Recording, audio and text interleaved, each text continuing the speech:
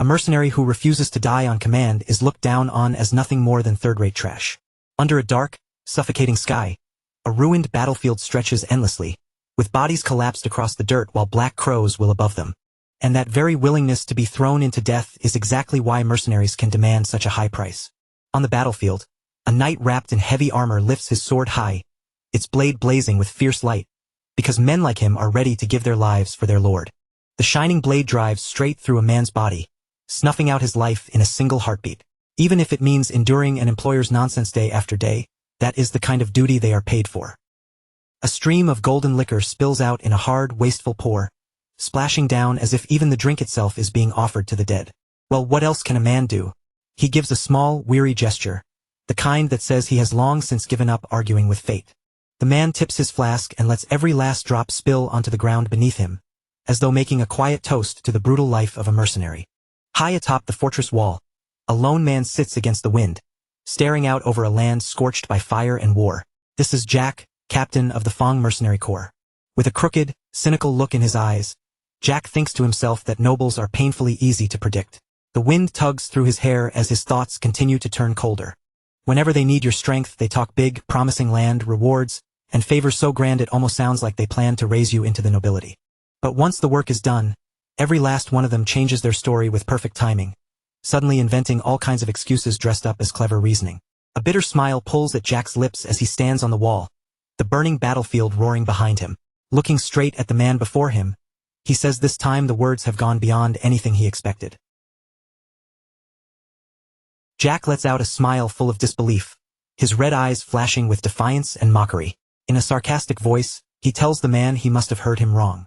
As the view widens, Jack stands on the castle wall beneath a purple-stained twilight sky, facing an armored commander. Before him is the army's commander-in-chief, a red-haired man carrying himself with the weight of authority. Jack challenges the order he has just been given, but the commander's face remains cold and unshaken. In an icy voice, the man confirms that Jack heard perfectly well. He has just been told to die. Stunned by how bluntly the words are spoken, Jack asks whether the commander has forgotten exactly who he is. But the commander answers without hesitation, saying he remembers very well. Jack, captain of the Fong Mercenary Corps. Jack bursts into harsh laughter, unable to believe the man can say something like that while fully knowing his identity. With disbelief in his voice, he remarks that he never knew the commander had such a talent for jokes. Jack grips the hilt of his sword, and the smile fades as his expression turns sharp. He knows this cannot be a proper order, because no noble would ask a so-called worthless mercenary like him to die an honorable battlefield death like one of their precious knights. His red eyes gleam with open contempt, and a cold smile spreads across his face as he exposes the ugly hypocrisy hidden behind the commander's request. The wind sweeps across the wall while the two men lock eyes in silence. The pressure between mercenary and noble hangs heavy in the air, until the commander finally lowers his gaze for a moment, as if reconsidering how to speak. The commander admits that perhaps his words were too direct. Jack only stares back with obvious suspicion, not believing for a second that this sudden change in tone is anything as innocent as a misunderstanding. Placing one hand over his chest, the commander shifts into a solemn posture and says that he merely wishes to entrust Jack with one final mission. Jack listens without letting anything show on his face, though deep down he can already smell what is coming. Betrayal. And sure enough, the commander begins laying out the situation. The commander says that, as Jack already knows, their repeated defeats have pushed them to the edge of collapse. From the wall, Jack looks out over the city as flames continue to swallow it. The scene itself is a grim reminder of just how desperate the war has become, and how close the enemy now stands. Out on the battlefield, fully armored soldiers gather beneath a purple banner, preparing to decide the fate of everything. The commander continues, revealing that the blades of traitors, men who once protected this land, are now pointed directly at the throat of the Crawford family. As the reality sinks in that there is no easy retreat left, his words trail away. Against the ruined castle walls, the family banner hangs torn and battered by war. Jack answers with a smug smile, spreading his arms as if welcoming the sheer madness of the situation. Given the circumstances, he says, he understands exactly where this is going. With a toothy, malicious grin, Jack tells the commander he understands perfectly. But inside, his true thoughts are already moving in another direction. This is clearly the moment for him to get out of this place. In Jack's mind, The commander is a man of unmatched talent throughout the empire, so if even someone like him has been driven into a corner, that says enough. Still, for a noble, he was at least a sensible one, which makes this ending feel almost regrettable. Even so, Jack still cannot quite grasp what kind of final mission the commander means to give him in the middle of all this.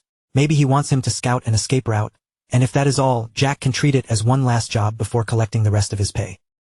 At last, the commander reveals the plan in full. The mission, he says, is simple. When the traitors launch their full-scale assault tomorrow, Jack is to stay beside him and stop their attack. Even if they can only delay the enemy for a brief moment, they must hold the line until their lord can escape safely. The commander turns his gaze toward the burning city, then hardens his resolve even further. No, if even that much proves impossible, then Jack is to stand with him until the commander himself dies. As payment, the commander presents a massive red gemstone, its surface glowing like solidified blood. He says he will settle the remaining payment with this when Jack withdraws, though the weight behind his words carries a darker meaning. The commander tosses the gemstone, and Jack catches it cleanly in his hand. The moment it lands in his palm, his mind begins calculating its value with mercenary precision. A gemstone this large should be enough to cover the Fang Mercenary Corps' operating expenses for 3 full years. Yet as the red stone falls between them, almost like a symbol of the blood soon to be spilled, the commander's expression darkens and he calmly asks what this means. That is when Jack's anger finally erupts. He snaps back that he should be the one asking that question, shouting whether the commander truly thought he was a fool just because he was always smiling. Jack snarls that the commander is ordering them to become nothing more than meat shields. From behind, Jack and his mercenaries look like a small force standing before an overwhelming fate, and his face twists with fury as he says that even if they help, they can only hold out for a short time. He accuses the commander of throwing them away just to buy his master a little more time to run. Fine, Jack says, suppose some miracle happens and they actually manage to hold the enemy off, what comes after that? The grim image of soldiers' bodies impaled on stakes answers more clearly than words, showing just how cruel the enemy is. Jack turns back toward the commander on the wall and asks whether he truly believes those bastards will simply let them leave alive. Jack's silhouette stands sharply against the sunset sky as his voice fills with accusation. He starts to say what the commander really is, but the commander cuts through the tension with cold, brutal logic. The commander states plainly that Jack and his men are mercenaries, not knights, and the enemy knows that too. Once the commander dies, the army will collapse, at which point Jack breaks into almost manic laughter and agrees that, yes, that is exactly how it works. With a savage grin, Jack shouts that this is simply the nature of their line of work. Then his expression sharpens into something cunning, and he says the commander should already understand one important thing. The commander has overlooked a crucial detail. To those demons, the Fang Mercenary Corps is not just a band of hired blades, but a sworn enemy to be butchered the moment they are found. The scene shifts away from the fortress wall and into a dark forest littered with corpses, revealing that an ambush has already taken place in the shadows. Deep in the forest, one soldier coughs weakly while another man in the same armor watches from a short distance away. The second soldier steps closer with a raised hand, as if offering help or friendly support, but the gesture is only bait for a deadly trap. The man approaching him is not a fellow soldier at all, but one of Jack's mercenaries wearing stolen armor and hiding his true identity. In one swift, silent movement, the disguised mercenary slams the unsuspecting knight against a tree and drives a knife deep into his back. The knight's eyes go wide with shock and pain as the darkness of the night seems to swallow everything around him. That single death becomes the wordless signal that releases hell throughout the forest. Jack's ambush has finally begun, and from that moment on, the massacre spreads fast, as the unsuspecting knights are cut down one after another by mercenaries wearing the armor of the dead. One knight watches his comrades collapse around him, and horror finally dawns in his eyes. He gasps that it is a trap, just as Jack's voice cuts through the darkness from behind his helmet, his red eyes glowing fiercely beneath the visor. Panic rips through the ranks as the soldiers realize the men beside them are not allies at all. Someone screams that they are the Fang mercenaries, but the warning barely leaves his mouth before his voice is silenced forever, while a furious commander roars from atop his horse. The mounted commander snarls at them, calling them bastards for daring to disguise themselves as their fallen soldiers. He spits that they know absolutely nothing about honor. But before his condemnation can fully leave his mouth, Jack's side answers with brutal contempt, as if honor is nothing more than a word fit for dogs. In the very next instant, A sword cuts through the air with a sharp whistle and slices cleanly through the commander's neck. His severed head drops to the ground with a heavy, sickening thud, and with that one merciless blow, the battle is brought to a savage close. Jack stands amid the aftermath, his helmet stained with blood as he surveys the carnage with terrifying calm. Through the narrow slit of his visor, one red eye shines coldly in the darkness. Back on the fortress wall, the red gemstone now lies abandoned on the stone floor between them. Jack explains to the commander that he has already taken the heads of several enemy commanders, so the man should understand exactly how the Fang Mercenary Corps has survived this long. As he speaks, he steps closer with a mocking smile tugging at his lips. Right now, those traitorous bastards are far more eager to tear Jack and his men apart than to waste their strength chasing after the commander's lord. The commander's jaw tightens, his composure visibly shaken by the scale of Jack's move and the sheer audacity behind it. Jack mocks the man's plan, asking if he truly expected the Fang Mercenary Corps to draw all the enemy's attention so neatly. The commander forces himself back into control and warns Jack in a cold voice to focus on completing the mission. Otherwise, he says, killing Jack and taking command of the Mercenary Corps will be the only choice left, and as those words fall, his hand moves to strike. With one swift, violent motion, the commander attacks, sending Jack flying across the wall before smashing him hard into the battlements. Jack hits the ground wounded, his body aching against the stone, yet his eyes burn with disappointment and rage. He says he truly believed the commander was at least a little different from other nobles, only to realize he is the worst kind of scum after all. From the other side of the wall, the commander offers an apology, telling Jack that he means it sincerely. But with his hand already resting on the hilt of his sword, Jack answers that there is no need for any apology. In fact, Jack says, his voice turning colder, this outcome may actually be better for everyone involved. After all, if he were to take the head of a bastard like the commander and offer it to the demons lurking outside, Jack doubts he would feel even the slightest regret. The commander immediately reads Jack's intention and asks if he plans to hand over his head to the traitors and beg for mercy. Then, almost as if answering for him, he admits that Jack would gladly surrender him and flee if he could, but he is certain Jack has already prepared some way to keep his men from being stopped. His eyes sharpen with a reluctant respect for Jack's cunning. And if that is the situation, then as the commander of this army, he must carry out his own duty until the very end. The rebels will be satisfied if they receive the heads of 2 commanders, and in exchange for that blood price, they will spare the lives of the commander's men. Jack freezes, staring at him in disbelief as he repeats the word 2. Then the terrible meaning sinks in. This man intends to save his subordinates by offering his own head as well, just as an open box reveals the severed head of the enemy commander.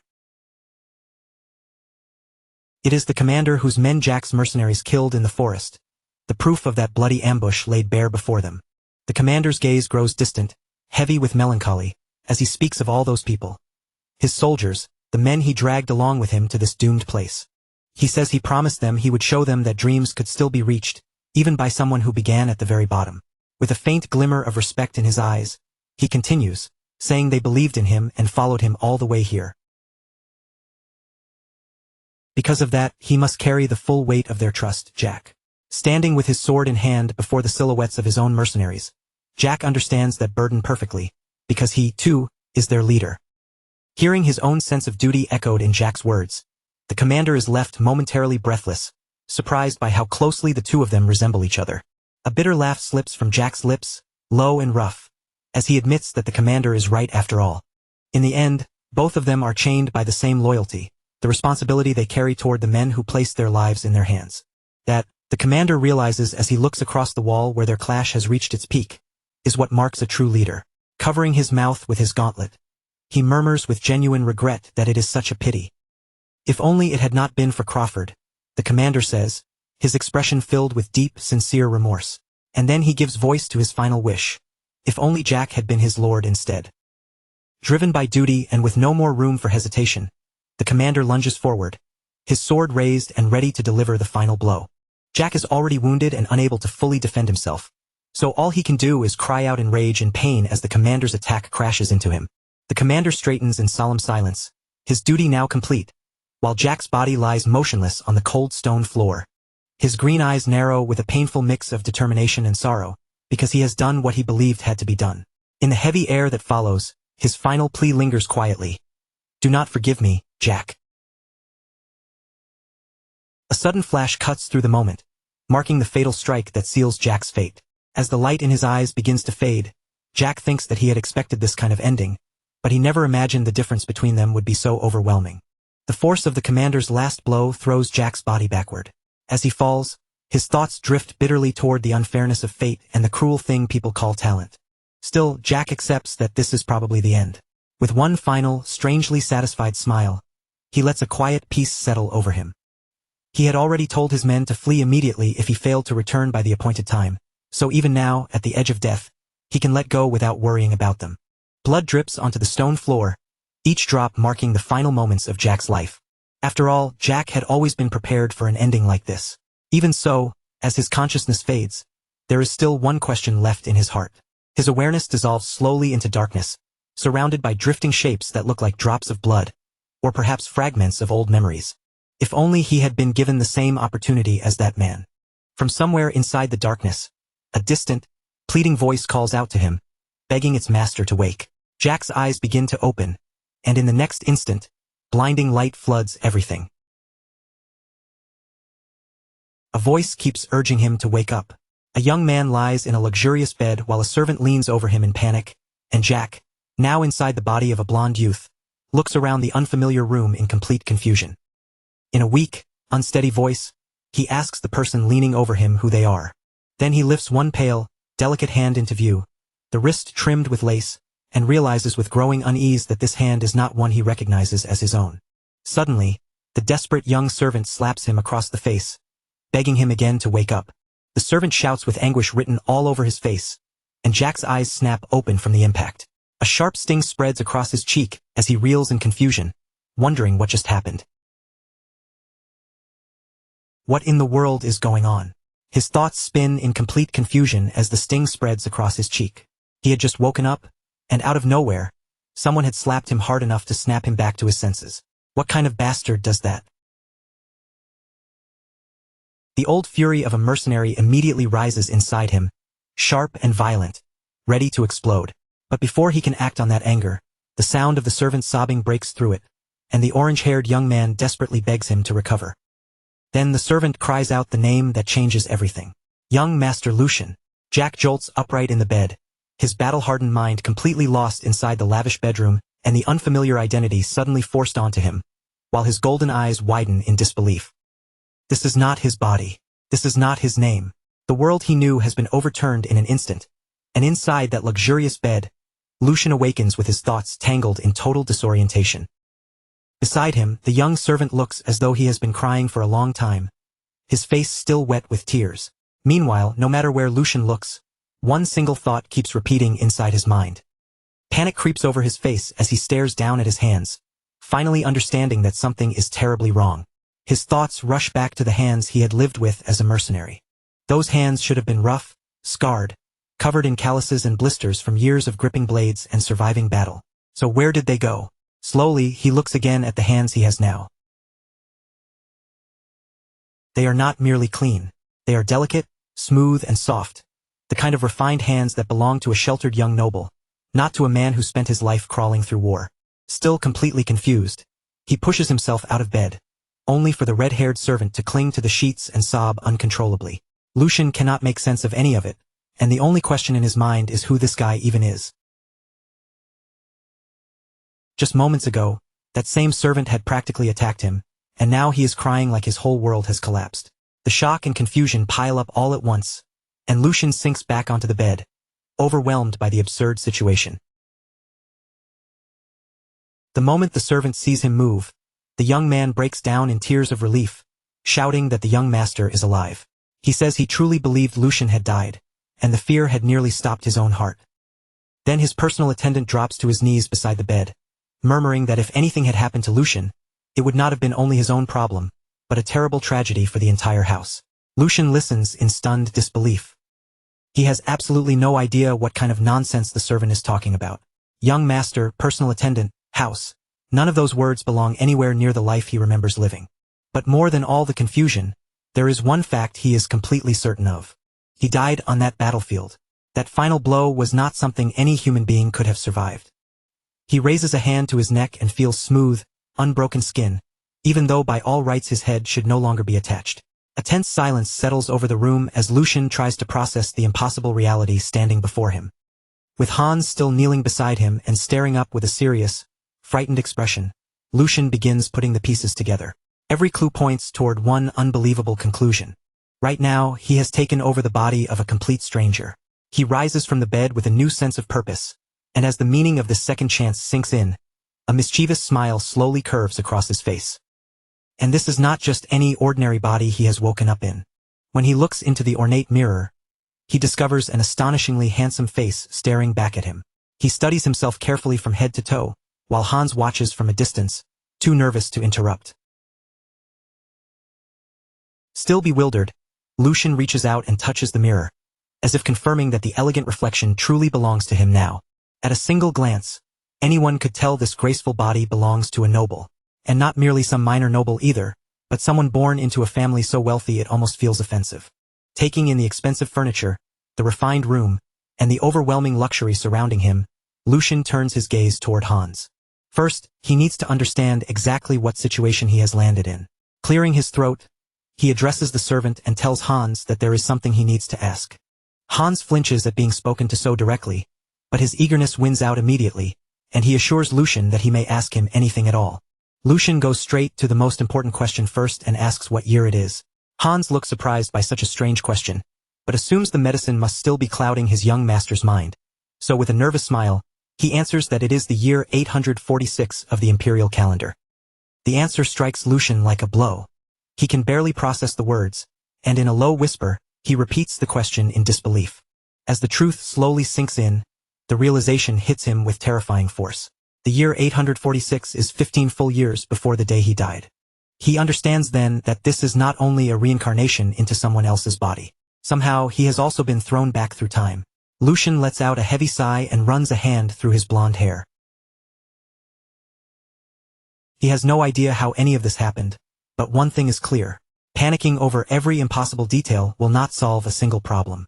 So he forces himself to stay calm and think with a clear head. His eyes sharpen with determination as he focuses on the first thing he needs to do. Pull information out of his personal attendant.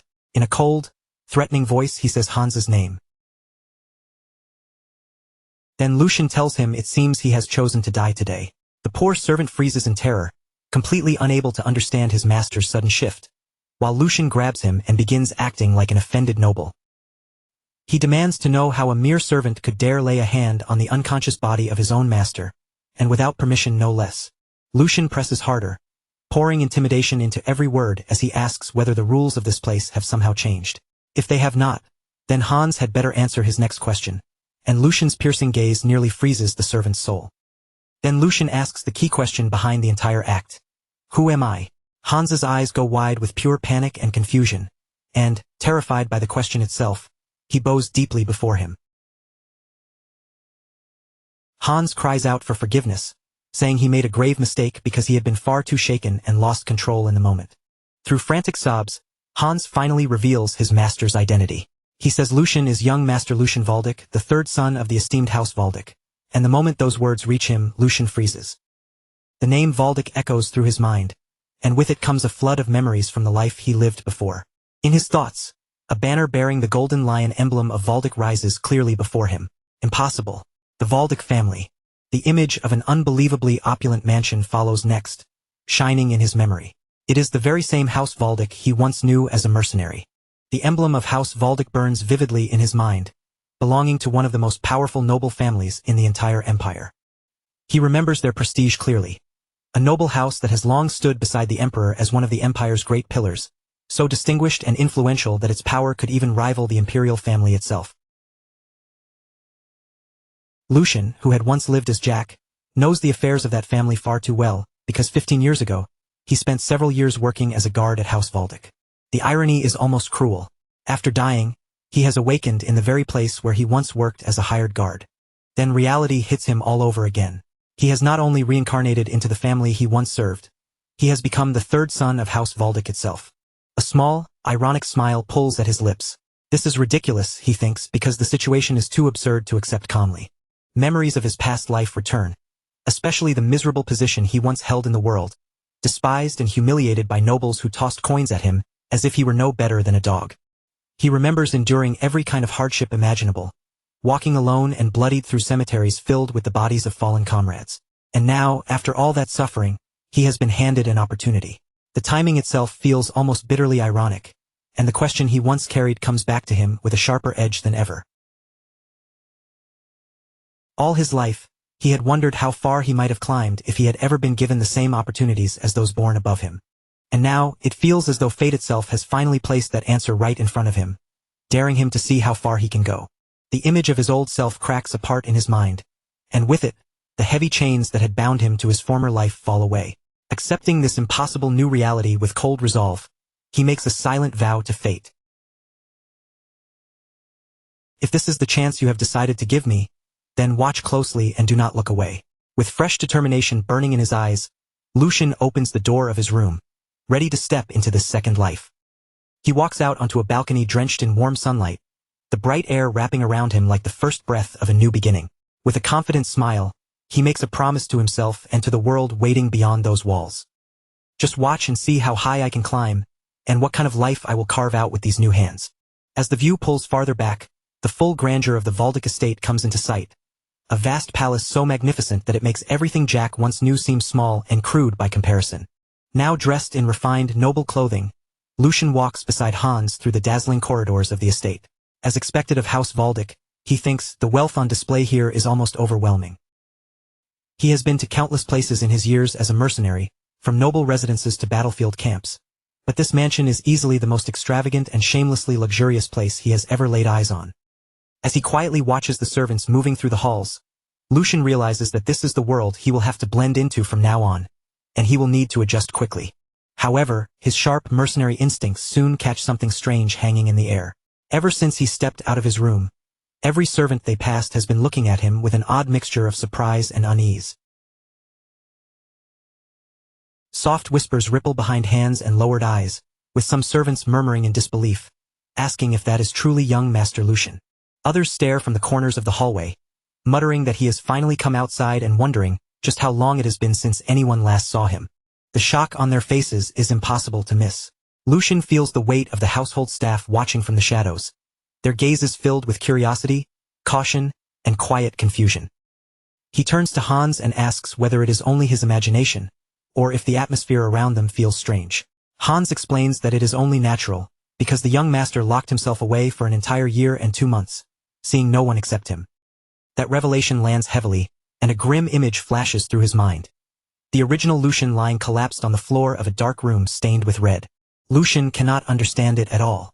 To shut himself away for more than a year, what could the son of a duke possibly lack so badly that he would destroy himself in such a pitiful way?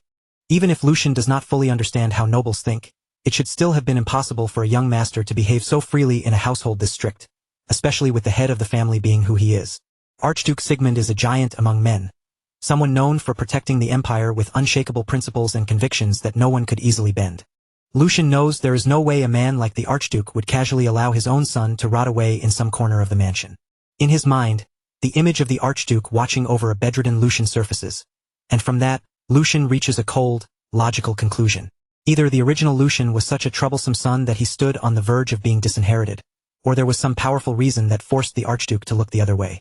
Until he uncovers the truth, Lucian decides he must avoid the Archduke at all costs. But at that exact moment, someone steps into their path and blocks the way. An older man approaches with calm composure, saying that it seems the reports of Lucian's complete recovery were true after all. Both Hans and Lucian stop at once, caught off guard by the sudden appearance. The man before them is the chief butler, a gray-haired gentleman wearing a gentle smile. He says he is overjoyed to see the young master's face again after a full year, addressing Lucian with flawless formality. Chief butler Edwin politely asks whether young Master Lucian is having any difficulty moving. Lucian recognizes him as someone important within the household, while Hans visibly trembles at his side. This man is Chief Butler Edwin. Although he originally came to the mansion as a hostage from an enemy family, his outstanding talent was acknowledged, and he eventually rose to manage every domestic affair in the Valdic estate. The most dangerous thing about Edwin, however, is that beneath his kind smile and calm green eyes, he is the trusted right-hand man of Archduke Sigmund. The moment Lucian realizes this, he silently curses his rotten luck. This is bad. Of all the people he could have run into, Edwin is one of the very last he wanted to face. A man that Sharp would immediately notice the rough manners of someone who had lived on the streets and battlefields. Lucian's thoughts race quickly. His only advantage is that the chief butler likely has not seen the original Lucian for an entire year, meaning Edwin has no recent behavior to compare him against. In that case, his mercenary cunning gives him a way forward. He will have to imitate the most noble person he can remember from all his years of watching the upper class. Drawing on years of observation, Lucian puts on a perfectly practiced smile and addresses the butler with smooth politeness, thanking him for his concern.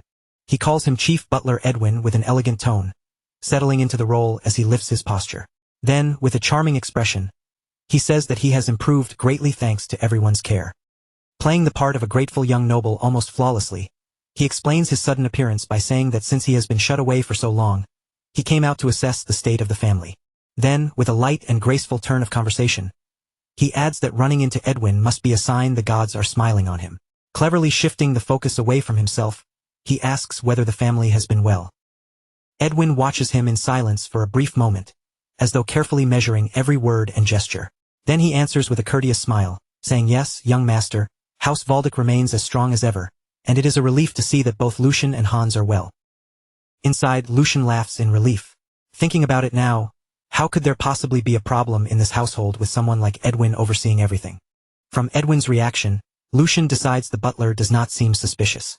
Believing he has safely passed the first test, he prepares to withdraw, saying it seems he was worried for nothing and that he will now take his leave in peace. He adds that since this is his first time outside in a long while, he is already feeling exhausted. But before he can escape, Edwin's calm voice stops him cold, asking forgiveness for speaking bluntly while requesting that he delay his return. Lucian feels his blood run cold. His escape route has been cut off before he can take it. With a serious expression, Edwin delivers the very news Lucian did not want to hear. "Archduke Sigmund wishes to see you immediately, young master." Lucian slowly turns back, panic flickering in his eyes. The one person he had just decided to avoid at all costs is now calling for him directly. The next moment, the scene shifts to a vast, imposing office where Lucian stands alone before his father's enormous desk. Sitting beyond that desk in a chair that looks almost like a throne is Archduke Sigmund, an overwhelming man whose mask conceals part of his face. A heavy silence fills the room before the Archduke finally calls out to his son, "Young master." Lucian stands stiff and motionless before the most powerful man he has ever faced, unable to relax even a single muscle. This man is his new father, and when the Archduke speaks, his voice seems to echo through the entire office. He says he will ask one question, Lucian Valdick. Lucian's expression tightens with fear, cold sweat forming beneath his father's piercing gaze as the Archduke leans forward. The Archduke's visible eye gleams with a menacing light, and then he asks the one question Lucian least expected and feared most. "How are you still alive?" Lucian asks his father what he means by that, unable to understand the hostility being aimed at him so directly. Archduke Sigmund answers coldly, saying he had intended to overlook Lucian's actions until now. But the Duke's patience has clearly run out.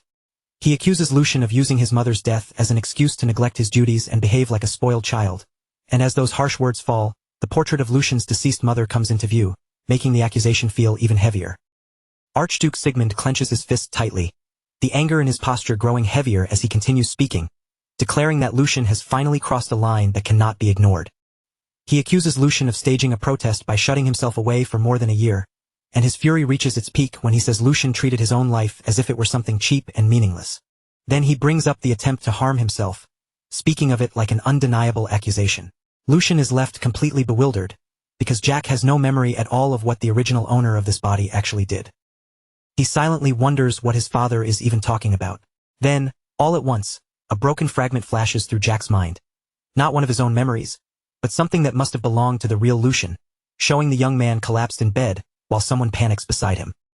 In that fractured vision, Hans is there, crying so hard he can barely breathe, and Jack finally begins to understand the chaos that surrounded his awakening. This was what really happened, an incident he had never known about until now. Back in the present, Lucian tries to steady the situation and addresses his father, suggesting that there must have been some kind of misunderstanding. But before he can explain any further, Archduke Sigmund cuts him off. His patience has clearly reached its limit, and the authority pressing down from him feels absolute. Archduke Sigmund demands that Lucian confess his true intentions and reveal the thoughts he has been hiding. He keeps pressing harder, asking whether Lucian's real purpose had been to use his weak body to create a scandal inside the family. Then the Duke lays out the full accusation. Lucian swallowed sleeping pills in order to cause an uproar. The words hit Jack hard, and he realizes that the original owner of this body tried to fake a suicide attempt just to draw attention. At that exact moment, the truth finally strikes Jack with brutal clarity. He remembers why the name Lucian had never once sounded familiar to him in his previous life, and at last, the missing piece falls into place. His memory rewinds 15 years, back to the days when Jack worked as a guard at the Waldeck estate. During that time, he had heard about the family's third son, Lucian Waldeck. Lucian Waldeck. The memory that surfaces with that name is devastating. Jack remembers that the original Lucian Waldeck was supposed to have died, which is exactly why he had no real memories of meeting him. That boy should have been dead. And as the head of the family, Grand Duke Sigmund Waldeck stands before him now, connecting the man in the present to everything Jack once knew from the past. Jack recalls the complicated structure of the Waldeck household. The Grand Duke had 4 children, each born from a different mother, creating a family dynamic filled with tension from the very beginning. During his 10 years serving as a guard, Jack had crossed paths with the other young lords and their mothers several times. Yet when he thinks back carefully, he realizes he never once came face to face with Lucian or Lucian's mother. In his memories of the estate, those two had always been strangely absent figures, almost like shadows hidden at the edge of the family's history. What Jack knew was simple. Lucian's mother died from illness shortly after he began working there, and not long after that, for reasons he never understood at the time. The young Lucian followed his mother into death as well. Back in the present, Jack's thoughts race. The story he had always assumed to be true, that mother and son had simply died one after the other, was nothing but a surface-level facade. There had been a hidden reason buried behind their deaths, and Jack now understands just how much pressure the original young Lucian must have been carrying. His mother's death, combined with his unstable and dangerous position within the family, must have become a burden far too heavy for someone so young to bear. And so the truth becomes clear. In a desperate attempt to receive even the smallest bit of attention from his father, the fragile Lucian took a dose of sleeping pills that came far too close to killing him. It was not a real attempt to end his life, but a desperate cry for help that spiraled into a fatal consequence. As Jack pieces everything together, the grim reality becomes harder and harder to ignore. After a full year of seclusion, the original Lucian's weakened body could not endure the effects of the drug he had taken simply to make his pain visible. In the end, it became a fatal accident. The young Lucian died there quietly, his desperate plea for help ending in a death he never truly meant to choose, and Jack finally grasps how complicated the situation really is. With that understanding, Jack realizes that the Grand Duke's harsh reprimand, though cruel toward a son he had not seen in a year, now makes a certain kind of sense. From the Grand Duke's point of view, this level of rage is only natural. His son had played with his own life and pushed his father to the edge of despair. No matter how great his title may be, Sigmund is still, before anything else, a father whose child nearly died before him. The fury burning inside him must be enormous. Even so, Jack hardens his resolve. This is not the time to sympathize with someone else's feelings, because his own survival is hanging over a cliff. He recalls the Duke's final demand and recognizes it for what it is: an ultimatum. One careless answer could destroy everything he has just gained. The pressure feels crushing, as if the stone floor beneath his feet has begun to crack and crumble away. His golden future, this second chance at life, is dangling by a single thread, and the danger surrounding him is far greater than he first imagined. If his answer fails to satisfy the Grand Duke, his fate could become miserable in an instant. He imagines being sent away as a priest to some remote monastery, buried far from power and opportunity. Or worse, he could be forced to renounce the secular world forever, or dragged off to a harsh northern territory where suffering would become his daily life. There, he would spend the rest of his days fighting freezing cold and savage beasts. Jack rejects those futures with every fiber of his being, because this new life was too hard-earned to throw away. Even after having his head cut off in his previous life, he somehow managed to reach this moment. With a defiant smile hidden beneath his composure, he asks himself whether he will really let the tragedy of the original Lucian and another family's affairs ruin this precious future. Once his decision is made, Lucian faces his father directly and begins by saying that he will speak exactly as he was asked to. First, he apologizes for staining the name of Waldeck with his foolishness and for causing his father such great worry. Bowing his head with one hand over his heart, he offers a sincere apology, wearing the face of a remorseful and respectful son. Meanwhile, Edwin the head butler watches everything in silence, visibly surprised by the sudden change in the young master's attitude. Lucian continues, declaring that the fault belongs to him alone and that he will make no excuses, accepting whatever punishment his father decides to give. But right after that, he shifts his approach. He argues that saying such things now cannot change what has already happened, and because of that, this is the moment when they should look toward what comes next. Boldly, he asks his father whether it would not be right to rejoice from the heart that the son he believed he might lose is still alive. The Grand Duke seems caught off guard by the sudden turn, quietly repeating Lucian's idea that what has already happened. Lucian says the past cannot be reversed. Then he steps forward with confidence, insisting that instead of binding a life saved from the brink of death to yesterday's mistakes, they should move on. He brings his heels together with a new sense of determination, ready to declare the purpose of this life. In a clear, steady voice, he proclaims that he intends to live diligently for the future waiting ahead of him. Then, with a sly smile carefully hidden beneath respectful words, he makes his bold request. He asks Sigmund not as the Grand Duke, but as a father, to offer him just one word of encouragement. Sigmund listens in silence, his expression hard and unreadable as he measures every word coming from Lucian's mouth. Lucian then presents his final and most manipulative argument, claiming that a father's duty is to willingly embrace a child who has sincerely repented, appealing directly to the bond between parent and child rather than rank or authority. He finishes by framing his audacious request not as disrespect, but as a sacred duty joining father and son beneath the laws of heaven. Edwin, standing nearby, is left completely stunned by what he is witnessing. Incredible, Edwin thinks, unable to process the transformation before his eyes. He had sensed that something about Lucian's aura had changed, but this goes far beyond his expectations, especially when the Lucian he remembers was always a child trembling under fear and anxiety. The man standing before the Grand Duke now carried himself with a confidence so sharp and steady that he almost seemed like a completely different person.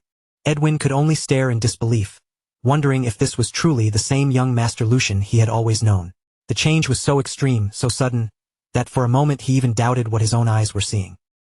A heavy silence settled over the room as the Grand Duke absorbed every word his son had just spoken. The air between them grew tight, almost suffocating, as if one wrong breath could shatter the moment. Lucian stood still and waited, his heart pounding hard inside his chest, his eyes fixed on his father's face as he searched for the slightest clue about what the Grand Duke would do next. At last, the Grand Duke broke the silence. His voice carried a faint edge of anger as he began. "How dare you?" His tone rose as though he were about to deliver a stern lecture on what it meant to be a father. But in the very next moment, the severity on his face cracked. A faint smile tugged at the corner of his lips, and the Grand Duke leaned back with a low chuckle, his anger giving way to amusement. "I've lived long enough to think I had seen everything," he remarked, sounding far more entertained than furious at his son's reckless boldness. Inside, Lucian finally released the breath he had been holding. His gamble had landed perfectly, and he could barely keep the relief and joy from showing on his face. The pressure that had been crushing him only moments ago finally began to fade, and a bead of sweat slid down his forehead as the reality of his success washed over him. It worked, Lucian thought, his pulse still racing from the risk he had taken.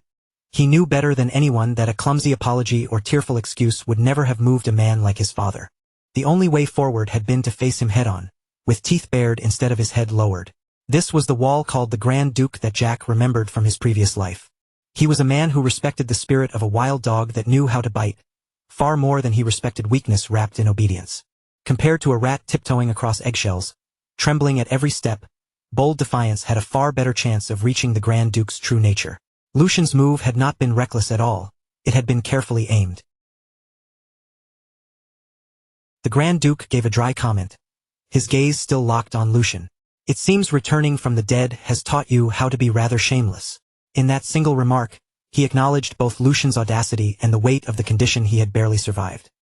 "Very well," the Grand Duke said at last, conceding the point. "Since you brought up diligence yourself, I will ask you this first." His eyes narrowed directly on him. "Lucian Valdic, what do you intend to do from now on?"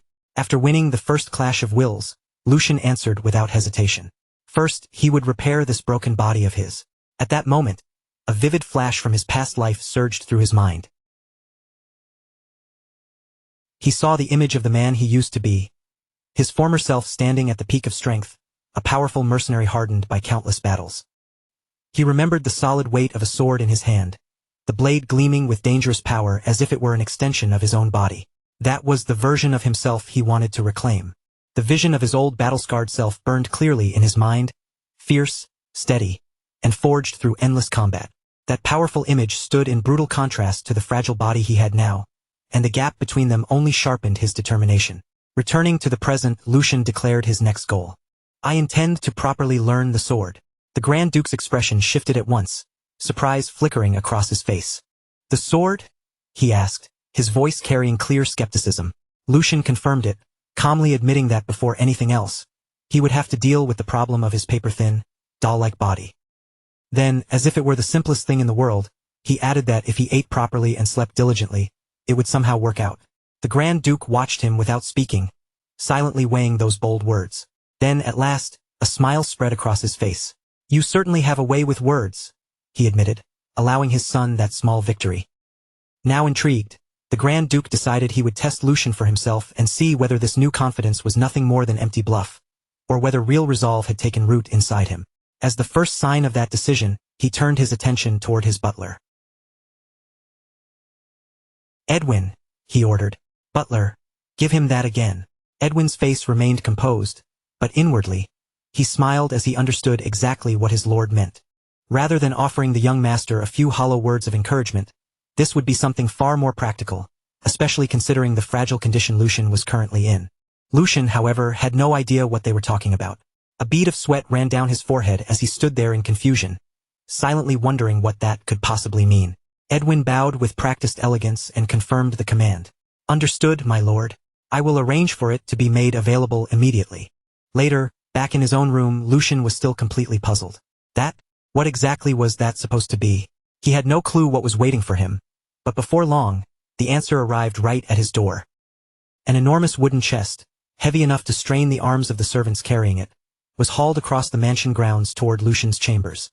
The chest was so massive and weighty that the servants struggled with every step as they brought it inside. But the moment it was opened, the contents flashed brilliantly, revealing a dazzling treasure beyond anything Lucian had expected. Inside, the chest was packed to the brim with gold coins, glittering jewels, and precious necklaces that spilled together in a breathtaking display of wealth. Lucian and his personal servant Hans stood frozen in place, staring at the unbelievable fortune before them. Ah, this is ridiculous, Lucian blurted out, overwhelmed by the sheer scale of what he was seeing. As he looked out from his window over the vast city stretching below, Lucian finally understood the truth. This was his monthly allowance, an absurdly enormous amount that displayed the terrifying scale of a high noble's wealth. He reached into the chest and scooped up a handful of gold coins. He stared at the coins in his palm, still stunned that such a fortune was meant to last only a single month. With resources like this, there were countless possibilities, and a mischievous smile slowly spread across his face. With this much money, the ambitious plan he had been holding in his mind might actually become possible. This was no longer just a desperate idea, it was worth attempting. At last, his true objective came into focus. With this wealth, he could gather the ingredients needed to completely rebuild his weak body. A fierce determination burned inside him as he thought, I can make that elixir. The knowledge he carried from his past life began to connect with the resources now placed in his hands.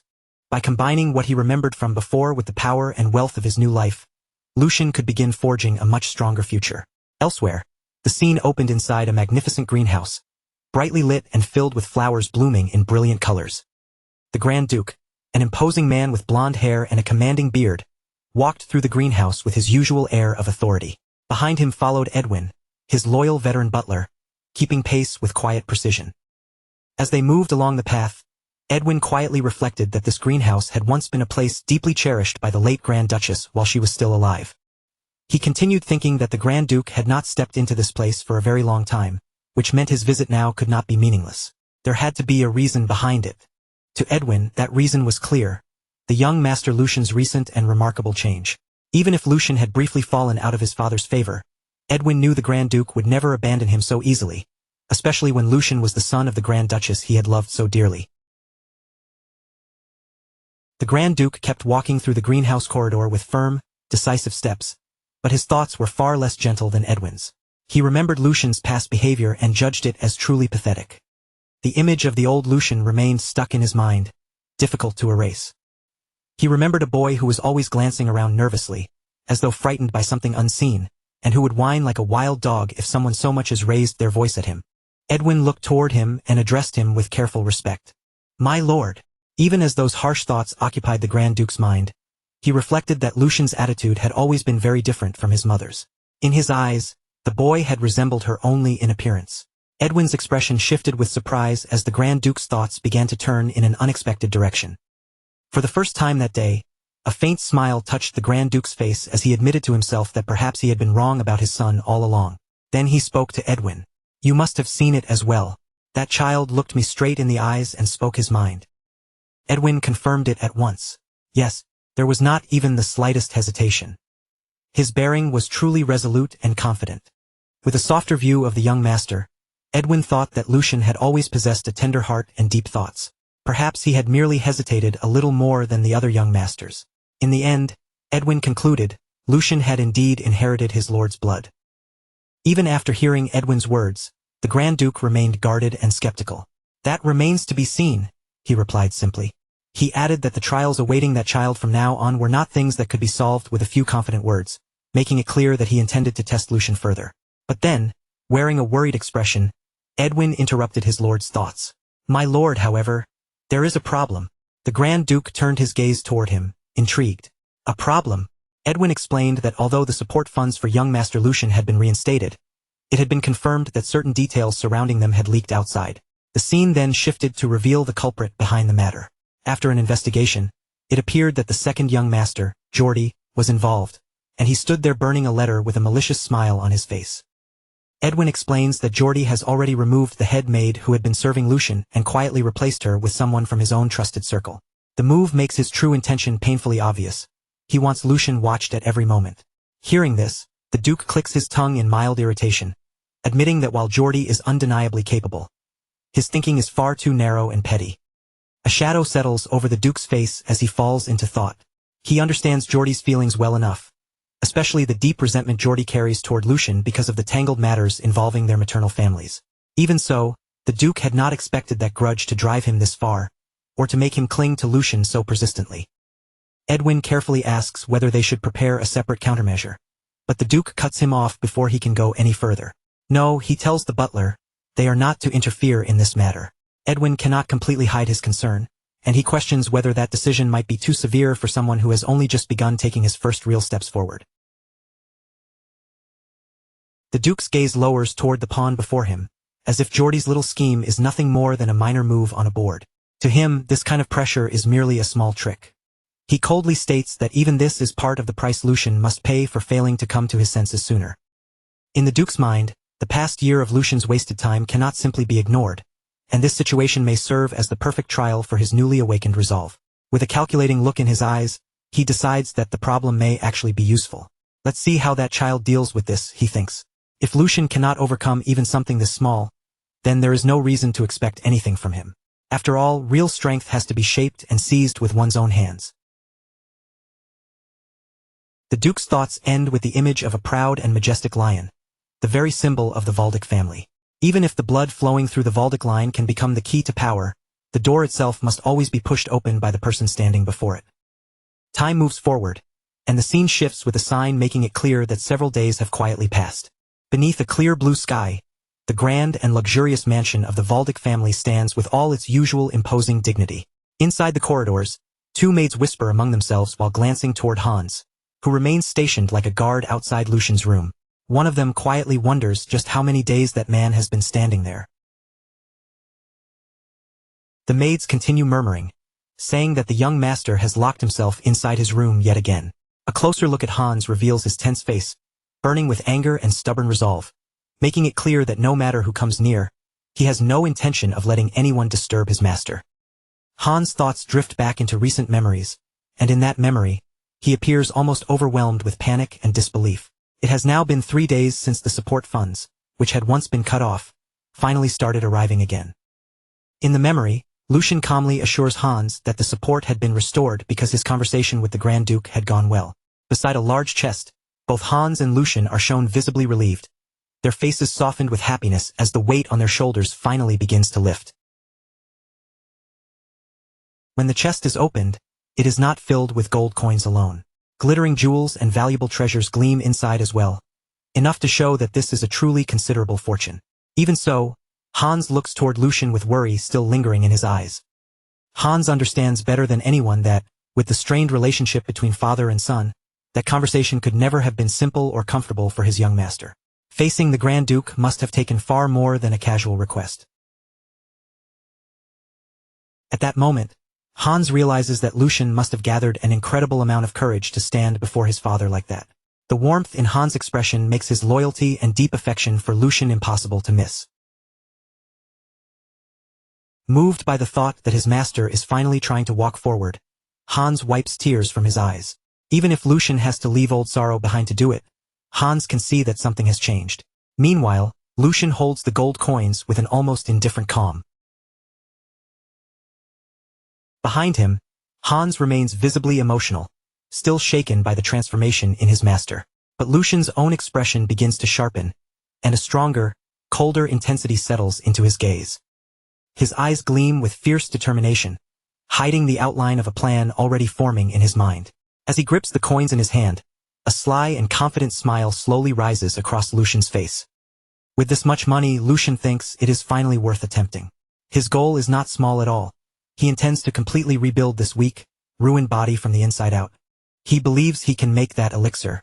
In his mind, the image of a radiant potion and a rare magical herb appears, giving shape to the bold plan he is preparing to carry out. The scene moves into Lucian's room, which now looks less like a noble's chamber and more like a cramped alchemy workshop. Books, tools, and ingredients surround him as he works steadily at his desk, until he pauses for a moment to wipe the sweat from his brow. His face is filled with pure concentration, the kind that only appears when someone is pouring everything they have into the task before them. Even while working, however, his thoughts briefly turn toward his loyal servant outside. Lucian figures that Hans must be practically bursting with curiosity by now. Still, the fact that Hans continues guarding the door exactly as ordered proves just how loyal and dependable he truly is. Lucian's desk is buried beneath alchemy books, strange preparation tools, and items that the son of a Grand Duke would normally never even think of touching. Among everything scattered across the surface, his attention eventually centers on one crucial ingredient. It is an extremely expensive herb, made rare by the fact that it only grows under moonlight.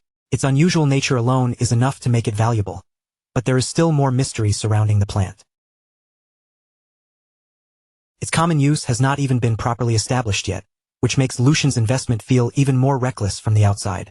At last, the name of this strange and mysterious plant is revealed: Moonlight Herb. Lucian remembers spending his entire allowance to buy it, staking everything on the future knowledge only he possesses. In a flashback, he is seen giving Hans a decisive order that would shape everything to come. Hans, it's not too late. Buy all the Moonlight Herb. Lucian knows exactly how insane that order must have sounded to anyone else watching him at the time.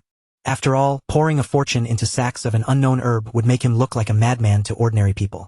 But Lucian's confidence does not come from blind impulse. It comes from a secret advantage no one around him could imagine: his knowledge of the future. His eyes shine with absolute certainty as he thinks about what will happen next. In just 1 year, the price of Moonlight Herb will increase tenfold. No, not merely tenfold, it will rise by more than 20 times its current value. The thought of the staggering profit waiting just ahead almost overwhelms him.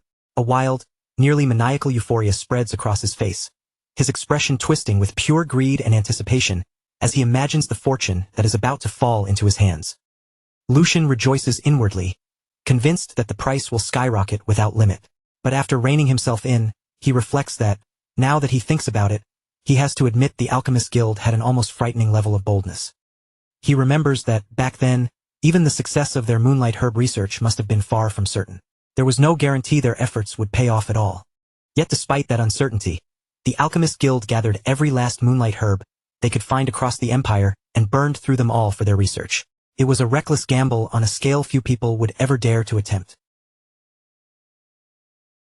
In truth, it was nothing less than a once-in-a-lifetime wager, one that placed the very fate of the entire guild on the line.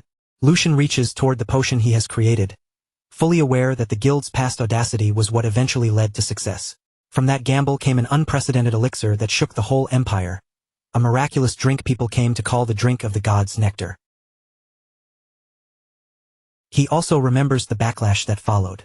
Because the guild dared to attach the word God to what was, in the end, still a drug, they nearly faced accusations of blasphemy. And yet, once the effects of nectar became known, the same people who had condemned them quickly rushed to praise it instead. The previous accusations vanished as if everyone had agreed to forget they had ever existed.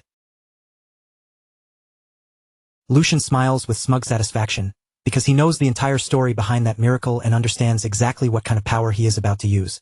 Nectar had shattered a fundamental belief that had stood firm for more than 1,000 years. For ages, everyone believed that a martial artist's realm was decided at birth. That limit was treated like an absolute law no one could challenge. A person's innate nature was their destiny, and their constitution was something that could never truly be changed. That belief was as unyielding as iron chains wrapped around the entire world. And the thing that broke those chains, the thing that overturned that supposedly unbreakable common sense, was none other than nectar. With nothing more than a single drink, nectar had the power to transform a person from the very foundation of their being, changing their potential at its deepest level. Even someone born with absolutely no talent could be reshaped into a swordsman useful enough to stand on the battlefield. It was an unprecedented miracle, the kind of achievement that defied everything people thought they knew. Lucian lowers his gaze to the potion he has made with his own hands. The liquid inside glows a bright red. Lucian admits to himself that what he created is nowhere near as powerful as the original nectar. At best, it is only a kind of mass-produced substitute, a weaker version made by piecing together the clues he remembered. Even so, Lucian rolls up his sleeves with firm resolve. For a body as broken and weak as this one, there is nothing better available right now. With a faint, ironic smile, he speaks as if addressing the former owner of the body itself, telling the noble young master to consider himself lucky. Then Lucian recalls how the story of nectar eventually ended. Later, when a chaotic era spread across the empire, the Alchemist Guild became the first target, because the recipe for nectar had shaken the balance of power so violently that its very existence became too dangerous. Because of that, the recipe disappeared from the world entirely. However, a secret gleam rises in Lucian's eyes, because he knows something that others do not. Through the clues he managed to gather, he somehow succeeded in creating something similar. Memories of his past life surface, painful experiments, brutal side effects, and test subjects who died far more often than they survived. But Lucian pushes those dark memories aside and decides that he has thought about it enough. Without hesitating any longer, Lucian lifts the elixir to his lips and drinks it all in a single gulp. The moment the liquid enters his body, a surge of blue energy erupts inside him, spreading through him like a violent wave. From here on, everything truly begins. The potion finally awakens inside Lucian, and the power hidden within that liquid starts to burst open through his body.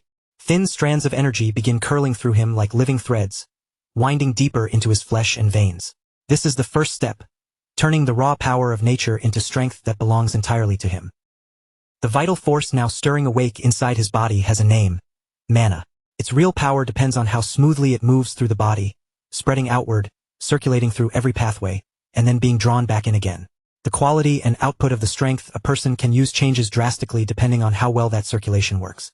Right now, Lucian has used nectar's power to forcibly widen the blocked pathways inside this body, forcing energy to flow through his astral form. But then, something unexpected happens. Lucian's eyes snap open in confusion, because the resistance and pain that should come when someone accepts mana for the first time are nowhere to be found. Instead, the mana spreads through him smoothly, without the slightest obstruction, as though it has finally returned to the place where it was always meant to belong. Currents of energy surge freely through his body, flowing with a force and clarity far beyond anything he expected. Lucian can only stare in disbelief, completely shaken by what he is feeling. Even his eye changes in that instant, the sharp glimmer inside it revealing just how deeply stunned he is by this impossible discovery. Normally, even a newborn baby's body carries impurities that interfere with mana circulation, yet as Lucian realizes what is happening, an unbelievable truth begins taking shape in his mind. In a striking vision, he finds himself submerged beneath the water, staring upward with wide, disbelieving eyes. Don't tell me this guy. The realization crashes over him like a massive wave. Above him, a colossal celestial whale glides through the water with overwhelming majesty, symbolizing the terrifying scale of the potential he has just uncovered. This body belongs to the type of person the world would call a true genius. Morning sunlight spills warmly over the city, washing the streets in gold and quietly announcing the start of a new day. Meanwhile, inside the mansion, someone stands near a window, waiting with nerves stretched tight and anxiety written all over his face. It is Hans, Lucian's personal servant, pacing back and forth as worry for his master eats away at him. Then, all at once, a sound comes from the door, making him freeze in surprise. His heart seems to jump into his throat, caught between desperate hope and the fear that something might have gone terribly wrong. The door finally opens, and Lucian steps out with an unsettling calmness, as if nothing unusual has happened at all. He looks at Hans and casually asks whether anything happened while he was waiting. Hans, already on the verge of tears, rushes toward him the moment he sees him. "Young master!" he cries, his voice shaking as relief and frustration hit him all at once. He demands to know whether Lucian has any idea how long he was locked inside that room. Through his sobs, Hans continues pouring out everything he had been holding back. Lucian had not answered no matter how many times Hans called for him, and on top of that, he had strictly ordered Hans not to enter under any circumstances. That left Hans terrified, convinced that something awful might have happened on the other side of the door. He wipes at his tears as he speaks, his face caught between anger, fear, and overwhelming relief now that Lucian is finally standing in front of him again. Lucian reaches out and places a hand on his servant's shoulder. That small gesture is enough to make Hans' emotions collapse completely, and he finally admits just how worried he truly was. But Lucian's face shows not even a trace of guilt. Instead, a sly and calculating smile slowly curves across his lips, and in a close-up, his eye sharpens with a strange, almost feline pupil. Something about the young master has undeniably changed, and the difference is far too strong to ignore. Hans takes a hesitant step back, unsettled by the strange aura coming from his lord. "Young master?" he asks carefully, watching Lucian with growing unease as a troubling thought begins to form in his mind. It is definitely the young master standing there before him, and yet, for some reason, Hans cannot shake the disturbing feeling that the person in front of him is no longer quite the same. Inside that body, the mercenary now wearing Lucian's face smiles to himself. That sharp instinct of Hans is almost frightening. Because Hans had served Lucian more closely than anyone else, he was bound to notice the change before others did. His intuition as a loyal servant has not betrayed him at all. Lucian places a hand against his chest, calmly assessing the condition of this new vessel. The physical body itself will need time, food, and proper nourishment before any major change becomes visible. But the real transformation is happening inside. Deep within him, a mana heart glows with a turquoise light, pulsing steadily as newly awakened power gathers and circulates through his body.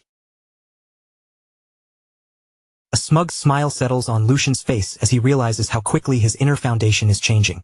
All of this is possible because of the innate constitution Lucian was born with, a potential the original young master never even knew he possessed. Lucian becomes certain of it in that moment. Conviction burns bright in his golden eyes. This body's potential is on the same level as the legendary figures who once changed the world. In his mind, a massive chessboard stretches out before him, and he is standing at the center as the player who controls the next move. If he handles things properly, he believes he could easily surpass the peak he reached as a mercenary within a single year. That thought brings a dark, satisfied chuckle to his lips. With his plans already taking shape, Lucian turns toward the bewildered servant standing nearby. "Hans."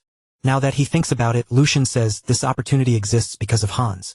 Confusion spreads across Hans' face, because he has no idea what his master is talking about.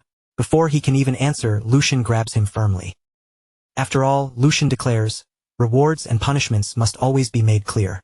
His intense gaze locks onto Hans, and with that one look, he begins setting the stage for an order that could change Hans' entire life. "Listen carefully, Hans. I'm only going to say this once." Lucian's expression grows almost wild, his eyes gleaming with a manic confidence that makes every word feel dangerous. He gives Hans his command. Gather everything he owns, sell even his underwear if that is what it takes, and bet it all on Lucian. Then, with absolute certainty, Lucian promises to guarantee him a smooth path all the way to the top. He says it with explosive laughter, his confidence overflowing so fiercely that it almost feels impossible to argue with him. Then Lucian throws his arms wide in a dramatic flourish and shouts that they should rise to the heavens together, leaving Hans completely frozen in disbelief. Deep inside, the mercenary cannot help but revel in the absurdity of it all. He even finds himself feeling jealous of Hans. Back in his own time, he thinks there were no nobles like this around to bet everything on.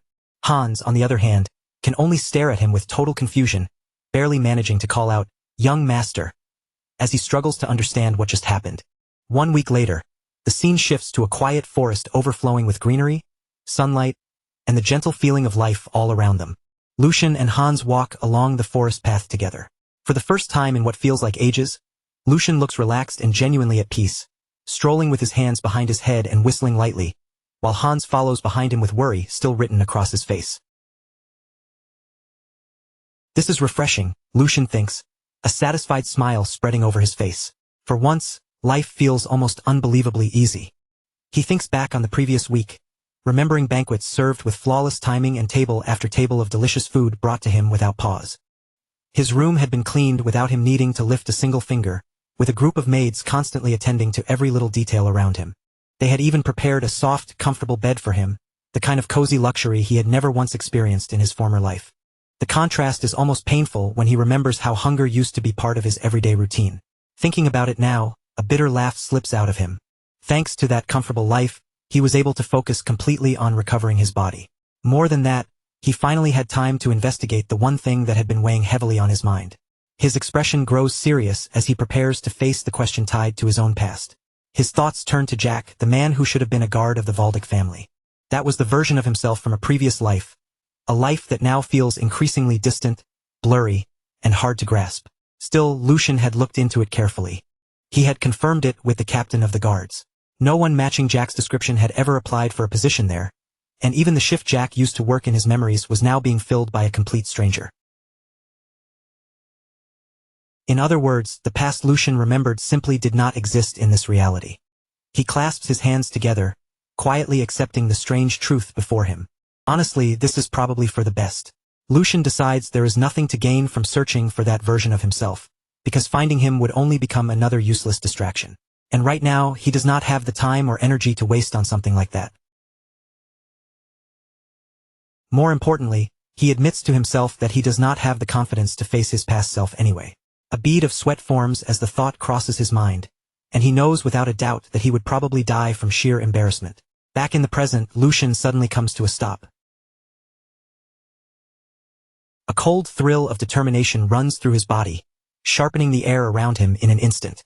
Hans notices the change immediately and looks toward him, sensing that the atmosphere has turned heavy. Lucian turns around with a firm, unwavering gaze, as if he has already made up his mind. Hans stiffens at once, panic spreading across his face as he nervously stammers, "Young Master Lucian." With his voice trembling, Hans asks whether Lucian is truly thinking of going inside. Ahead of them, the training grounds come into view, brightly lit and wide open, waiting like a place tied to painful memories. Hans' voice echoes almost like a plea as he reminds Lucian that he once swore he would never step anywhere near this place again. Back then, Lucian had said he hated the training hall with every part of his soul. Lucian blinks with almost innocent confusion and asks if he really said something like that. Hans, unable to hold back his frustration, immediately shouts that yes, he absolutely did. His voice still shaking, Hans reminds him that ever since the second young master beat him during training, Lucian had declared that he would never return. Hearing this, Lucian silently takes in the information and begins piecing the situation together. Judging from Hans' reaction alone, Lucian can more or less understand what must have happened here.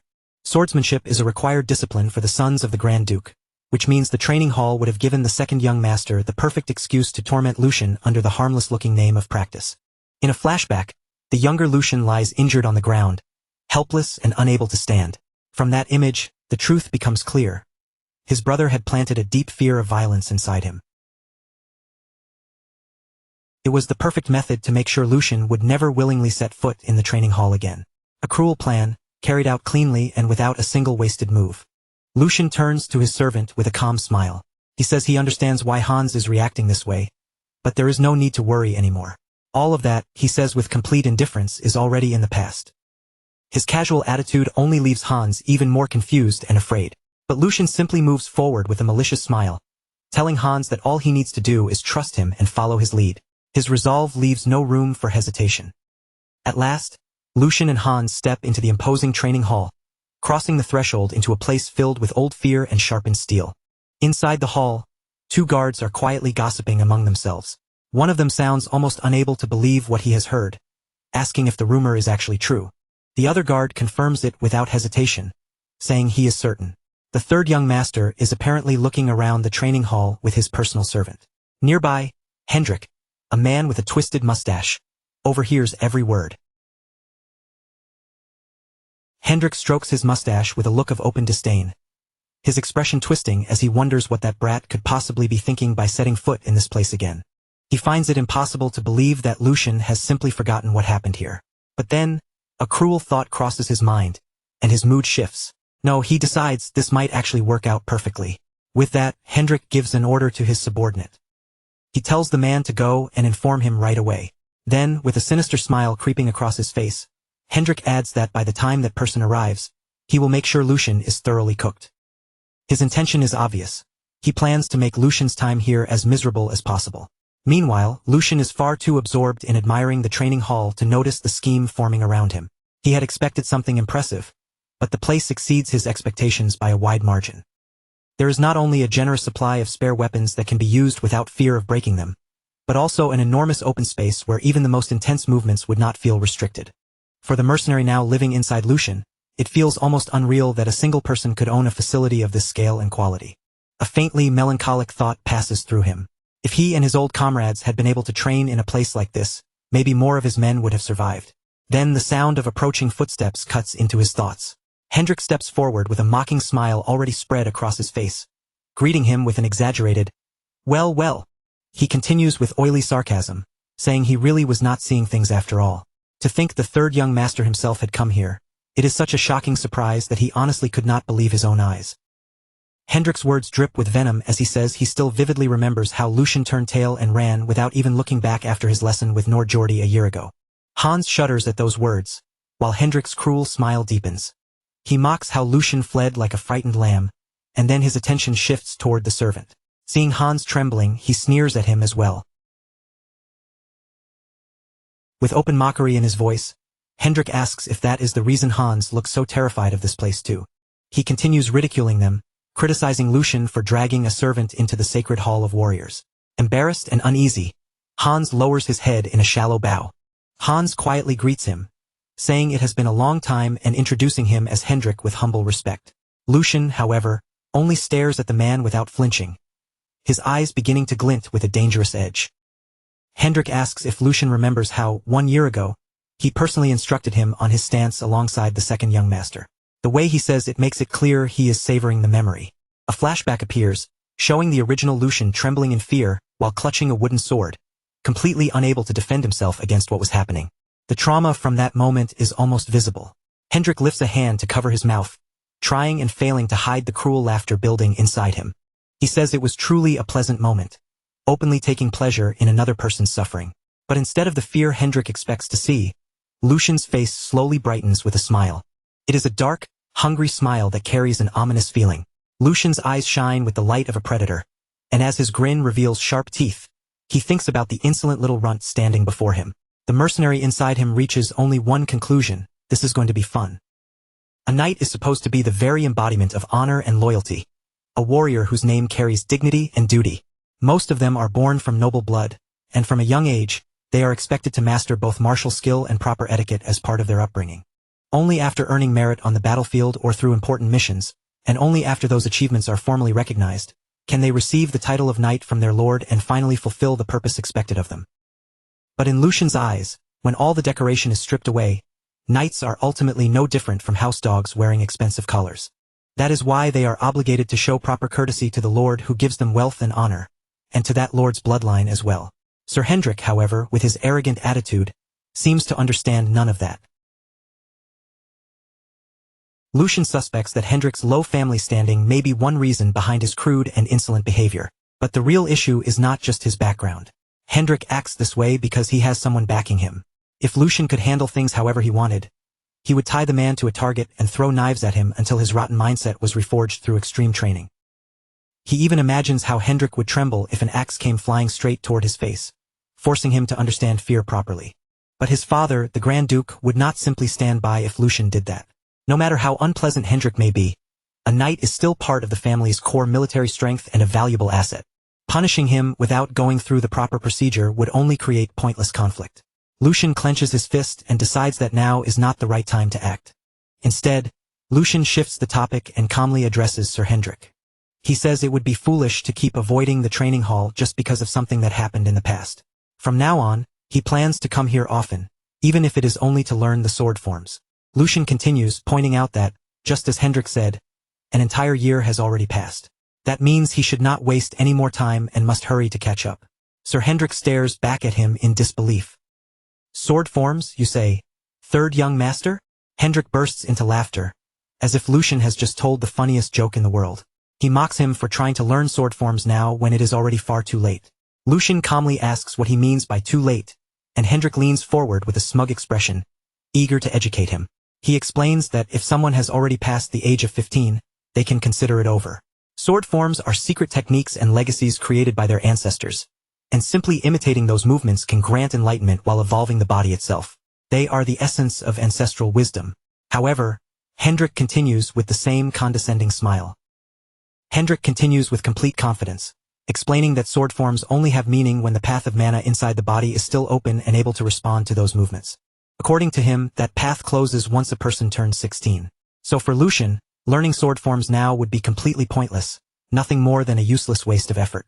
Sir Hendrik finishes his explanation with a smug air of superiority, acting as though he has just delivered an undeniable truth.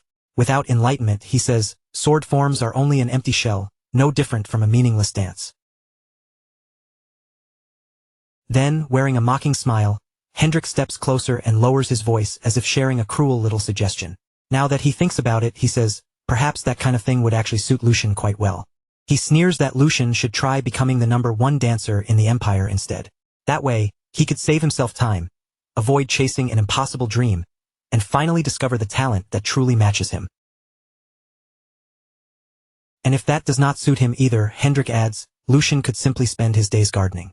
After all, every person has a role that fits them best, and in Hendrik's eyes, the sword clearly is not Lucian's place. Sir Hendrik silently enjoys his own words, looking at Lucian with a smug satisfaction, certain that he has crushed the young master's pride completely. When Lucian says nothing right away, Hendrik assumes he has been struck speechless and left unable to respond. But inside Lucian's mind, the situation is moving in a completely different direction. First of all, Lucian knows that Hendrik's claim about the mana path closing at 16 is a complete lie. Worse than that, it is such a foolish lie that anyone could expose it with even the smallest amount of proper research. But Lucian decides that it does not matter for now. If needed, he can pretend ignorance later and smooth the situation over. More importantly, his real objective has already been achieved. What he wanted was to create the image of a foolish young master crushed by his own ignorance. Someone unable to offer even a single rebuttal. A pathetic worm mocked by a servant and too terrified to move. In other words, he wants everyone to see the same weak and pitiful Lucian they remember from 1 year ago. With that act prepared in his mind, Lucian finally begins to speak. Ah, Sir Hendrik. With a calm expression, Lucian says that, for some reason, Hendrik's explanation seems a little different from what he knows. Both Hendrik and Hans are caught off guard, clearly surprised that Lucian is actually pushing back. Lucian continues, saying that the mana path closes around the age of 25, not 16. So from what he understands, there should be no real problem with learning sword forms even now. Then he looks straight at Hendrik and asks if that is not correct. Startled, Hendrik blurts out in disbelief, asking whether Lucian is truly certain about what he is saying at this very moment. Lucian keeps pressing him, calmly suggesting that Hendrik may be mistaken, then asks whether Brother Geordie also shares that same opinion.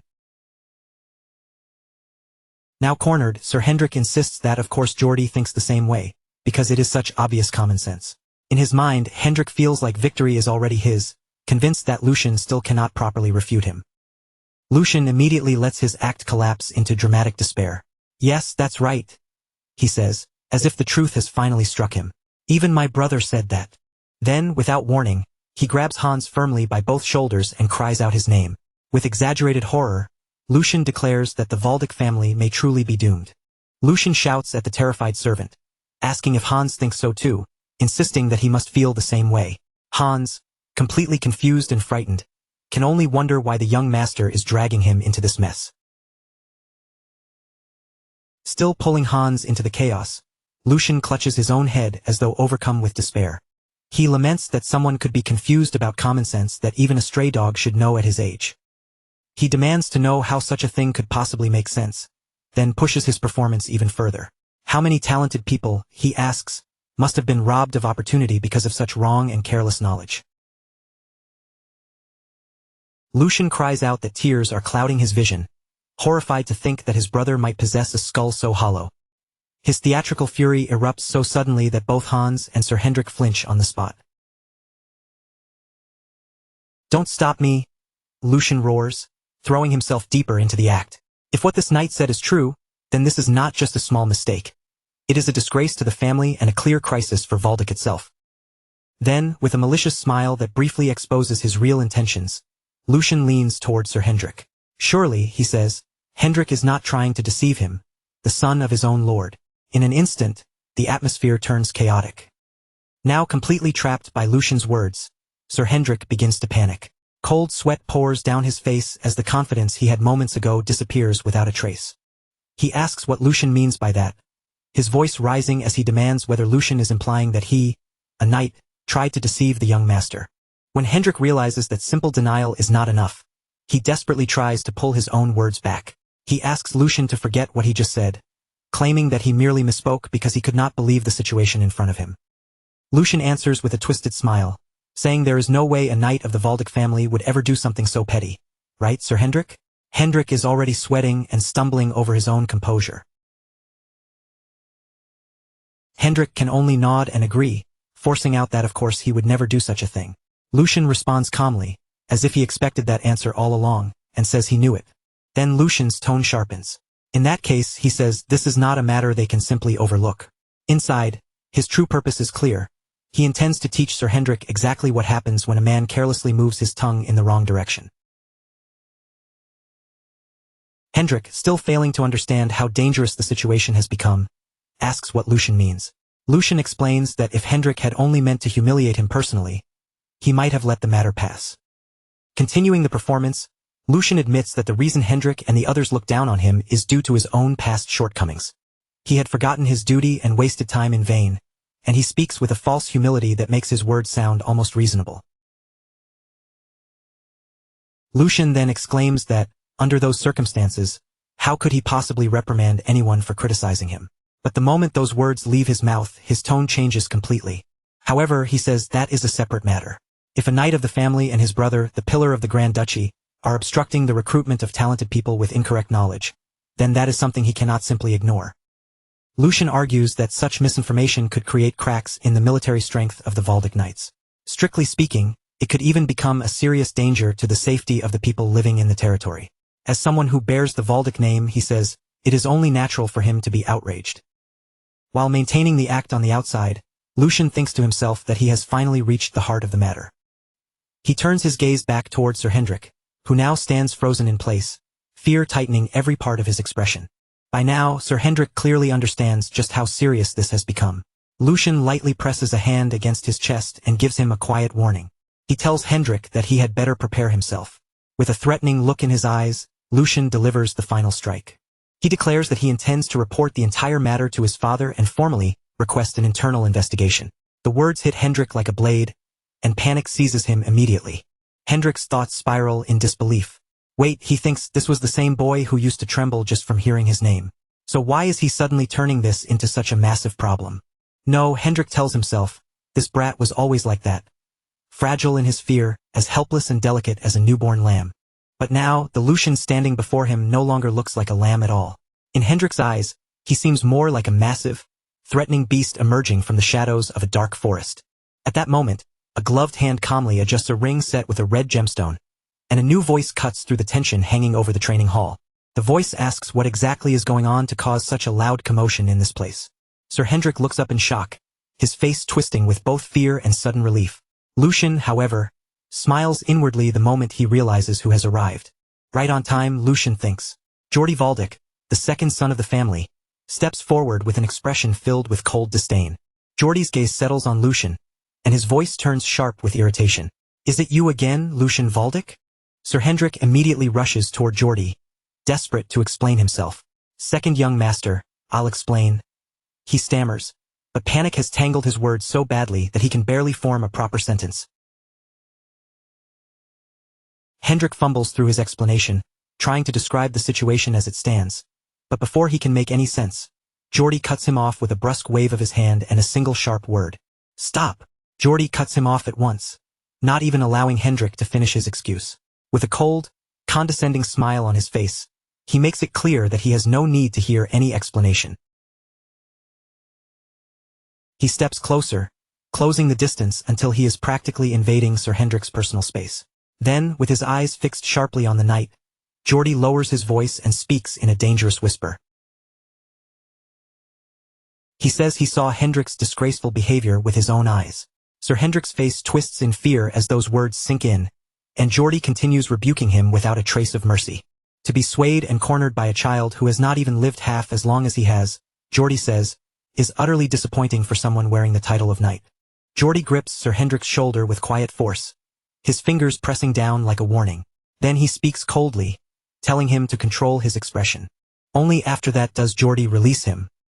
He takes out a handkerchief and wipes his hand as though touching Hendrik has dirted it, then warns him not to place him in an even more troublesome position. Jordy turns away from Hendrik and strides toward the two people who have been watching everything unfold. His younger brother Lucian and Lucian's servant, Hans. Hans, terrified by the atmosphere, trembles as he hides behind Lucian's back.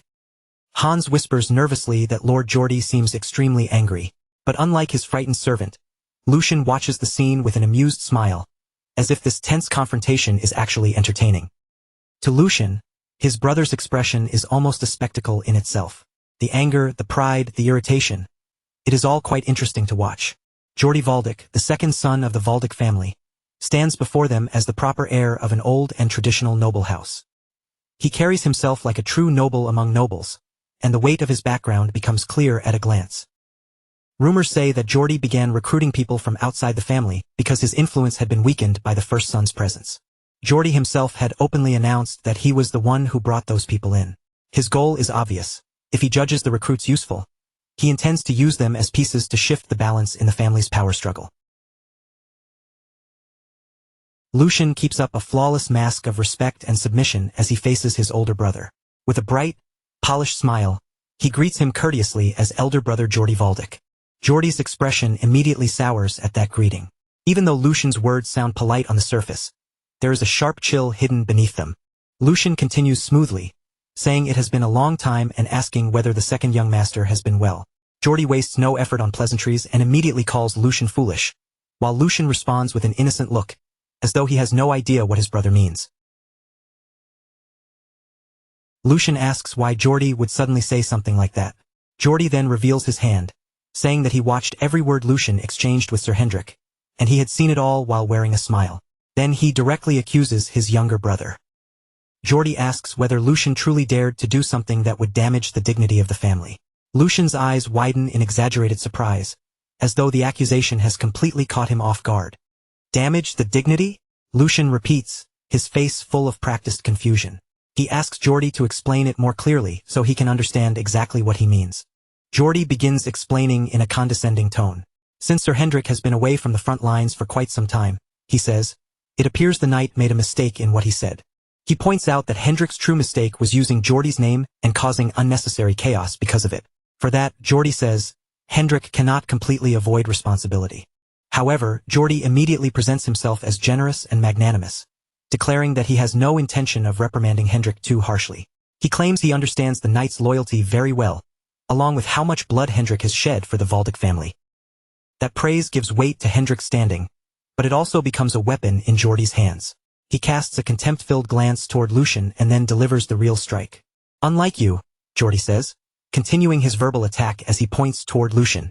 He reminds everyone that Lucian was someone who could not even endure sword training and chose to run away. Then Jordy asks whether someone like that truly has the right to accuse a knight from a position of superiority. With an arrogant tone, he lectures his younger brother, saying Lucian Valdic must first learn how to respect the knights. Jordy smiles proudly as he looks across the gathered knights, clearly enjoying the atmosphere he has created. Because of these men, he says, the family can continue to exist. With a broad sweep of his hand, Geordie emphasizes that the Valdic family stands because of the loyalty and sacrifice of its knights. Their existence, he claims, is what supports the family itself. One of the higher-ranking knights steps forward and apologizes in Lucian's place.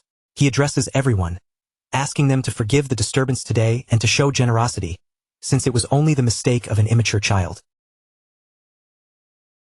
A twisted, self-satisfied smile spreads across Geordie's face as he watches the situation turn in his favor. Inwardly, he feels completely pleased, thinking that he will take special care of his foolish younger brother. But Lucian's expression tells a very different story. A cunning smile begins to form on his face, and the mercenary mind inside him quietly breaks down everything happening in front of him. So this is how you want to play, Lucian thinks. He understands Geordie's tactic at once. Although Lucian's earlier insults were aimed only at Sir Hendrik, Geordie is twisting the situation to make it look like an attack against everyone present. Lucian continues unraveling Geordie's plan in his mind, seeing how his brother is trying to turn all the knights in the hall into witnesses against him. Geordie is not only subtly provoking Lucian into insulting the knights as a whole, he is also protecting his own dignity at the same time. With a smile so faint it is almost invisible, Lucian decides to play along. Fine, Lucian thinks. If that is what you want, I will gladly give it to you. He begins his performance, looking at Geordie with an expression of false admiration, as if deeply moved by his elder brother's wisdom. Geordie is briefly thrown off by the sudden shift, and for a moment he can only remain silent with one hand placed over his chest. Lucian, however, continues his dramatic speech without hesitation. Lucian says that although there was a misunderstanding between Sir Hendrik and himself, the proper thing would have been for Geordie to scold him for daring to insult his elder brother. But instead, he cries out with exaggerated emotion, clutching at his collar as if overwhelmed. Geordie chose to grant him such valuable teachings instead. As Lucian confesses to his supposed verbal crimes with great theatrical passion, Hans falls into complete panic beside him. He desperately whispers for the young master to please close his mouth, but Lucian ignores him and pushes forward with his false apology. Lucian declares that, in any case, he is deeply ashamed of himself for saying such disgraceful things. Geordie watches it all with a bright, satisfied smile, believing he has completely won this exchange.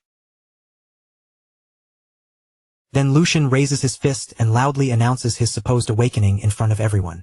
Thanks to his elder brother's benevolence, he says, this foolish younger brother has learned another important lesson today. Lucian turns toward the knights and then shouts an order to Hans. He says he must record his elder brother's teachings as soon as possible, and ordinary paper will not be enough. No, teachings this precious should be written on the finest silk. Meanwhile, his true objective sharpens clearly in his mind. Lucian plans to use this moment to wipe away the weak image people still have of him. As Geordie continues smiling smugly, Lucian's thoughts move to the second part of his plan, to leave a clear and unforgettable impression in everyone's mind. His face twists with an almost manic intensity as he inwardly declares the truth he wants carved into the room. The third young master everyone remembers from the past no longer exists. The moment his act ends, Lucian's mask slips away, replaced by a chilling calm that makes the air around him feel colder. He turns as if to leave and asks the stunned Geordie for permission to take his leave. Then, as he begins walking away, Lucian adds one final provocation that makes the divide between them unmistakably clear. After all, he says, there is no benefit for either of them in staying together any longer. Geordie's composure finally cracks. Unable to calmly process Lucian's challenge, he explodes in fury, cursing under his breath before snapping that Lucian truly does not seem afraid. He demands to know whether Lucian thinks he can simply walk away as if nothing happened. A close-up of Lucian's golden eye shows no fear at all, only cold composure. In a steady voice, he reminds his brother of one crucial fact Geordie has forgotten. Lucian lays out his checkmate with calm precision. Their father is watching him closely right now, he says. As for Lucian himself, he has nothing left to lose. The warning is veiled, but its meaning is clear. Any scandal that breaks out here will hurt Geordie far more than it will hurt Lucian. Faced with Geordie's stunned silence, Lucian reads the room perfectly and turns the situation fully to his advantage. Lucian calmly turns around and begins walking away, saying he will take Geordie's silence as permission. Then, with one final dramatic farewell, he drags Hans along with him while the servant remains completely stunned. Lucian politely announces that he will take his leave now, elder brother Jordy. But in the next comedic beat, he hurriedly urges Hans to escape with him, while Hans cries out in panic for the young master to come back. Back in the training yard, the silence left behind is suffocating. Sir Hendrik cautiously approaches the furious Jordy, every step careful as though he is walking toward a blade. With his back turned to the room, Sir Jordy stood completely still. Behind him, Sir Hendrik's voice shook as he carefully asked whether it had really been wise to let Lucian walk away that easily. But Jordy did not respond at all. That silence pressed down harder than any furious shout could have. As the view closed in on Jordy's face, the anger he had been holding back finally showed itself. His eyes burned with a cold golden light, and his twisted expression made one thing clear: this humiliation would not be forgotten. The scene then moved to a quiet path stretching away from the mansion. With every step, Lucian and Hans put more distance between themselves and the conflict they had just escaped, leaving the tense atmosphere behind them. Lucian walked on with his usual calm expression, his posture steady and controlled.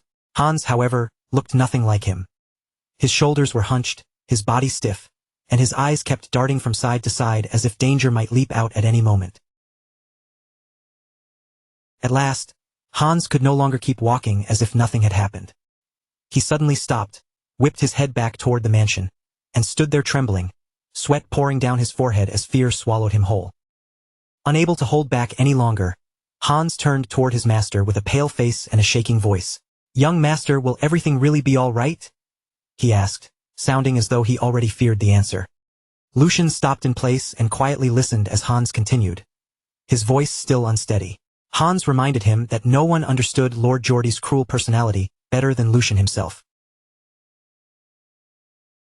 Hans's panic finally burst out of him like a dam breaking. His fear became a desperate, tearful cry, and in his own terrified imagination, he shrank into something small and helpless, almost like a frightened animal cornered with nowhere to run. "I'm definitely going to be captured by that terrifying mustache knight," Hans cried, imagining himself disappearing without anyone ever finding out. Lucian, still perfectly composed, looked at him and told him to calm down first. But as Lucian watched Hans tremble, his own expression slowly turned serious. That fear stirred up a memory from his previous life as a mercenary. He knew exactly what it meant to suffer under someone with that kind of vicious temperament. A bleak image from the past rose in his mind. The memory continued, dragging Lucian back to a miserable situation where he seemed trapped and powerless. What he remembered most was the frustration of dealing with an incompetent superior who made everything worse, only to act later as if none of it had been his responsibility. A bitter half-smile touched Lucian's face as he remembered just how awful that helplessness had felt. Then his mind returned to the present, and he looked down at Hans with steadier eyes. "That won't happen," he assured him. "So get up already." Hans stared up at him with tears still clinging to his eyes. Lucian's voice remained firm as he told him that a mere knight would never dare go that far, and even if he tried, Lucian would not allow it. Lucian bent down closer to the kneeling Hans, and for once, his voice carried a warmth that had not been there before. "You've suffered a lot because of me all this time," he said, while Hans stood there surrounded by a soft, gentle light. Lucian quietly reflected on all the foolish mistakes made by the original Lucian. When a master behaves like an idiot, it is always the people beneath him who are forced to bear the consequences. Then Lucian reached out and gently patted Hans on the head. "Especially since you're my personal attendant," he said softly. "It must have been even harder for you." Overwhelmed by those words, Hans could barely whisper, "Young master." But Lucian's expression had already sharpened with firm resolve. His gaze grew intense, and the air around him seemed to settle as he prepared to make a promise. "I'll promise you one thing," Lucian said, looking straight into the eyes of the servant who had stayed loyally by his side. "From now on, I will never again let my foolish actions cause my people to be looked down on, or leave them trembling in fear because of me." His vow seemed to carry beneath the wide-open sky, quiet but powerful, as if that single promise marked the start of a completely different era for Lucian and those who followed him. Lucian then firmly took Hans's hand in his own. With that simple gesture, he sealed the promise between them and began forging a new bond built on trust, loyalty, and protection.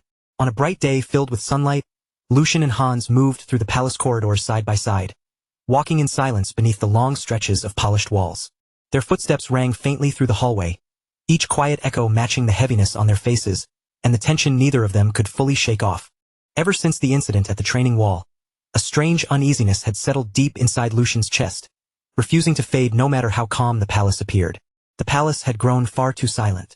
It was not a peaceful silence, but the kind that felt dangerous, as though something was being hidden just beneath the surface. Lucian knew the second young master, Jordy, better than most people did. Jordy was not the kind of man who would simply swallow humiliation and walk away. He always struck back. And as Lucian tightened his grip around the folded sheet of paper in his hand, his suspicions were finally confirmed. His eyes moved across the document once more, and disgust openly darkened his face. "So this is the trick you've been preparing all this time," he muttered in a cold voice. "Do you have any idea how long I've been waiting for this?" Beside him, even Hans, who was usually timid, soft-spoken, and quick to shrink back, could no longer hold in his anger. His fists clenched so tightly that his knuckles stiffened, and he raised his voice, insisting that this could not be allowed to pass. Lucian turned toward him with a calm expression and asked whether he was ready. Hans did not pause or hesitate for even a second. He answered at once that he was. "How dare he?" Lucian said, his voice cutting through the air with an icy edge. "How dare he touch my allowance?" Hans, caught up in the same fury, shouted right along with him. And as if that insult were not enough, Hans added that even his own salary had been reduced as well. Lucian then thought back to how the entire problem had begun with the budget plan that had been delivered to him earlier that very morning. It should have been an ordinary day. He had planned to replenish his funds, purchase more moonlight grass, and gather the supplies he needed without any unnecessary trouble. That was how the day was supposed to unfold. But the instant he opened the letter, his face went still. The sheet slipped from his fingers and drifted down to the floor, and at the top of the page, the words "budget summary" were printed in plain sight. Lucian's allowance had been cut by a staggering 75%, and Hans's salary had also been reduced by 30%. "That bastard," Lucian said under his breath. Jordy, the second young master, had finally reached his hands into Lucian's allowance. He had used authority as bait, planted a hex, and turned the paperwork itself into a spy that could strike from within. Even among nobles, embezzlement was no small offense. It was a crime severe enough to be punished by execution. Before long, they arrived at a private room. Lucian pushed the door open, his thoughts already settling into order. The only reason this absurd power play had worked at all was because there had been a clear opening in his defenses. After his mother passed away, Lucian had handed the management of his budget over to someone else, leaving that important responsibility outside his own direct control. That duty had originally belonged to Dana, the former headmaid who had served him faithfully for many years. But now, that authority had slipped away from Dana and ended up in the hands of someone completely different. A woman stepped forward from inside the room and lowered her head in a polite bow. She greeted Lucian formally, saying that this was the first time she had ever met him face to face. Her name was Jenny, the newly appointed headmaid who had been assigned to take Dana's place. Jenny added that she had wanted to greet him sooner, but at the time, Lucian had shown no intention of leaving his room. As she spoke, a faint mocking smile tugged at her lips. Then she remarked that his long period of shutting himself away finally seemed to have come to an end. Hans immediately bristled at her tone, his face tightening as he stepped forward and began to protest on Lucian's behalf. But before Hans could go any further, Lucian calmly raised one hand, silently signaling for him to stop. With an even voice and a composed expression, Lucian told Jenny that she was mistaken. Then Lucian allowed a faint smile of his own to appear. He said they would keep this conversation brief, because there was a far more important matter that needed to be dealt with first. His fingers tightened around the sheet of paper, the edges crumpling slightly under his grip. Then Lucian lifted it in front of her face and asked her straight out if she was the one who had drawn up this budget plan. For a brief moment, Jenny's eyes widened, as if the question had caught her completely off guard. But that surprise quickly melted into a smile, and before long, a soft laugh slipped from her lips. She said she honestly couldn't understand why Lucian had gone out of his way to call her in over something as insignificant as a simple budget matter. Then, without trying to hide it, Jenny admitted that yes, she was the one who had prepared the document. She explained that since Lucian had handed full authority over to the former headmaid, that authority had naturally passed down to her afterward. From her point of view, she had done nothing more than carry out the responsibilities that came with the position.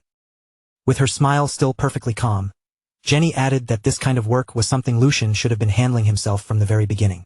Lucian's face tightened ever so slightly, his expression growing colder.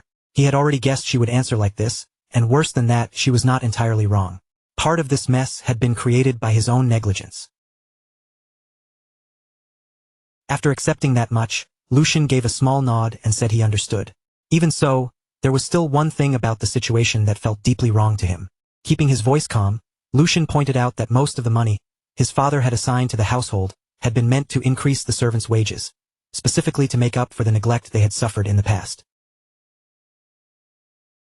The moment those words left his mouth, the maids standing nearby began to tremble.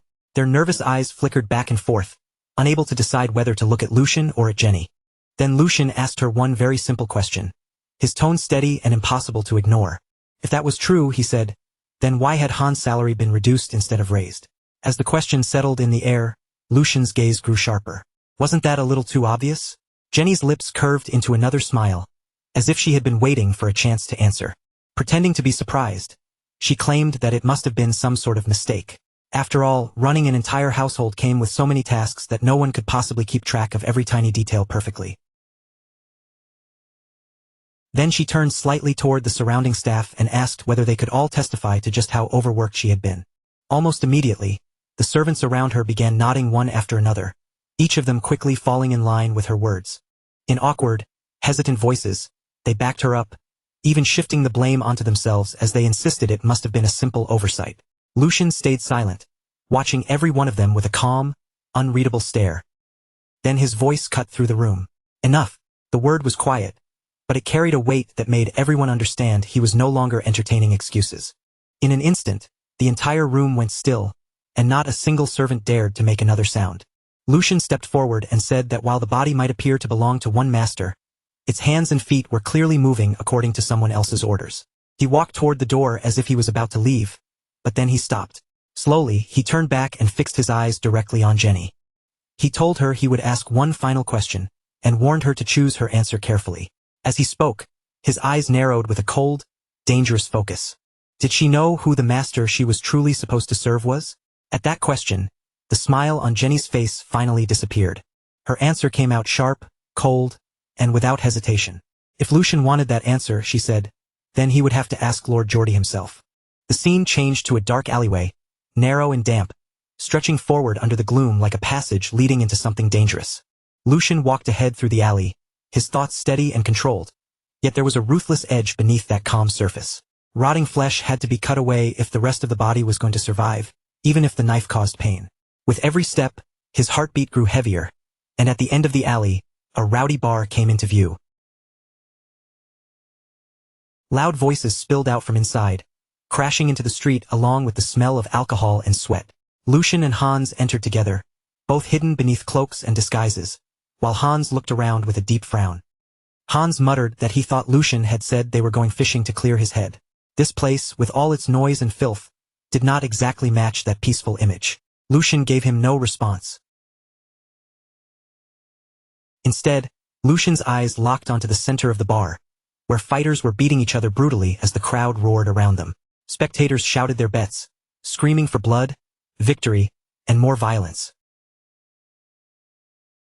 Hans gave a faint smile and leaned in closer, quietly saying that this place looked perfect for catching a truly big fish. Together, Lucian and Hans made their way through the noise and headed toward the counter. Behind the counter, the bartender was wiping down a glass while eyeing them with obvious suspicion. He warned them that this was not the kind of place where shady-looking figures should hang around.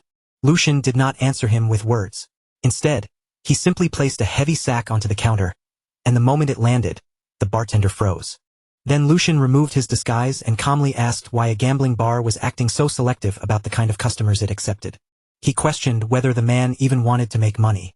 There were several reasons Lucian had chosen not to deal with the head made recklessly right away. The first reason was that Jenny was not just some ordinary maid in the household. She was the daughter of the nanny who had raised Geordie from the time he was an infant. If Lucian acted against her carelessly, it would only make the situation worse and bring unnecessary backlash down on him. The second reason, and the more important one, was that the entire situation had begun because of Lucian's own mistakes after reincarnating and taking over this body. Back then, he simply had not known how to handle household matters like these. Without fully understanding what could happen afterward, he had handed over authority too easily. He had assumed that such an unreasonable situation could never actually happen, but reality had proved that assumption completely wrong. Now Lucian understood that this problem had already gone far beyond simple common sense. It needed to be handled properly, and this time he had no intention of showing mercy. More importantly, there was no possible way the Archduke was unaware of what had been happening behind the scenes. In other words, cleaning up this mess was not only necessary, it was also part of a test. And if that was the case, Lucian would make sure the Archduke saw exactly what he could do. While those thoughts moved through his mind, the same staff member from earlier guided him deeper into the bar once again and respectfully seated him at a comfortable table. Cards were scattered across the tabletop, leaving clear traces of the countless gambling rounds that had already taken place there.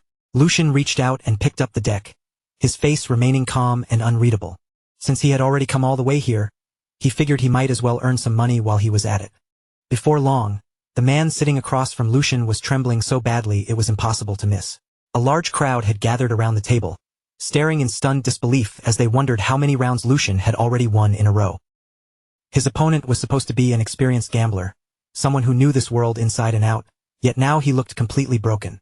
Finally, with his voice shaking, the man lowered his head and said he quit. Lucian casually rolled a coin across his fingers, letting it flash between them as the defeated man hurried away from the table like he could not leave fast enough. Lucian spoke in a light, almost playful tone, saying this was only the beginning and that things were finally about to become interesting. Why leave so soon when the fun had barely started? But the man's face turned pale on the spot, and he immediately refused, insisting it would be much better for him to leave right now. Standing beside Lucian, Hans had gone completely stiff, both hands clutching his head as if he could barely process what he had just witnessed. Since when had the young master learned to gamble with such terrifying skill? Lucian, looking as if the entire game had already bored him, leaned back lazily in his chair and casually propped one leg up on the table.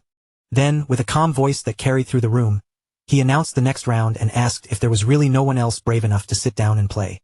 He had originally come here to spread certain rumors and stir the waters, but so far, the whole thing felt far too dull and easy. Lowering his eyes, Lucian thought that after taking so much money from them, it should be time for the real target to finally appear. Almost as if answering that thought, the door opened. Lucian glanced sideways and saw a man stepping inside while calmly adjusting the buttons of his clothing. The man wore a polite, well-practiced smile, but the instant he entered, the entire atmosphere inside the bar seemed to shift around him. With a smooth voice, the man greeted him, saying he had failed to recognize such an important guest earlier. He asked forgiveness for offering his greeting so late, then stopped directly in front of Lucian and introduced himself with controlled courtesy. He said his name was Hugo, and that he was the manager of this establishment. With a simple snap of Hugo's fingers, a butler appeared at his side almost instantly, as if he had been waiting for the signal all along. The butler bowed deeply before announcing that, due to unavoidable circumstances, the bar would be closing for the rest of the day. Right away, servants moved quickly through the noisy room, repeating the announcement to every guest and politely, but firmly guiding them toward the exit. As they escorted the customers out, they promised that everyone would receive generous compensation the next time they visited. Hugo then turned back toward Lucian and spoke with respectful smoothness, saying it might inconvenience the other customers, but that was a small price to pay if Lord Lucian could enjoy his time here comfortably. Lucian gave a faint smile and said it had been a long time since he had gone out like this. He praised Hugo for having a sharp eye, then added casually that a person needed that kind of instinct to survive in this line of work. Hugo bowed once more and apologized again for greeting him late. Lucian simply waved it away, saying he had only come here for a change of pace. Hugo's eyes drifted toward the large pile of coins stacked on the table. He admitted that it was truly astonishing, saying it had been quite some time since he had seen a guest build up a pot that high. Then Hugo looked back at Lucian and spoke again in a polished, courteous tone. If Lucian would permit it, he asked to become his opponent for the next game. Lucian met Hugo's gaze without looking away, while Hugo returned his stare with that same calm smile still resting on his face. Hugo said that he would never dare claim he could stand a chance against the young master.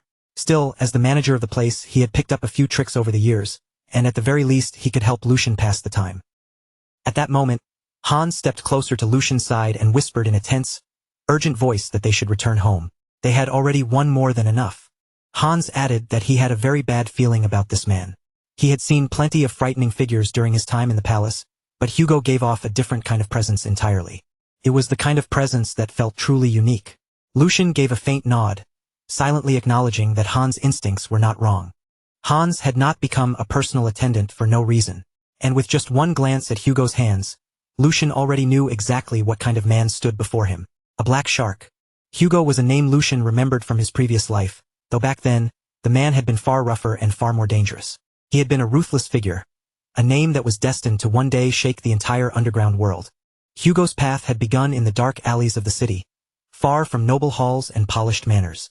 With nothing but raw strength, sharp instincts, and ruthless cunning, he had smashed through every obstacle that blocked his way. From there, he expanded into gambling, smuggling, and even contract killings, until he eventually became known as the King of the Night, ruling 5 territories from the shadows. Later, when the empire fell into instability, Hugo exploited the chaos, declared himself a baron, and reappeared as one of the warlords fighting for power. But right now, Lucian knew Hugo was still only at the beginning of that path. Even so, that only made him more dangerous, and Lucian's smile deepened faintly. Because today, Lucian had come here for one reason: to catch that shark before it grew too large. As the cards were laid out across the table, Lucian suggested they keep the rules simple and easy to follow. Hugo agreed without hesitation and removed any upper limit on the bets, saying he could not possibly allow the young master to grow bored after coming all this way. His words were perfectly polite, and Lucian's expression brightened as soon as he heard them. Lucian smiled and said that finally, someone understood him. Behind him, however, Hans only grew more anxious with every passing second. Hugo kept his polite smile in place, but deep down, he had already dismissed Lucian as nothing more than a spoiled noble brat leaning on his family name. What Hugo did not realize was that the words exchanged at that table would soon become the very foundation of his own downfall. As the dealer began preparing the cards, Hugo thought the timing could not have been better. Even though his plan involving the gambler's losses had not gone exactly as intended, he subtly tapped the table with his finger. The dealer noticed the signal at once. Hugo believed that a person like Lucian would only sink deeper into the game the more he lost. He intended to devour Lucian down to the bone. But across the table, Lucian was smiling brightly, looking as cheerful and carefree as if nothing suspicious were happening at all. Hugo, sensing something strange, asked if there was a problem. Lucian answered casually that it was nothing, but before they started, there was one question he wanted to ask. Hugo assured him with a courteous smile that he would answer honestly. Lucian leaned back in his chair, a faint smile resting on his lips. Lucian said that although this was their first meeting, he had to admit he had already taken quite a liking to Hugo. After all, a leader could be judged by the people working under him. To manage an operation of this size, even if it existed outside the law, was not something just anyone could accomplish. And if Hugo had truly crossed a line he should never have touched, then someone would have removed him from the board long ago. Hugo's smile stayed courteous on the surface, but his shoulders stiffened for just a moment. Choosing his words carefully, he said he understood his place and always made sure never to offend those above him. Lucian let out a soft chuckle and told him not to be so tense. Even though he came from House Weldon, that did not mean his family was so rigid that they could not understand certain things. He lowered his eyes to the cards in his hand for a moment, studying them as if this were just casual conversation. Then, in a calm voice, he asked when Hugo planned to begin large-scale production. Hugo froze at once. His polite mask cracked for a split second as he asked what Lucian was talking about. Lucian only leaned back in his chair, a faint smile resting on his face. Lucian told him not to pretend ignorance, because the signs were already there. As he spoke Hugo's name, his gaze sharpened, and the next words carried a chilling weight. Illegal drugs. The moment Lucian let those words fall into the room, the air around the table turned heavy, as if the whole bar had suddenly become harder to breathe in. Even the servants standing nearby began to sweat, their faces tightening as nervous glances passed between them. Hans stiffened at Lucian's side as well, his eyes widening with unease as he realized just how dangerous this conversation had become. Hugo went completely still, his body turning rigid as though an invisible blade had stopped him in place. Trying desperately to keep his composure, he forced another smile and cautiously asked what Lucian meant. Pretending not to understand, Hugo claimed he knew nothing about it and insisted he had never heard of anything involving illegal drugs.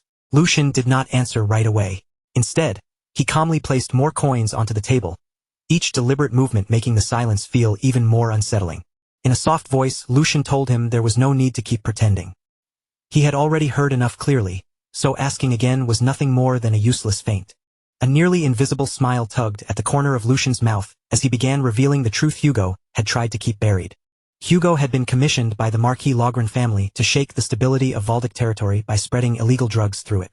The accusation hung in the room like a blade over his neck.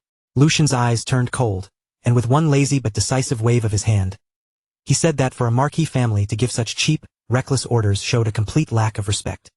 Lucian continued that there was a line no one should ever cross, and Hugo had already stepped over it. Then he looked straight at him and asked if he agreed. Hugo could not answer. Sweat slid down his face, and his breathing grew rough and uneven, while Lucian's calm eyes stayed fixed on him without the slightest hint of mercy. Lucian admitted that, in a certain sense, there was something almost impressive about Hugo's behavior. That level of audacity was not ordinary. Smuggling illegal drugs into another city, especially into Valdic territory, required a frightening amount of nerve. But the so-called praise was as sharp as a knife, and Lucian warned him that the moment something went wrong and Hugo was caught, everyone connected to Valdic would tear him apart. Not one of them would hesitate, and not a single person would show him mercy. The pressure in the room grew thicker with every word, while Lucian quietly observed the panic beginning to churn inside Hugo's mind. For Hugo, failure at this point meant only one thing: death. His plan had been exposed before it had even truly begun, and the opponent standing across from him was the Valdic family, one of the most dangerous forces he could possibly provoke. Under normal circumstances, this operation should have stayed hidden for another 2 full years. By the time reports about the drug distribution finally reached the Grand Duke, Hugo would have already escaped the city. But Lucian's experience from his previous life allowed him to recognize the danger long before the situation could spiral out of control. At last, Hugo managed to force out a shaky response, claiming that this was all just a misunderstanding. Lucian's lips curved faintly as he slowly repeated those words, as though tasting how ridiculous they sounded. What, exactly, was being misunderstood? Trembling, Hugo insisted that he was only a small-time shop owner barely managing to survive. He swore that dealing in drugs made no sense for someone like him, and that a person jealous of his business must have spread a false rumor. He claimed that if Lucian gave him a chance, he would personally track down the source of that rumor. But Lucian cut him off coldly, repeating the phrase with a hint of amusement. A false rumor? Just like the flour mill Hugo ran was supposedly an ordinary business, and the underground passage beneath it was supposedly nothing more than a secret escape route leading out of the castle. Lucian leaned back slightly, his eyes never leaving Hugo, and told him this would be the last question he asked.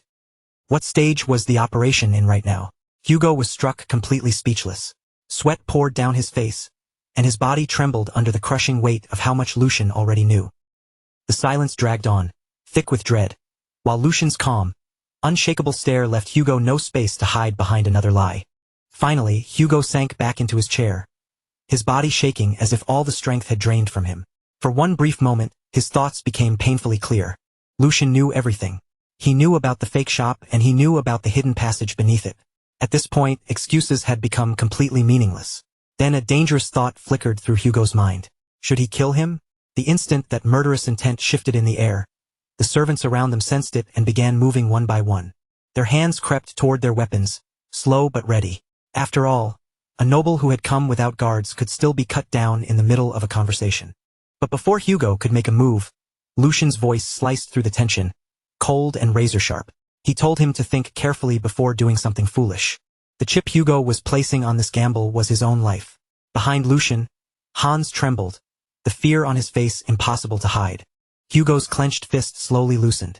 Lucian's warning forced him to remember just how much effort it had taken to climb to his current position. What kind of stupid thought had that been? Hugo scolded himself inwardly, realizing that attacking the successor of the Valdic family would be no different from begging to be killed. His mind raced through every possible consequence if he were caught. The punishment waiting for him would be far worse than a quick and clean death. Slowly, Hugo closed his eyes and let out a long breath. In the end, he chose to survive. Lowering his head, Hugo begged Lucian to spare him. He knew there had to be a reason Lucian had come in person instead of simply ordering his execution. Otherwise, Hugo's head would already be rolling across the floor. Realizing that, desperation completely overtook him. With his voice trembling, Hugo said that if Lucian told him to become a dog, then he would become one without hesitation. If Lucian ordered him to bark, he would bark exactly as commanded. And if Lucian ordered him to crawl, then he would crawl on the ground. The moment Hugo finished speaking, every servant in the room dropped to their knees as well, begging for mercy. Lucian remained silent for a single heartbeat, letting their pleas hang in the air. Then he slowly rose from his seat. Keeping a dog like this around did not seem like such a bad idea. What Lucian needed now were hands and feet he could actually use and trust. As that possibility appeared, relief surged through Hugo's entire body. Hugo thanked Lucian again and again, swearing that from this moment on, he would obey any order without the slightest hesitation. Lucian stepped closer to him, but then suddenly came to a stop, as if a new thought had crossed his mind. He said thoughtfully that simply keeping Hugo as a hunting dog sounded rather boring. After all, Hugo was not the kind of man who would stay satisfied with that role forever. Lucian placed one hand on Hugo's shoulder, the gesture calm but heavy with meaning. Then he asked a question so unexpected that it cut straight through the tense air. Did Hugo want to try becoming a knight? Hugo's eyes widened at once, as if those words had struck something buried deep inside him. For a brief moment, the entire room fell into complete silence. Every gaze in the room turned toward Hugo, but he barely seemed to notice them. Becoming a knight had once been the dream he carried more seriously than anything else. It was something he had chased with almost desperate obsession, pushing himself forward again and again, only for the cruelty of reality to crush that dream beneath its weight. No matter how much skill he gained, no matter how strong he became, it had never been enough to change his place in the world. In the end, he had always been forced to risk his life for someone else's benefit, fighting and bleeding for a master who stood above him. To the nobles, he was nothing more than a disposable tool, and his low birth had always felt like an unbreakable wall blocking the path ahead. Could someone like him truly become a knight? The question echoed inside Hugo's mind, shaking him harder than any threat had. Hugo pressed his forehead down against the floor, his posture filled with desperation. In a strained voice, he said that if such a chance truly existed, he would even sell his soul for it. He begged Lucian to tell him it was possible. Without the slightest hesitation, Lucian answered that he swore it on the honor of the Valdic family. If Hugo held on to integrity and honor, and if he never disgraced himself in the future, then his status would never be allowed to stand in his way. Lucian leaned closer, his voice low but carrying absolute command. Then he asked one last question. Did Hugo want to live as a human being, instead of as someone else's tool? Hope filled Hugo's chest, something warm and unfamiliar that he had not allowed himself to feel in years. A few days later, inside the palace, the servants gathered together, their faces tense and curious as they waited to see what Lucian intended to do. Lucian appeared at the front of the room, drawing every eye toward him the moment he arrived. He sat casually with one leg resting on the table, looking completely at ease, while Hans and Hugo stood behind him like silent guards. Lucian shifted his gaze toward Hugo and, in a calm but commanding voice, told him to introduce himself. Hugo stiffened slightly, then clasped his hands behind his back as he prepared to step forward. He moved out in front of the servants and introduced himself in a controlled, even tone. His name was Hugo, and from today onward he would be assisting the Lord. As he spoke, a sharp, restrained smile appeared on his face, like a hunter quietly measuring the room. He added that he looked forward to working with everyone. Some time later, still inside the palace, Lucian sat calmly at the center of the room as all attention gathered around him. The servants formed a loose semicircle in front of him, and Lucian lightly clapped his hands, the small sound cutting through their uneasy murmurs. Now that the introductions were over, Lucian said in an even voice, they should bring the head maid in. One of the servants hesitated, visibly unsure whether he should speak up or keep his mouth shut. Finally, he asked why the head maid needed to be summoned so suddenly. Lucian answered by casually swinging one finger, as if the matter were obvious. The head maid needed to come and greet him properly, Lucian said. For a moment, his mind drifted back to the previous day, when she had scolded him with no restraint at all. That kind of behavior could not be allowed to happen again. No matter how busy she was, the servants needed to report properly to him first. Lucian quietly watched the servants' faces, observing each small reaction with calm interest. As expected, the servants looked deeply uneasy. The one who had questioned him glanced around nervously and muttered for everyone not to do anything rash. Another servant quickly agreed, saying they did not want to get dragged into trouble. At that moment, Lucian understood that their fear had already gone too deep for simple words to change their minds. In their eyes, he must have looked like a weak and disposable figure, like a rotten rope no one wanted to hold on to. If that was how they saw him, then he would make them understand how wrong they were. A servant stepped forward from the middle of the room and spoke carefully, asking Lord Lucian to consider their position. Lord Geordie, he said, paid special attention to the head maid. What authority could mere servants like them possibly have in a matter like this? As soon as he finished speaking, the others immediately joined in. They nodded and murmured in agreement, pleading with Lucian to understand them and asking why he would deliberately stir up trouble. They said they only wanted to remain quiet and live as they had before. As their overlapping voices grew louder, Hans could no longer hold back his frustration. He clenched his teeth, anger flashing in his eyes, and shouted at them to get a grip on themselves. The master of this palace was Lord Lucian, Hans declared, not the second young master. Not Lord Geordie. Hugo had been watching the entire exchange quietly from the side, a faint smile resting on his lips. Then he stepped forward and calmly told Hans to leave this matter to him. Turning toward the servants, Hugo's voice became sharp and controlled. He said that harsh words were wasted on people like them, because they were not the type to listen through reason alone. Then Hugo looked back at Lucian and said he had already figured out what needed to be done. Lucian raised an eyebrow, a flicker of curiosity crossing his face as he asked if Hugo already had a plan. Hugo's expression turned cold. Dealing with people who did not understand their place was simple, he said. Loyalty could be drilled into them, though the process might be a little rough. Then Hugo asked for Lucian's permission. The servants' faces went pale as the meaning of his words settled over them, while Lucian listened in silence before allowing a faint smile to appear. Lucian thought that Hugo really was quick to understand the situation, and that was exactly why he had brought him in. Luck had also been on their side, since Hugo had been caught early while the drug operation was still in its 9th stage. If the plan had advanced any further, even Lucian might not have been able to stop it in time. Placing a hand on Hugo's shoulder, Lucian gave him permission, because this was precisely the result he had wanted. With a faint, satisfied smile, Lucian watched Hugo prepare to act. A darker smile then curved at the edge of his lips as he told Hugo not to worry. Lucian told him to give them a proper show. Hugo answered calmly, his tone steady and obedient, saying he would follow Lucian's command. A chill ran down the servants' backs. Frozen in place, they watched as Hugo walked toward the servant standing in the middle of the room. Only when Hugo stood directly in front of him did the servant fully realize the weight of his presence. Facing him up close felt like being a tiny ant staring up at a towering wall. The servant forced himself to calm down, gritting his teeth as he tried to hold his ground. After all, Hugo was only an outsider, nothing more than a newly recruited subordinate. The servant finally forced himself to speak, his voice tense as he warned Hugo not to step forward without understanding the situation he was walking into. If Hugo wanted to survive, the servant said, then he had better choose the correct side before it was too late. Hugo's cold gaze settled on him, heavy enough to make the air feel sharp. In a soft voice, he asked if the servant had any idea just how cruel the people protecting him truly were. The servant scoffed, trying desperately to cover the fear rising in his chest. He sneered that Hugo surely could not be foolish enough to risk his life over a few coins and a newly gained position. Hugo's fist slowly tightened at his side. In a low murmur, he said those were truly pathetic last words. The servant frowned in confusion and barely managed to ask what he meant before Hugo moved. The punch struck with terrifying precision, landing so cleanly and brutally that no one even had time to react. The servant was sent flying across the hall, his body crashing hard against the floor with a sickening thud. His face swelled almost instantly, twisting out of shape, and his consciousness slipped away as the entire hall fell into shocked silence. Hans stood frozen in place, the blood draining from his face as he stared at what had just happened. The remaining servants instinctively recoiled, shrinking back as Hugo calmly walked past the collapsed body like it was nothing more than an obstacle on the floor. At last, one servant shouted out, his voice shaking with both fear and anger.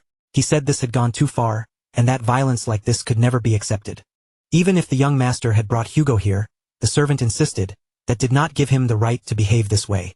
Hugo slowly turned toward him, his heavy gaze filled with cold irritation, and told them to listen carefully. In a low, lethal voice, Hugo said he had more than enough authority to act. His specialty was educating mad dogs who had forgotten their place. The servants backed away without realizing it, their bodies shrinking under the pressure of his presence. Moments later, heavy footsteps began echoing through the hall. Before anyone could fully react, the large doors at the far end of the room were thrown open with sudden force. Two servants dragged someone inside between them. It was the head maid, and she struggled violently against their grip, shouting for them to let her go. She snapped at them, demanding whether they truly thought they could get away with treating her like this. One of the servants sharply told her to shut her mouth and follow quietly, adding that if she still failed to understand the situation, then she really was a fool. Fury flashed in her eyes as she turned toward him. But the instant she looked into the hall, every word she had been about to say died in her throat. Servants were kneeling on both sides of the room, bruised, trembling, and completely subdued. Near the window, Lucian stood with his back to everyone, calmly gazing outside as if nothing unusual had happened at all. One servant hurried forward and reported that, as instructed, they had brought the head maid before him. Lucian slowly turned around, his expression composed, with only the faintest trace of a smile touching his lips. He said she had finally arrived, his tone light and almost casual. He had merely asked the servants to bring her over, though it seemed they had become a little too enthusiastic while doing so. The head maid's shock quickly twisted into fury, and her eyes burned as she glared straight at him. She demanded to know what the meaning of all this was. Did Lucian really think he could get away with such behavior? She forcefully pulled one arm free and raised it threateningly, declaring that Lord Geordie would never allow this. Lucian's voice stayed cold and controlled as he gave a single command for her to stand. The head maid straightened her posture, forcing herself to look composed, then sharply told him that if he stopped now, she would make sure today's incident ended right here. Lucian smiled, completely unmoved, and calmly asked who had ever said anything about ending this. Then he reached toward the table and picked up a whip. He gripped it firmly in both hands, and the leather gave a faint creak as he lifted it into view. Lucian said evenly that this was only the beginning. The moment the head maid saw the whip, the confidence on her face shattered. Color drained from her cheeks, her lips began to tremble, and she hurriedly spoke in a cracking voice, saying he could say whatever he wanted. She took back everything she had said earlier, but Lucian's smile vanished completely, replaced by a cold, emotionless stare with no hesitation and no mercy. In a quiet voice he said that today she would die right here. The word hanging over that moment was execution, and it carried a weight no ordinary punishment could match. Since ancient times, execution had never been used lightly. It was a public punishment, meant to carve a warning into the hearts of everyone who witnessed it. It was efficient, brutal, and impossible to forget.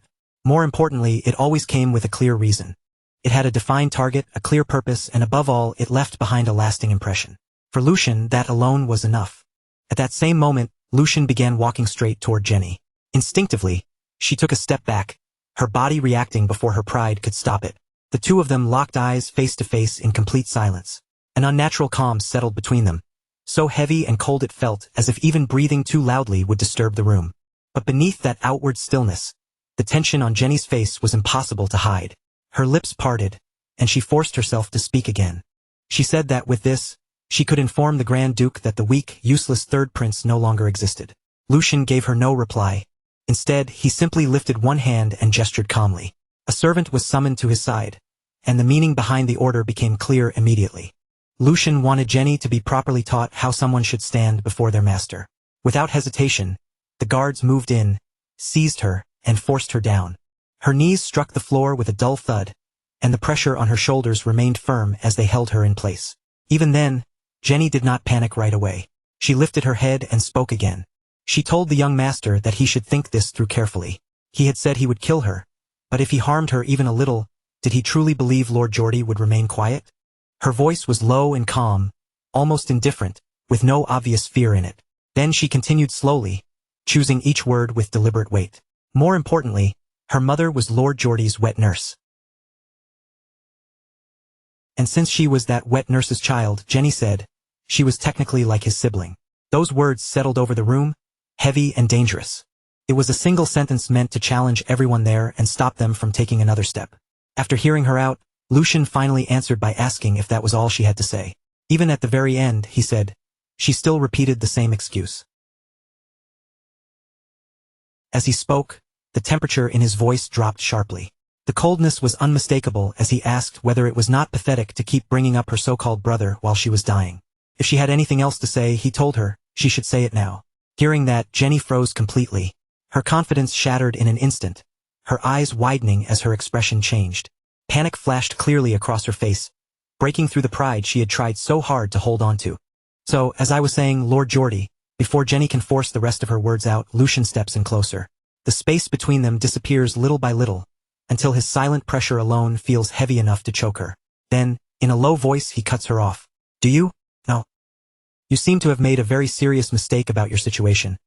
He continues, his tone calm, even, and merciless. I already have more than enough reasons to put you to death right here. Insulting a noble, abandoning your duties, stirring up disorder, embezzling money, and plenty more besides. As he lists each crime, his gaze grows sharper, like it is piercing straight through her defenses. But somehow, you forgot where you stand, all because you happen to be raised by the same wet nurse. Lucian leans forward just slightly, his shadow seeming to press down over her. Do you honestly believe the Geordie you keep throwing around can protect you from me? His voice drops even colder. At most, he might strike me a few times. And after that, everything would simply end there. Then, with a cruel calm that makes the entire room feel colder, Lucian adds, or perhaps, for your sake, it would be even worse. His words stop halfway, but the silence after them is more frightening than any direct threat. If Father becomes involved, Geordie will not even be allowed to do that much. Lucian lets the words hang in the air for a brief instant. Then, almost as if correcting himself, he continues. Rather, Father might even reward me. As he speaks, the expression on his face begins to change, only a little at first. Whatever faint trace of warmth had remained in his eyes slowly disappears. In its place comes something colder, something brutally detached. After all, I would simply be taking proper action against a troublesome person.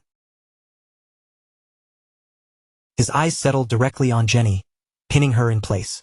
Geordie is only one of the heirs, nothing more. The person standing in front of me is the same. Each word from Lucian feels heavier than the last. I already gave you your chance.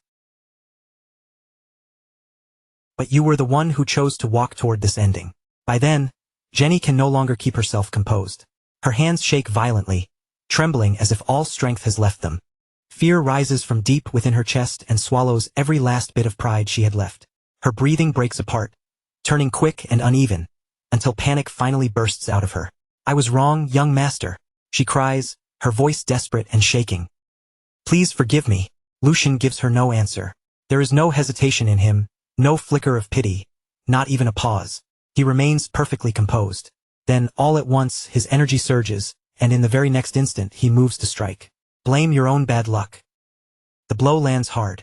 Blood spills out in a horrifying rush, far too much of it splattering across the floor. As Jenny's body loses its strength and goes limp, an absolute silence falls over the room. Then the scene shifts. Outside the residence, everything erupts into chaos as Prince Geordie rushes forward, sprinting toward Lucian's estate with his knights following close behind him. His breathing is rough and ragged as he shouts. This cannot be happening. His thoughts race wildly. Only a few days ago, Lucian was the one who lowered his head and backed down. He was the one who swallowed humiliation after Jenny looked down on him and pushed him around. But now, all of a sudden, he is acting like a madman, even declaring that he will kill me. Geordie clenches his teeth so hard his jaw tightens, while dread coils deeper around his heart. Something about Lucian has changed, and by the time he realizes it, he may already be too late to stop anything. As Geordie keeps running, his mind continues racing.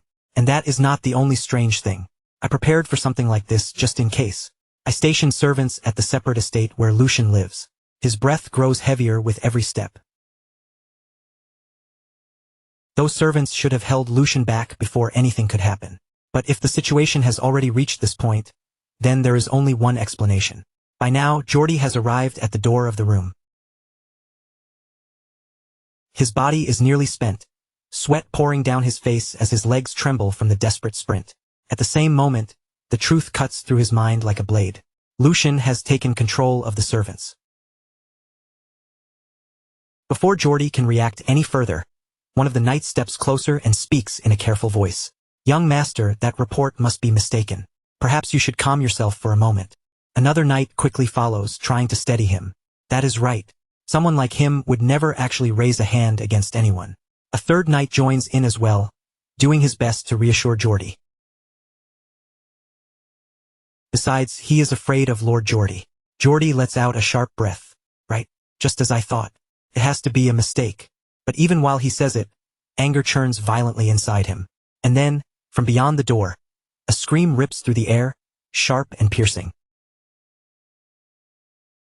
It is filled with unmistakable agony, echoing clearly from inside the room. Geordie's expression freezes on the spot. In that single instant, he understands exactly what has happened to Jenny. The scene shifts again. Inside the room, blood drips slowly down to the floor, one heavy drop after another. There stands the hunter, the very same one from before. His body is soaked in blood, with dark trails running down him and gathering beneath his feet. At the same time, Hugo has Jenny locked in his grip, restraining her with crushing strength. She struggles weakly against him, but it is completely useless. Even after witnessing all of this, Lucian shows no reaction whatsoever. His expression does not shift, and his breathing stays steady. To him, the bloody scene unfolding right before his eyes changes nothing.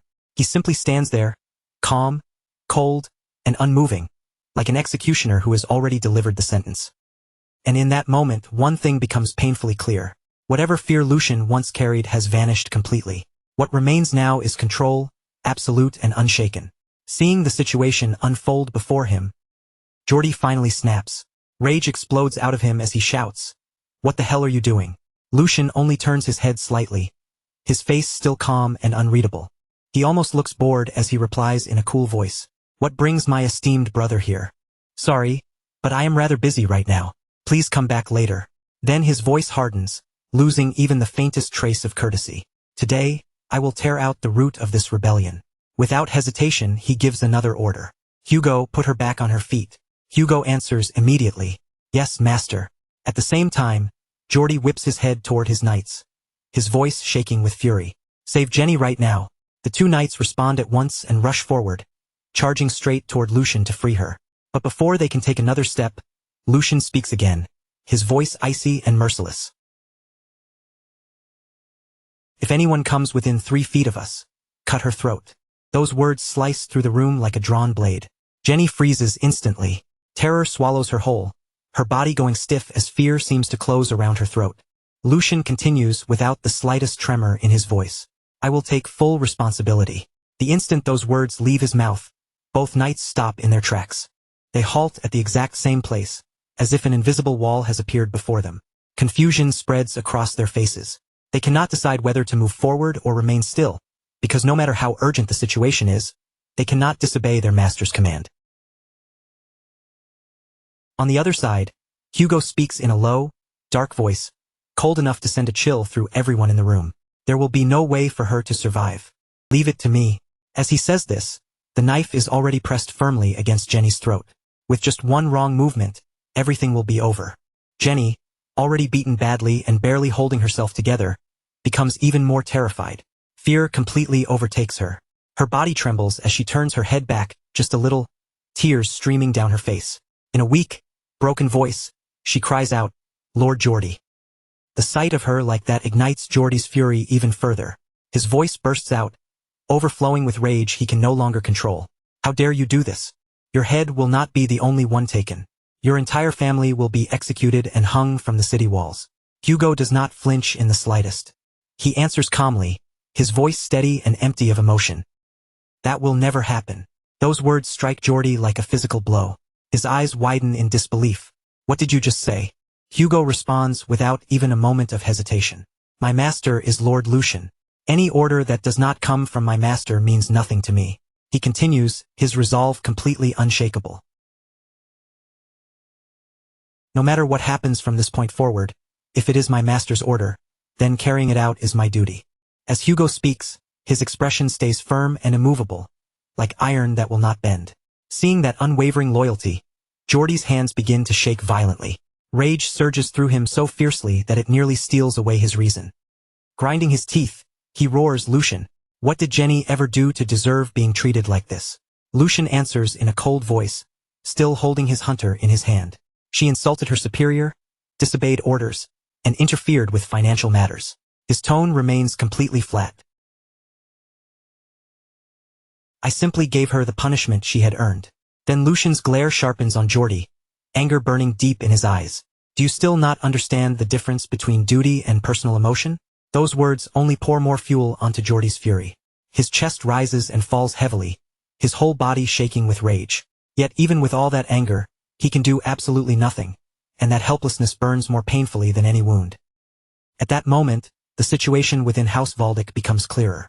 The current line of succession places the young master, Tristan Valdic, in the first position, standing between the two brothers. Because of that, a deeply rooted rivalry between the two opposing sides has already formed, splitting the household into a tense, two-sided power struggle. In other words, until Yer finally makes his decisive move, the balance of power inside House Valdic will remain unstable. For now, the most important task in front of him is obvious. He must strengthen his own faction and secure it even more firmly. However, the reputation he has built has just suffered a devastating blow. Lucian had humiliated him in front of everyone, and the sting of it cut even deeper because it came from a younger brother Jordy had once dismissed as harmless. On top of that, he had already lost his loyal knight, Ser Hunter Picaria. Jordy's jaw tightened hard, the muscles in his face twitching as he forced down his rage. And now, if he failed to protect Jenny, someone who served him as closely as his own hands and feet, the damage would be far worse. His authority would begin to crack, and this moment would almost certainly become the turning point where his position started to shake. Once that happened, distrust would slowly spread among the people who had chosen to stand behind him. The thought alone made Jordy's fist curl tighter in frustration. In the end, there was no clever escape left for him. This was checkmate. He had been driven completely into a corner. With every path cut off, Jordy had no choice but to lower his pride. From a distance, he finally gave in, his voice carrying across the hall as he shouted, "You win. Let her go." The moment those words left his mouth, everyone knew he had surrendered. One of Lucian's men immediately broke into a smug smile, savoring the sight as if he had been waiting for this exact moment. Meanwhile, Jordy's followers stood frozen in place, stunned that their master had actually been forced to admit defeat. The young servant standing beside Jordy could not hide the shock on his face. His expression twisted with disbelief and despair as he watched the master he trusted bow under pressure. The reason Jordy had yielded was Jenny, his loyal maid, while Hugo stood at the center of the hostage situation. Lucian's hired kidnapper held Jenny firmly in place, keeping a dagger pressed close against her throat. Tears streamed down her frightened face as she trembled, too terrified to move even an inch. And Lucian, the one who had orchestrated this entire humiliation, simply walked away with the calm arrogance of someone who had already won. A cruel smile curved across his face as he looked back and mocked Jordy's surrender without the slightest trace of mercy. "That is not even funny?" Lucian sneered, his tone dripping with scorn. "Do you seriously think this can all be swept under the rug with one single word?" He kept pressing the accusation, dragging Jenny's supposed crime into the open. According to Lucian, she had plundered someone else's precious means of survival, and that was not something he intended to let disappear quietly. Lucian's eyes glittered with contempt as he scoffed at his brother's attempt to talk his way out of this. "What?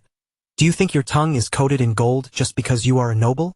Then, with biting sarcasm, Lucian turned fully toward Jordy and put on an expression of exaggerated innocence. "What are you even talking about, brother? Winning?"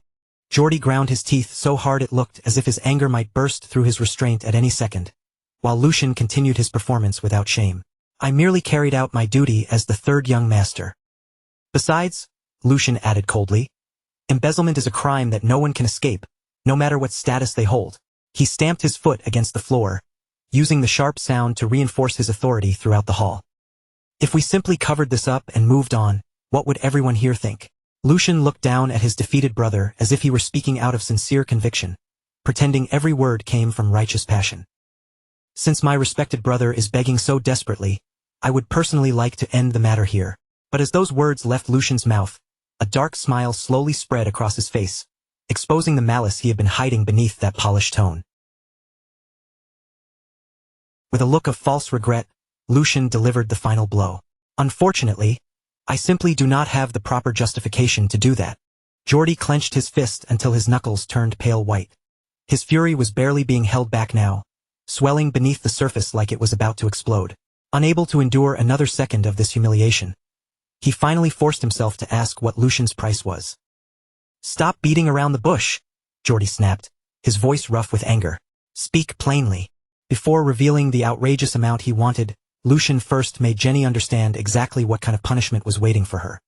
He raised a whip where everyone could see it, his expression ice-cold as he said that, since ancient times, people who dared to lay their hands on another person's property were usually disciplined in ways like this. Jenny shook violently the moment she heard it, her fear clear in every trembling breath. Then Lucian demanded that Jordy return several times the amount supposedly stolen as compensation. The price was so absurd that Jordy could only grind his teeth in powerless fury, completely humiliated in front of everyone.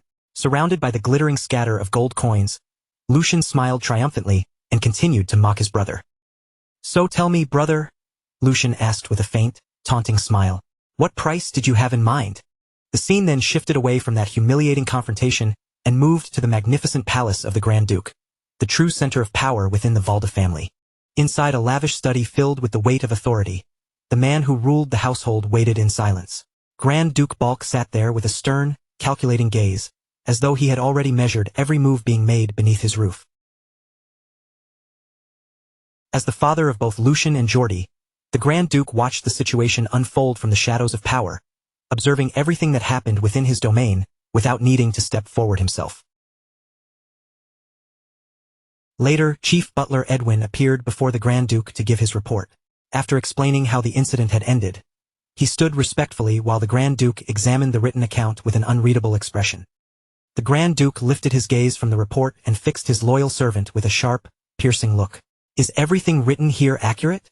Chief Butler Edwin bowed with proper respect and confirmed the truth of the matter. "I have personally verified it." He then began explaining the humiliating result forced onto the second son, making it clear that Master Geordie had paid young Master Lucian. The amount was 10 times the value involved in the dispute, handed over as compensation. Edwin also continued with another important detail, reporting on how quickly Lucian had acted after the incident. "Young Master Lucian has also brought in an outsider known as Hugo," Edwin explained, "and used him to swiftly remove the spies that had been planted inside his annex." The Grand Duke listened quietly as the report neared its conclusion. Because of Lucian's actions, his annex was now guarded more heavily than any other area in the estate. The Grand Duke slowly turned his gaze toward the window, and for a moment, Lucian's reflection seemed to overlap with his own in the glass. He silently reflected on the bold moves made by his youngest son. His expression became thoughtful, as if he were weighing not only Lucian's actions, but also the sudden shift taking place in the family's balance of power. After hearing the entire report from beginning to end, the Grand Duke made his decision. Without hesitation, he ordered that his son be brought before him. "Bring him in." The doors opened, and Lucian stepped into what felt like the lion's den. With measured composure, he entered the study and presented himself before his father. The Grand Duke turned to face him, his expression cold and controlled, wearing the full weight of authority and scrutiny like a mask. Lucian stood in the vast study, surrounded by the heavy silence between father and son. The tension in the room was thick enough to feel against the skin, and Lucian could immediately sense that something had changed. "What is this?" Lucian wondered to himself. His father's gaze felt different from before, sharper and far more focused than the distant look he had been used to. For the first time, his father was not looking at him like an afterthought. He was looking at Lucian as someone who had entered the game. Then the Grand Duke spoke first, his voice carrying the weight of command. "You have caused quite a stir recently, Lucian." Lucian did not flinch. Instead, he answered calmly, "It was nothing extraordinary. I simply disciplined servants who failed to recognize their own master." The Grand Duke placed one hand on his desk, and his gaze hardened. "However, as a result, you disgraced your brother." Then he pressed Lucian directly, throwing the challenge in front of him without softening a single word.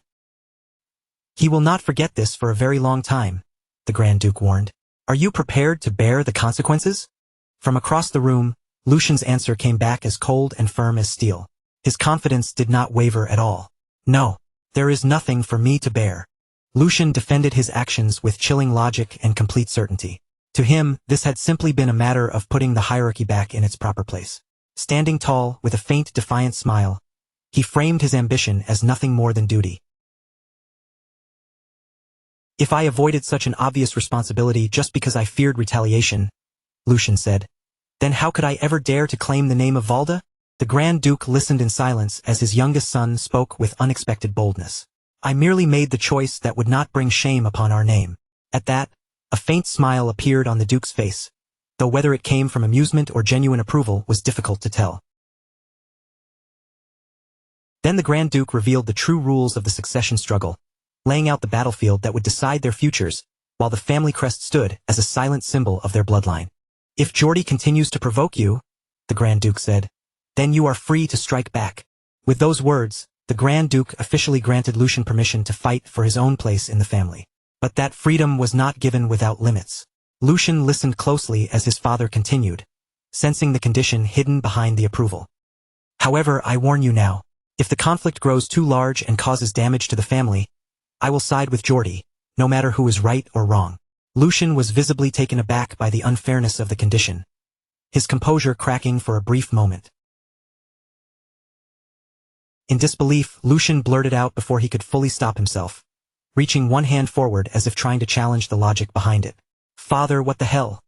But the Grand Duke cut him off immediately, his expression carrying something almost mocking. "Why does that surprise you so much?" Sigmund asked, his voice calm but cutting. He laid out his reasoning without emotion, turning Lucian's attention toward Geordie's long-standing role in the family.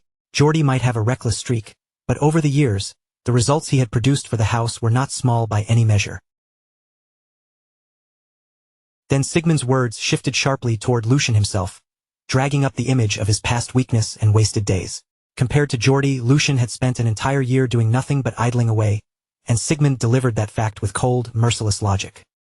As the head of this family, choosing the one who has actually contributed is only natural, is it not? Lucian said nothing for a moment, standing in silence as he absorbed the weight of his father's ultimatum. But after that brief silence, the corners of Lucian's lips slowly lifted. A sly, knowing smile formed on his face, as he finally caught the true meaning hidden beneath his father's words. In Lucian's mind, that order no longer sounded like a restriction, sounded more like a challenge. "If I am not mistaken," he thought, "you are basically telling me to crush my brother underfoot and rise above him." As if confirming Lucian's interpretation, Sigmund continued in a steady voice. "Build your strength and become useful to the family." With that, his advice came to an end. "Then you will understand the answer to your question." The meaning could not have been clearer. Lucian had to prove his own worth. His sharp mind immediately began sorting through the situation, connecting every word his father had just said. "He is deliberately raising the sense of danger to force me forward," Lucian realized. And if Sigmund was speaking this decisively, then there had to be an even deeper implication behind the warning. It meant the structure of the succession would soon be decided. As that conclusion settled in, a smile filled with complete confidence slowly spread across Lucian's face. At that moment, Lucian understood his father's game with perfect clarity. That was why Sigmund wanted him to move quickly and seize the opportunity before it slipped out of reach. Lucian almost found it amusing, seeing how his father pushed him forward through pressure and manipulation. With an ironic smile, he wondered whether all fathers were usually this troublesome. Then, reaching into his jacket, he pulled out a document and thought that if his father cared so deeply about his son's future, he would have to live up to those expectations. Drawing Sigmund's attention once more, Lucian spoke. "By the way, father." Sigmund's eyes shifted, clearly not expecting him to have anything else prepared. Lucian boldly placed the document on the desk before him and asked, "What if I have already prepared my move?" Then Lucian's smile sharpened with triumph as he added, "And it is a very big one." Without the slightest warning, Sigmund snatched the paper straight from his son's hand. The instant his fingers closed around the document, he crushed it into a tight ball, then tore it apart with ruthless force. The scraps scattered down to the floor like falling snow, but the air inside the study only grew heavier. A crushing authority began pouring from Sigmund's body as he demanded to know whether the contents of that report were truly accurate. If this was nothing more than an overexcited, foolish attempt by Lucian to act like he was serving the public good, then Sigmund ordered him to admit it immediately. Sigmund's voice remained controlled, yet each word carried the weight of absolute command, the kind that made deception feel impossible. Lucian did not shrink back. He met his father's gaze directly and answered in an even voice that there was not a single lie in the report. Under the guidance of the writer, Lauren, the investigation had already moved far beyond its beginning stages. Several insiders involved in the drug distribution had been secured, and the testimony and evidence they provided were strong enough to be verified right away. At that instant, an immense blue aura erupted from Sigmund's body, surging through the room like a violent wave. The pressure slammed outward so suddenly that Lucian's instincts reacted before his thoughts could even catch up. His body stiffened in place, every muscle tightening as though an invisible mountain had dropped onto his shoulders. Sigmund's expression darkened, and his gaze sharpened into something terrifyingly close to a death glare. The name Bernhard surfaced in Sigmund's mind, the shameless son of a marquis. Rage boiled up inside him as he thought about the audacity of allowing such filth to corrupt and defile the lands of Valdek. The pressure in the room grew even stronger. Sweat began running down Lucian's face, and each breath became harder to pull into his lungs. Every inhale felt heavier than the last, as if the air itself had turned solid around him. But Lucian recognized the sensation almost immediately. This was not simply anger. His father was testing him. It was the same invisible weight carried by those who protected the empire, the overwhelming force wielded by the sword of the walled family and the terrifying presence of its master. Lucian understood that if this continued much longer, his body might not be able to remain standing. Even so, he forced his pounding heart to calm and asked for permission to make one final point. Sigmund paused for a moment, studying him in silence, then gave a short nod that allowed him to continue. Lucian explained that even if the truth were reported directly to His Majesty, Marquis Logren would simply cut away every loose end and slip out of responsibility. Every illegal act had been carried out through the upper layers of the organization, leaving behind no direct evidence that could clearly be traced back to him. And even if the imperial authority tried to force the matter open, the emperor's concern over factional conflict would likely lead to arbitration rather than a decisive punishment.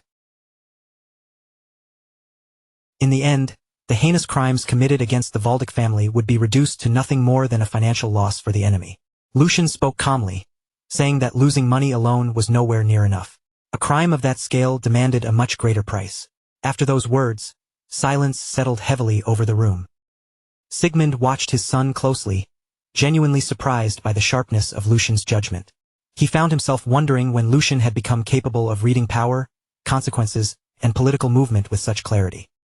After a brief pause, Sigmund told Lucian to explain exactly what he had in mind. Lucian then revealed that he had already secured a method to stop the enemy from escaping. Earlier, an insider had surrendered to him, and this was not an ordinary man either.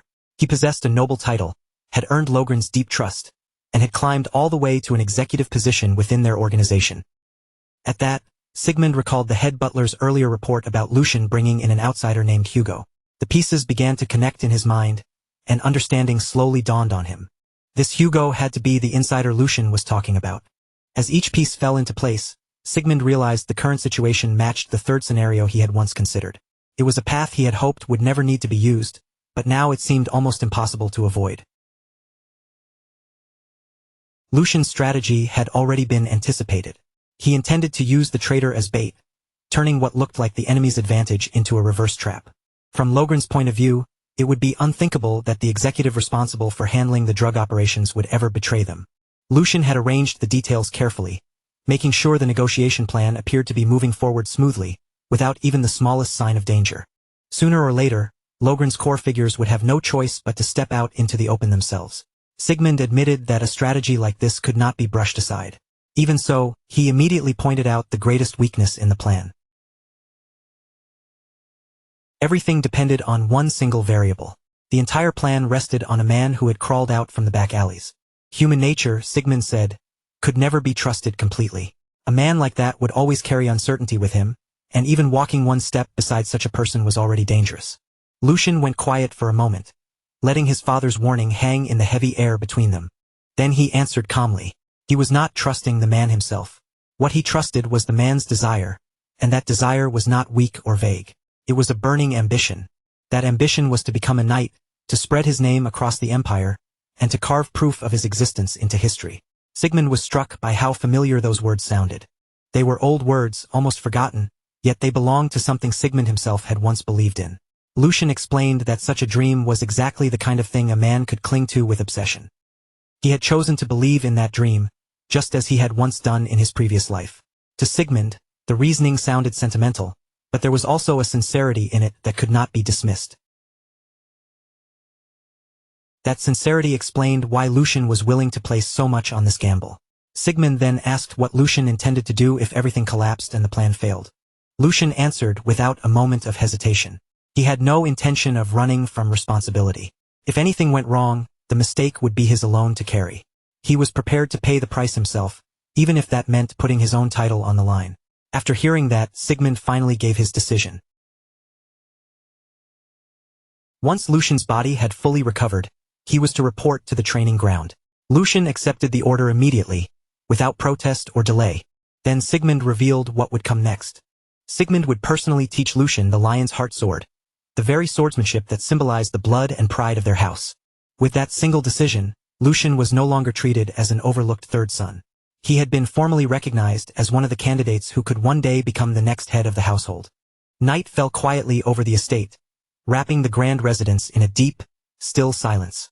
Inside his chamber, Sigmund stood alone near the window, reading in the pale moonlight. The silver glow spilled across the floorboards and reached into the corners of the room, leaving everything around him cold and dim. The head butler entered with soft, careful steps and lowered himself into a deep bow, his face heavy with shame. He lamented that such disgraceful acts had taken place in Melheim, the very heart of the Valdic family, right under their watch. But Sigmund stopped him before he could blame himself any further. He took the responsibility onto his own shoulders, admitting that he had ordered the butler to focus entirely on matters at the border, and because of that, the family's internal defenses had grown weaker. The fact that the third son had uncovered the truth before anyone else was, in Sigmund's eyes, nothing more than a stroke of luck. Bernhard's scheme had been built with great care, designed specifically to slip past their eyes without being noticed. The head butler added that Bernhard's real goal had never been profit or expanding his territory. What he truly wanted was to stain his master's honor. Sigmund gave a quiet agreement, already seeing the shape of Bernhard's intentions. He believed Bernhard planned to use this entire incident later as leverage against him, turning the family's disgrace itself into a weapon he could hold over Sigmund's head. Sigmund also understood that Bernhard ultimately meant to use this scandal as a bargaining chip when dealing with his majesty. The Marquis, blinded by his fear for his own safety, had completely lost sight of the true state of the empire. Then Sigmund shifted the conversation toward Hugo, the man who was now standing beside his third son. The head butler explained that, on the surface, Hugo was known as a gangster who operated a gambling house. But in truth, Hugo was the leader of a newly formed organization that had already shaken the underworld. He was not the kind of man who would easily bow his head and serve someone else. In fact, the head butler had personally gone to meet him, and Hugo had informally accepted his place as Lucian's subordinate. Even as he reported this, the butler could not hide his admiration for the young master's astonishing growth. Growth, Sigmund repeated under his breath, as if weighing the word itself. His thoughts drifted to Hugo, a man who had survived in a world ruled by cunning, violence, and cruelty. A man like Hugo would never have lived this long by trusting empty promises or pretty words. Someone so sharp and ruthless would have been crushed long ago if he lacked the ability to judge people correctly. And Hugo had seen something in Lucian. He had recognized the potential of a lord worth risking his life for. That fact alone said more about Lucian's value than any simple praise could. Sigmund then told the head butler that although the timing was earlier than he had originally planned, he intended to open the path for his third child. Lucian had already shown abilities that could no longer be ignored. The head butler immediately understood the weight behind those words. This was not casual approval. It was a declaration that would reshape the future of the household. Sigmund then added that, starting the very next day, he would begin passing down the family's vision to Lucian. The head butler smiled quietly, showing his approval, and said that it was a proper and decisive choice. Then he asked whether Sigmund had already chosen a swordsman to instruct the young master. Sigmund answered without hesitation. Lord Issen was to be summoned. The head butler's body stiffened the moment he heard that name, shock flashing across his face. Sigmund remarked that it would be a shame to let such a fine horn break simply because of old age. This opportunity, he believed, would become a meaningful chapter in Lord Issen's life as well. When Hans heard the news that Lucian had officially become a successor candidate, he completely lost control of himself.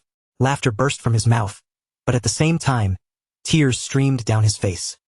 The two emotions mixed together in a chaotic mess, as if his heart had no idea how it was supposed to react. Overwhelmed by the revelation, Hans kept shaking his head and repeating again and again that what he had just heard could not possibly be a joke. Every time he spoke, he stressed the same point, almost as if he were trying to convince himself more than anyone else that Lucian had truly become an official successor candidate. At last, his strength gave out. His hands slipped from his knees, and he collapsed onto the floor, sitting there while openly crying without even trying to hide it. Lucian, clearly irritated by such an exaggerated reaction, tried to stop him with a firm voice. He said that he had already confirmed it several times and demanded to know just how many more times Hans needed to hear it before he finally believed him. When it became obvious that Hans was only spiraling even further, Lucian turned toward Hugo and told him to handle the kid. Hugo stepped forward at once, lifted Hans up with effortless strength, and asked him to calm himself. His voice remained respectful but steady as he explained that, considering the young master's abilities, this outcome was only natural. Then Hugo looked toward the path Lucian would walk from this moment onward and added that it would not be fitting for a senior who served as his right-hand man to be shaken so deeply by this news. Those words struck Hans like a sudden blow. Hans froze completely as the meaning sank in. He had just been acknowledged as Lucian's right-hand man. The shock lingered on his face for a moment before a clear smile slowly began to spread across it. Pride rose inside him so visibly that he could not fully hide it. Still, he tried to brush it off with exaggerated calm, giving a casual shrug as if it were nothing worth making a fuss over. After a brief pause and a small gesture, Hans tried to downplay himself. He admitted that although he had served the young master the longest, he still lacked ability in many areas. And with someone as outstanding as Hugo beside them, he claimed there was no way he could boldly assume such a position for himself. Hearing that, Hugo smiled calmly and said Hans was as humble as ever, exactly as expected of Senior Hans. Hans returned the smile, clearly pleased despite his attempt to act modest. Then Hans teased Hugo right back, asking why he kept saying things like that and jokingly calling him the left-hand man Jr. As Lucian watched their exchange, a quiet smile appeared on his face. Experienced retainers really were different, he thought. Their composure, their mutual understanding, and the effortless balance between them stood apart from anything else. After that brief reflection, Lucian crossed his arms and addressed Hans more seriously. He said that what Hugo had mentioned earlier was not wrong. Before the matter was officially announced throughout the house, it was only natural to inform the two of them first, and the reasoning behind that decision was sound. As he spoke, Lucian glanced toward Hans, who still looked visibly thrilled. Even though Hans tried to keep himself composed, he could not fully conceal the excitement shining on his face. Watching him closely, Lucian's thoughts became more measured. Hans was timid by nature, and his physical frailty could easily become a weakness if left as it was. Even so, Lucian also understood that Hans genuinely cared for him. More importantly, Hans had the grit to remain firmly by his side even when the situation was harsh and unfavorable. That kind of loyalty was something Lucian could evaluate with certainty. Lucian continued assessing him in silence.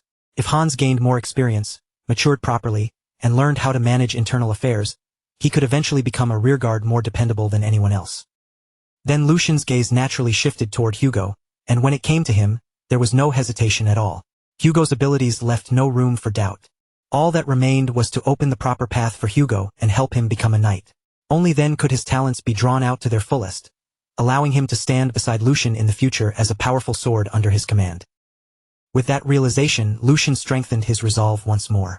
From this point forward, it was time to focus on quality over quantity. One by one, he only needed to build his people properly.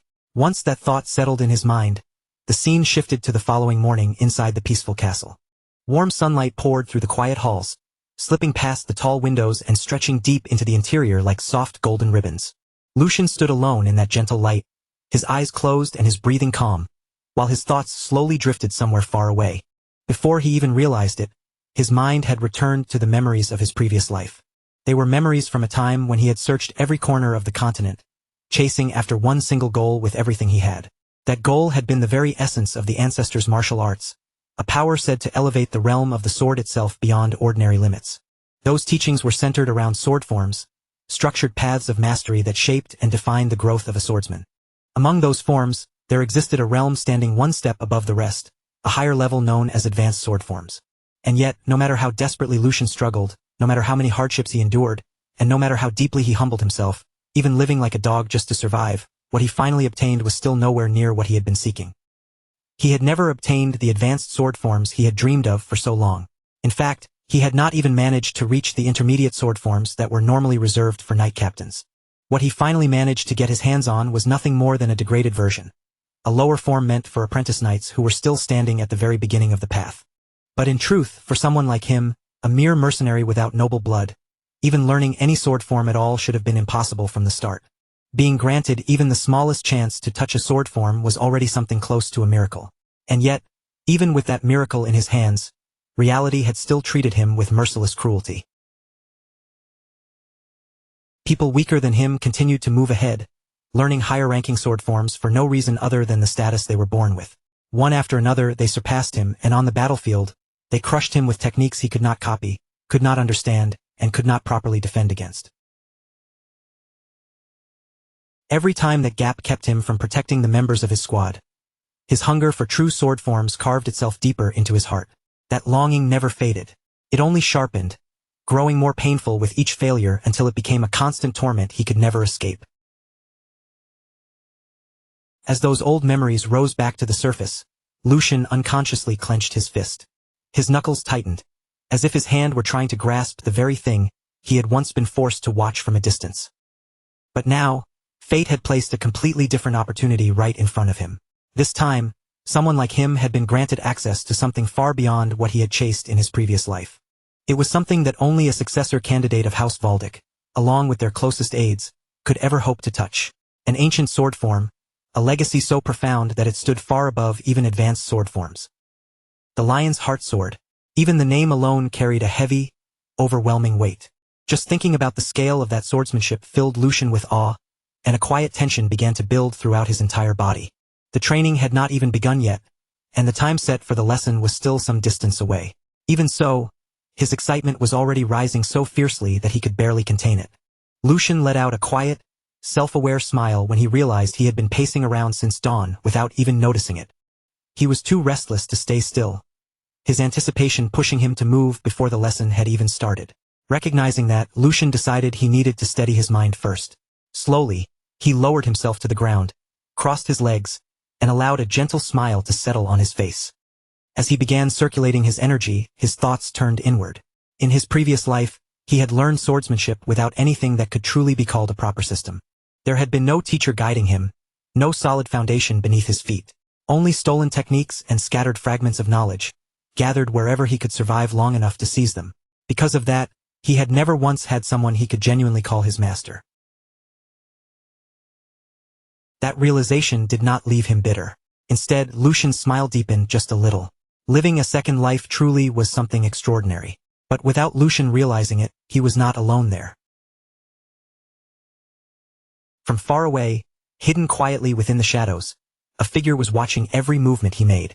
That gaze remained calm and unwavering, fixed on Lucian with silent focus as time passed around them. The one watching him was Sir Eisen himself. A faint smile slowly appeared on Eisen's face. He continued observing the young master as Lucian sat there in composed silence. In Eisen's eyes, there was quiet approval, and in his mind, one thought began to surface. A considerable amount of potential was already taking shape within Lucian. Quite some time had passed, yet the young man had not wavered even once. His posture remained steady, his breathing stayed even, and not the slightest trace of hesitation or instability could be seen in him. As Sir Eisen kept watching, certain details began to stand out more clearly. There were subtle signs in Lucian's composure and control that were impossible to overlook. They were qualities worth paying close attention to. Eisen found himself thinking that guiding this young master would not only be meaningful, but might also provide a brief source of amusement for him. When Sigmund had made the request earlier, Eisen had listened calmly and acknowledged that if the Duke himself was asking for this, then Lucian's talent could not be ordinary. But Sigmund's thoughts had gone even further than that, making it clear that this matter was not simply about talent alone. What had truly surprised Sigmund was Lucian's mindset. It was something entirely unexpected, something that could not be measured by skill, bloodline, or natural ability. Sigmund believed Eisen would understand the weight of those words the moment he saw Lucian with his own eyes. And now, standing there in the present, that belief was beginning to prove true. The great sword saint, Eisen Breitner, watched Lucian closely from where he stood. From a distance, he continued to observe in silence, his sharp gaze never leaving the young man for even a moment. Then, little by little, a proud smile formed on his face. That expression was not simply a recognition of Lucian's talent. It was also an acknowledgement of his unwavering resolve and extraordinary inner strength, qualities that could never be forged through ordinary training alone.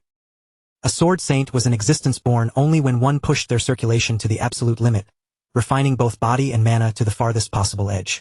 It was not merely an impressive title. It was the summit reached by those who had mastered every known sword form and carved their names into the very peak of the blade's path. Across the Empire's long and blood-soaked history, figures like that were spoken of with reverence, almost like gods standing among ordinary swordsmen. And now, that very being was standing before Lucian. For a brief moment, Lucian forgot how to breathe. He remained rooted where he stood, eyes slightly widened and lips parted as that immense presence settled over him. The pressure was unlike anything he had ever felt before. It was not violent or suffocating like the aura of a veteran forged on countless battlefields. Instead, it was calm, vast, and seemingly endless, like standing alone beneath a boundless night sky. It was overwhelming, yet strangely tranquil. A living legend stood within arm's reach, and that man offered Lucian a gentle smile filled with quiet dignity. Placing one hand over his chest, he gave a respectful bow. It has been some time, third young master. The last time we met was several years ago, during His Grace's birthday celebration. From today onward, I will be the one instructing you. My name is Eisen Breitner. Lucian's expression tightened slightly. So this was him. That morning, Hans had mentioned that his instructor would be a knight who had served the Valdic family since the previous generation, but he had left out the most important detail. This man was the Sword Saint himself. Lucian immediately mirrored the gesture, placing his own hand over his chest before bowing deeply.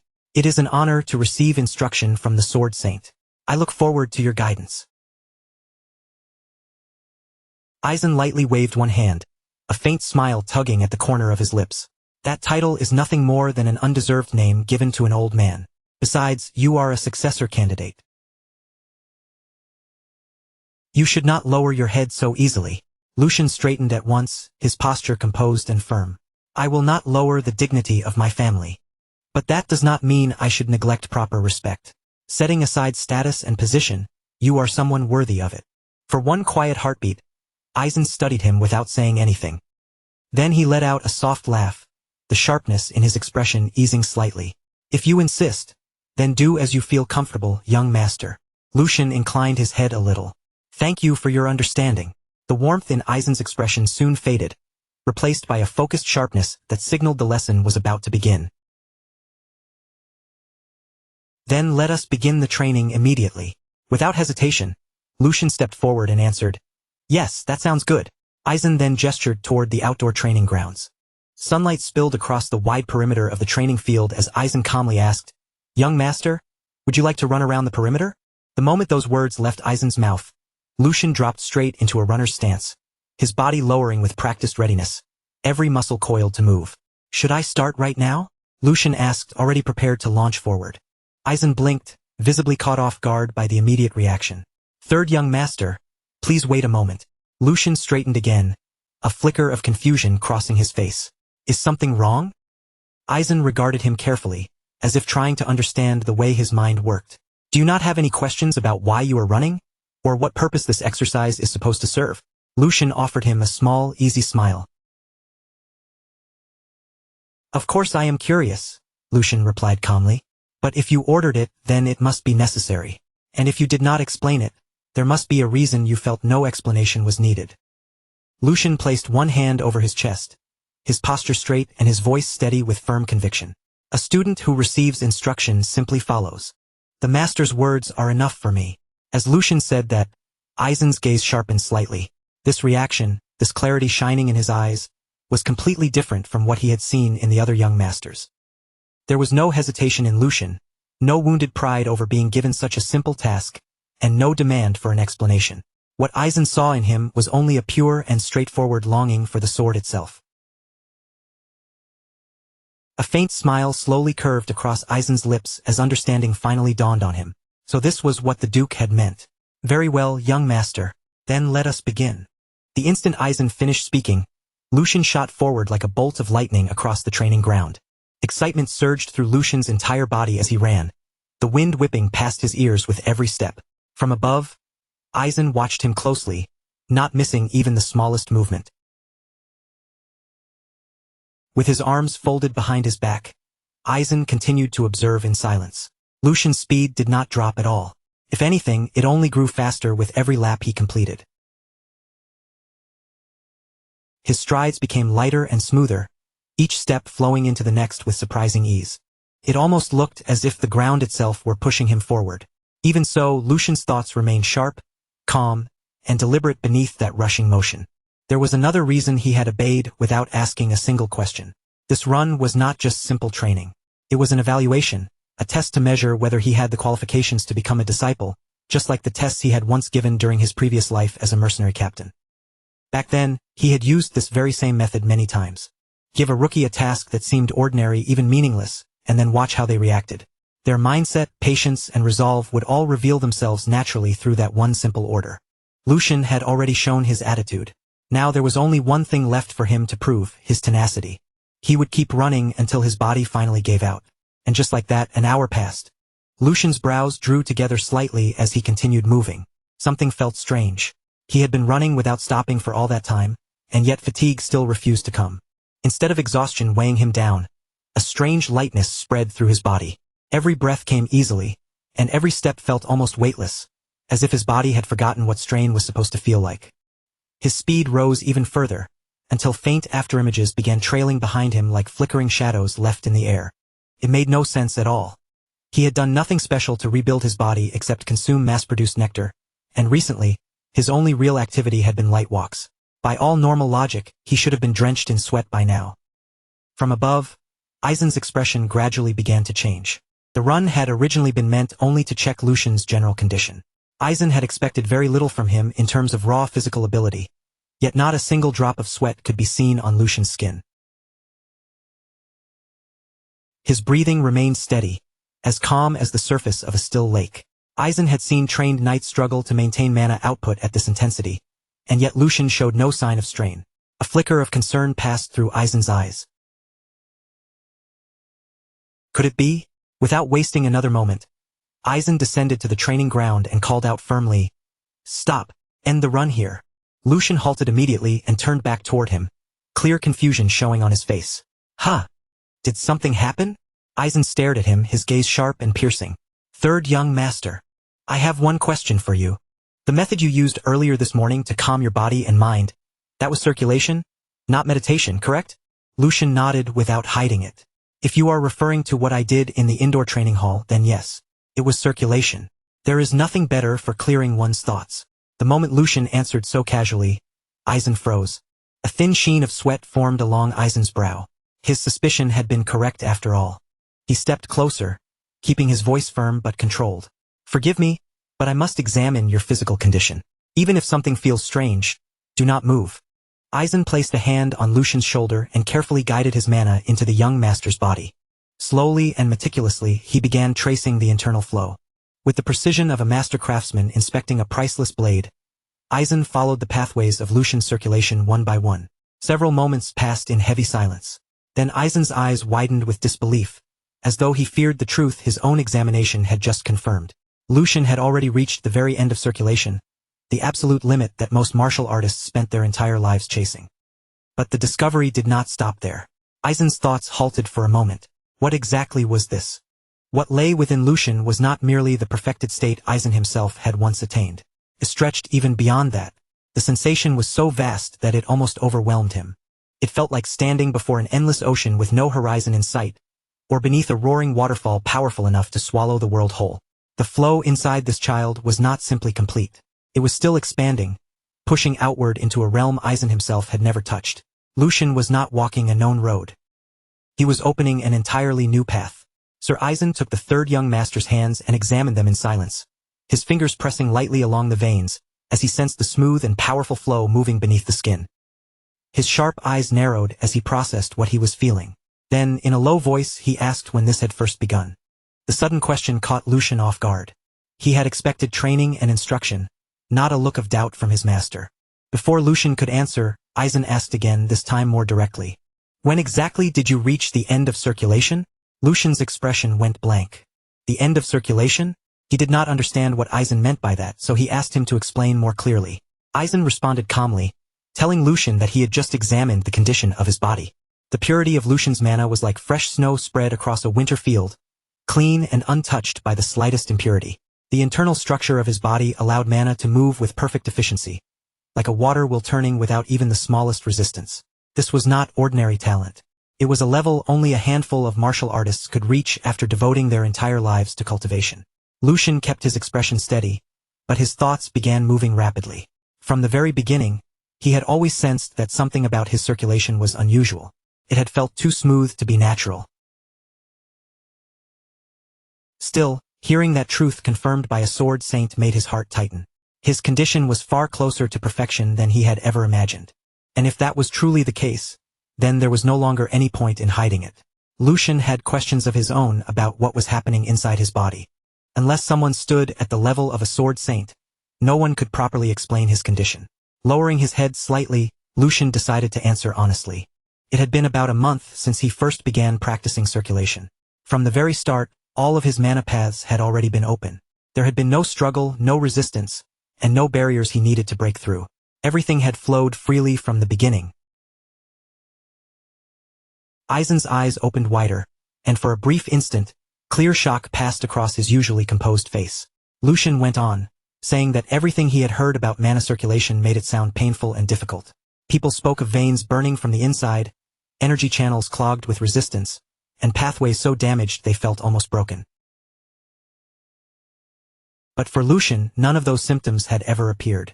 From the very beginning, his mana had flowed through him smoothly, almost as if his body already knew the route and had simply been waiting for him to awaken it. A heavy silence settled between them. Aizen's thoughts moved rapidly beneath his calm expression. Even he had needed decades of discipline, pain, and relentless training before reaching such a level. And yet this young man had touched that same kind of state in only a single month.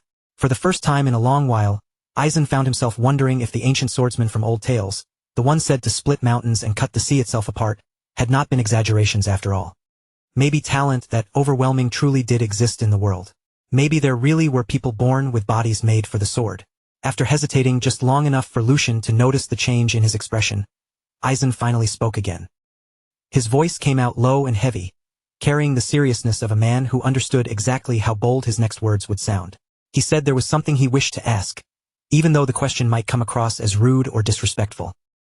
Then Aizen asked it directly. Would Lucian be willing to abandon his position as a successor candidate of House Valdic? For a moment, the entire world seemed to stop around them. Lucian's eyes widened in stunned disbelief. He had never imagined those words would come from Aizen's mouth. Above their heads, the sky spread wide and bright, without a single shadow darkening it. A soft breeze drifted through the courtyard, carrying dry leaves as they scraped and tumbled across the stone ground. For a few seconds, everything around Lucian felt strangely far away, as though sound itself had been pushed into the distance. Aizen's request kept ringing in his ears. Give up the successor position. His confusion quickly twisted into unease, and that unease sharpened into fear. His voice grew tense as he demanded to know what Aizen meant. Aizen met Lucian's anxious stare and immediately understood the storm tearing through the young man's mind. Lucian was already imagining the worst. Was something wrong with his body? Was he unable to learn proper sword forms? Would the mana inside him one day turn against him? Lucian's thoughts began spiraling from one dreadful possibility to the next, each one darker than the last. But Aizen answered him with steady calm, saying it was the exact opposite. Lucian went still. The opposite. Aizen looked straight at him, his gaze firm and completely unwavering. Then, with absolute clarity, he told Lucian the truth. Lucian's body was an ideal vessel for the sword. It was not only capable of drawing out the full efficiency of both mana and physical strength. It held the potential to go even further, to step beyond the limits that most warriors could never even approach. If Lucian chose to devote his entire life to the sword and nothing else, then becoming the next sword saint would not be some impossible dream. For him, Aizen said that path would be within reach. Those words struck Lucian like a bolt of lightning. A sword saint. He slowly lowered his gaze to his own hands, staring at his fingers as he flexed them one by one, as if seeing his own body in a completely new light.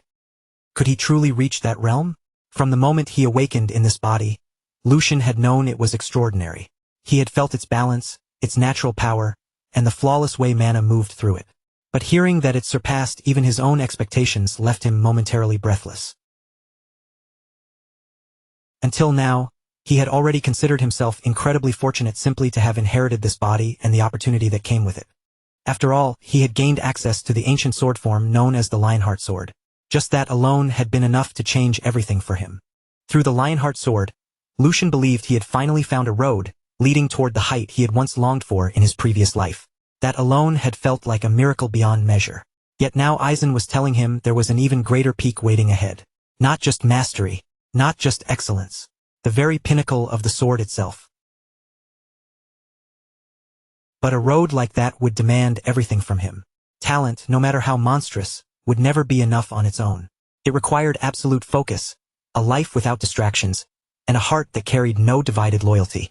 Lucian slowly raised his head and met the old swordsman's eyes. His voice was quiet, but it did not tremble as he asked if that was the real reason behind Aizen's request. Was it because he could not walk both roads at the same time? The path of House Valdic's successor and the path that led toward becoming a sword saint? Aizen nodded without the slightest hesitation. That was exactly right. To be more precise, the problem was time. Even though mana circulation still allowed him to stand straight and move with strength despite nearing 100 years of age, there was a limit he could not deny. Aizen could not ignore the slow decay already taking hold of his aging body. His sword was still sharp, and his power had not yet faded into weakness. But time was merciless. If he wanted to pass down everything he had mastered before death caught up to him, then the years he had left were already far too few. Even if the third son abandoned every other duty and focused only on the sword, the training schedule would still be painfully tight. Lucian's eyes widened slightly as that truth sank in. 8 years. If his memory was correct, that was all the time the Sword Saint had left before death finally claimed him. The realization settled heavily in Lucian's chest. Aizen was not exaggerating. There truly was almost no time left. In an ideal world, Lucian knew what he should do. He should accept the offer without hesitation and give himself completely to the blade. It was the kind of chance he had longed for across 2 lifetimes. The chance to chase the summit without restraint, to stand at the highest peak of swordsmanship, and to carve his name so deeply into history that no one could erase it. But the future Lucian remembered was not something that could be survived by strength alone. The coming years would plunge the world into chaos. Nations would collide, alliances would crack apart, and power would shift like sand beneath a violent storm. The ones who endured would not simply be the strongest fighters. They would be the ones with legitimacy, names that could command loyalty, positions that could gather armies, and authority that gave others a reason to rally behind them. Martial strength could win a battlefield. But strength by itself could never control the entire storm. This was the dream Lucian had once held closest to his heart, to pursue the ultimate realm of the sword and live for nothing but the blade. Yet dreams were not the only things that mattered anymore. Lucian lowered his head respectfully and apologized to Aizen. He said he wished to remain a Valdic until the very end. The offer was far greater than someone of his position deserved, and he was sincerely grateful for it. But even so, he could not accept. His voice stayed calm as he spoke, though something inside him tightened painfully with every word. Aizen watched him in silence for a long moment. Then the old swordsman released a quiet sigh and said that he was the one who ought to feel ashamed. Aizen murmured to himself, wondering what he had done in his youth to become so greedy in old age. Through the third son, it seemed he had been trying to leave something behind before his own time ran out. He wanted proof that his sword would not simply vanish with the passing years. Perhaps he had wanted to see the legacy he carried placed into hands worthy enough to bear it forward. Lucian did not answer right away. Aizen's quiet regret hung in the air between them, heavier than any argument could have been. Then Lucian carefully raised a question of his own. If, by some chance, there was another person with talent besides him, what would Aizen do then? Far away from that quiet courtyard, the scene shifted beneath the blazing sun to a wide field prepared for riding practice. Across the open land, a young nobleman drove his horse forward at full speed, cutting through the field with fearless momentum. The horse thundered over the ground, leaping cleanly across low wooden fences and weaving between scattered obstacles with practiced precision. Dust billowed up behind them in rolling clouds. The rider's posture remained sharp and confident, his hands steady on the reins as he controlled every movement with practiced ease. Behind him, a heavy-set butler was desperately trying to follow on foot, struggling with every step as the distance between them kept stretching. His face had turned red from the effort, and he shouted into the wind as he ran. The news about the third son had been confirmed. The rider yanked sharply on the reins, forcing the horse to come to an abrupt stop. He turned back with disbelief written clearly across his face. So those ridiculous rumors had actually been true. That fool had really been recognized as a new candidate in the succession. This young noble was Joshua Valdic, the fourth son of House Valdic.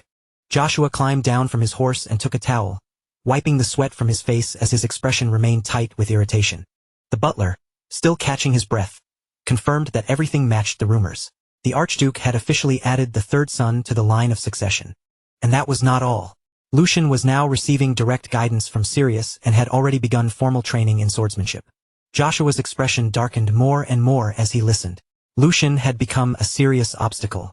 Even before this, gathering support had never been easy for him. With 2 older brothers already casting long shadows over him, Joshua had been forced to earn every ally carefully and persuade every neutral faction one by one. But now, those same people had another option to consider. His anger finally flared beyond control. Joshua snapped his arm out and threw the towel aside, letting his frustration show plainly across his face. Could Lucian not have just stayed tucked away in the corner of his room like he always had, quiet and harmless where no one had to think about him? Would it really have been so impossible for him to remain useless, silent, and out of Joshua's way? The butler quickly lowered his voice and urged Joshua to be careful with what he said. But that warning only poured more oil onto Joshua's anger. How was he supposed to stay calm when the fragile loyalty he had barely managed to gather could start shaking at any moment? Political support was no different from delicate glass held in trembling hands. The moment even one crack appeared, it could never be restored to its flawless original form. And the mere act of calling Lucian his brother was enough to make Joshua's blood burn with disgust. They had only been born a few months apart, a difference so small it should have meant nothing. Yet now, that tiny gap suddenly carried real weight. Joshua forced air into his lungs, trying to steady himself, because blind rage alone would not solve this problem. He lightly bit down on his nail, his mind racing as he realized he could not simply sit back and do nothing. There had to be a way to deal with this. Then, in the middle of that restless silence, an idea took shape, and his eyes grew sharp. Since Lucian had started learning swordsmanship, it would only be natural for him to need someone to spar with soon. After all, training with a blade could not continue forever without a proper opponent. Joshua turned his gaze toward the butler and gave a cold order, telling him to prepare 2 sharp swords at once. He did not mean wooden practice blades or harmless training weapons, but real live steel meant for actual combat. The butler froze on the spot, stunned by what he had just heard, while Joshua's lips slowly curved into a thin, controlled smile. All he needed was to teach his dear brother one simple lesson. The scene then shifts to Lucian standing with the sword saint. Lucian looks at him with a calm, steady expression and asks what he would do if someone with genuine talent were to appear before him. He adds that he does not mean himself. It might take some time to find that person, but this individual would be gifted enough to make up for the delay. He was speaking of someone with the kind of talent that could leave a scar on the sword saint's name, even 100 years into the future. When the sword saint hears those words, a faint smile slowly appears on his face. Then he answers in a gentle voice, carrying a tired softness beneath it, saying that his heart feels heavy, almost as if he is leaving behind a burden for someone else to carry.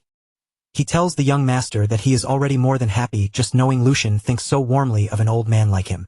So he asks Lucian not to trouble himself with such matters any further, and with quiet sincerity, thanks him for his kind words. After hearing him speak, Lucian only answers softly, calling him sir, but deep inside, his thoughts continue moving far beyond that simple reply. Just as Lucian expected, the sword saint clearly believed the whole thing was nonsense. Even a famous swordsman would not be enough to catch his attention so easily. So it made sense that he would doubt Lucian's words, especially when those words came from someone who had only recently begun training, yet was already claiming that he could present him with a disciple. Even so, Lucian believed the sword saint could still look forward to it. If Lucian himself was a heaven-sent vessel acknowledged by the sword saint, then surely there had to be another person chosen by the heavens as well, someone born with a true gift for the sword. In truth, even though that person would have a frail body and his swordsmanship would still be far below others for now, his talent alone would one day allow him to become the very embodiment of the blade. He would become a figure who swept across the battlefield like a storm made of steel. Sword Demon Felix. In time, he would become Lucian's most powerful follower, and the disciple who would inherit everything the sword saint passed down. After some time passes, the scene changes once again. Lucian and Aizen have arrived at the training grounds. The air around them is calm, but there is a quiet tension hanging over the open space as Aizen begins speaking in a steady, instructive tone. He says that before they begin the lesson on swordsmanship styles, they should first check how much Lucian has improved. He instructs the young master to face the wooden training dummy in front of him. Aizen tells him to perform vertical, horizontal, and diagonal strikes. And if Lucian has truly practiced mana circulation, then he should also be able to control and manipulate mana through the sword. He carefully lays out every point Lucian needs to show, making sure no important detail is left unsaid. Then, after a short pause, he adds one final instruction. He tells Lucian to show him a strike infused with mana. Hearing that, Lucian quietly turns his thoughts inward. This would be the first time he had ever held a sword using Lucian's body, so he knew he had to control his strength carefully. But since Lucian had apparently studied swordsmanship before, that thought helped steady his mind a little. With that decision made, Lucian prepares himself, his fingers tightening firmly around the sword's hilt. His stance lowers and settles into place. Then, without a trace of hesitation, he brings the blade down in a clean vertical strike, making the wooden dummy tremble slightly from the impact. Right after that, he follows through with a precise horizontal slash, then a sharp diagonal cut, each movement connecting more smoothly and naturally than the one before it. At last, Lucian draws in a quiet breath and concentrates, letting mana flow into the blade in his hands. A powerful surge of energy begins gathering around him, but it is not only the sword that reacts to the force. A fierce light seems to flare inside his eyes as well, as though the energy itself is burning behind his gaze. In the very next instant, he steps forward and releases the final attack. The mana-filled blade cuts through the air with a force far beyond an ordinary swing. The training statue standing before him cannot endure the impact. It shakes violently from the blow before finally collapsing to the ground. Brought down by the sheer power behind Lucian's strike, the fallen training dummy lies at his feet as a faint smile slowly spreads across his face. At that moment, Lucian feels as if he has performed quite well, especially considering this was his very first attempt using this body. Inside, a quiet sense of satisfaction rises in him. Since this was his first try in Lucian's body, he admits to himself that his movements were still somewhat lacking. Even so, he wonders if his form was decent enough for a beginner, and whether Sir Eisen had expected anything more than that. A small flicker of doubt begins slipping into his mind, though he still believes his performance was fairly good. A short distance away, Eisen watches him closely, his gaze calm and unreadable, as if he is measuring something much deeper than simple technique. After a brief silence, Eisen finally speaks. He says he had suspected Lucian possessed ability, but once again, the young master has surprised him, if only for a fleeting second. Lucian feels a spark of pride rise in his chest at those words, but it is extinguished almost immediately by what comes next. Eisen states plainly that, to put it simply, the performance was pathetic, and the blunt judgment lands harder than any sword strike. Lucian's eyes widen in complete shock, his earlier confidence breaking apart in an instant. Unable to hide his disbelief, he asks what Eisen means by that. Eisen meets his gaze without hesitation, his expression unchanged, and tells him that he did not mishear. The Sword Saint continues in the same steady voice, mercilessly honest. He says he does not know the reason, but terrible habits are clouding every swing Lucian makes. By ignoring the fundamentals, his sword resembles that of a mercenary desperately struggling just to survive. He explains that Lucian is focusing only on power and speed, while there is no proper balance between his body and his mana. Because of that imbalance, even a sharp sword becomes dull in his hands, and openings appear in every movement he makes. Then Eisen goes even further, asking how long Lucian thinks it took him to coat the blade in mana during that final blow. Lucian listens carefully, each word pressing down on him with increasing weight. After a short pause, Lucian gives an honest answer. He says that since he was channeling mana into the sword, it seemed to take around 1 or 2 seconds. Upon hearing this, Eisen repeats those words back to him in a low, pointed tone. Eisen quietly repeats the 1 to 2 seconds Lucian had mentioned so casually, letting the weight of those words hang in the air. Lucian blinks in confusion, unable to immediately understand why such a short delay could matter so much. Before Lucian can fully process what he means, Eisen suddenly lifts his wooden sword and points it straight toward him. The movement is sharp, deliberate, and controlled, as if he wants Lucian to feel just how dangerous even 1 or 2 careless seconds can truly become. Eisen's wooden blade remains fixed steadily at Lucian's throat, close enough to make the warning impossible to ignore. Then he finishes in a calm voice, telling him that this amount of time is more than enough for an enemy to kill him. His voice is not loud, and there is no anger in his expression. But that calmness only makes the truth sink in even deeper. Eisen tells him that this lesson must begin with understanding the weight of that burden. An enemy would never let such an opening pass by. As Lucian feels the wooden sword's tip resting lightly against his neck, the realization finally hits him. He had not even sensed when Eisen moved, and that cold fact echoes sharply through his mind. He had not noticed anything until the blade was already touching his neck. The thought makes him feel foolish, and a deeper chill follows right after. He could have died without even realizing his head had fallen, and yet somehow, he is still thinking with frightening calm. Fragments of old memories begin to rise in his mind, pieces of battles, brushes with death, and moments where survival had balanced on the thinnest edge. Between staying alive and being defeated, the difference could be nothing more than a single heartbeat, or 1 careless second. Slowly, Lucian lowers his gaze in acknowledgement before looking up again with a much more serious expression. He firmly says that he will keep Aizen's words in mind, and that before anything else, he will correct both his bad habits and his mindset. In front of him, Aizen watches quietly, measuring not only Lucian's skill, but the resolve now forming behind his eyes. After hearing Lucian's determination, Aizen speaks once more, his voice firm and unwavering. He tells the young master that even a naturally talented body cannot accomplish everything, and that physical strength alone will never be enough to defeat an experienced mana user. He continues by explaining that if the body cannot properly support the mana, then all that energy will simply be wasted and create openings. And on a battlefield, those openings are nothing less than an invitation for death. Every word carries the heaviness of experience as Aizen explains how to draw out the sword's true power. As he speaks, mana begins rising from his blade, not wildly or explosively, but with a smooth current-like flow beneath perfect control. The air around him tightens as the energy gathers, and he states that internal strength and external strength may be different, but they must move together as one single flow. Aizen says true greatness is born from harmony. The moment those words leave his mouth, he steps forward and releases a mana-charged strike toward the training dummy. At first glance, the attack looks almost ordinary, clean and simple, without a single unnecessary motion. For a brief moment, it even seems as if nothing has happened at all, and the dummy remains standing there completely untouched. Then, without the slightest warning, the entire dummy collapses into fine dust. The particles scatter through the air as if the target had never truly been solid in the first place. Aizen calmly lowers his sword and turns his steady gaze back to Lucian. He tells the young master that this is the path of the sword he must walk from now on. A few days later, the training continues in a new scene. Inside the training hall, the swordsmen have locked themselves in for another grueling round of practice. The session is intense from the very beginning, and the atmosphere feels heavy, filled with the sharp, repeated echoes of blades clashing against one another. At the center of the hall, Lucian and the Sword Saint continue their practice.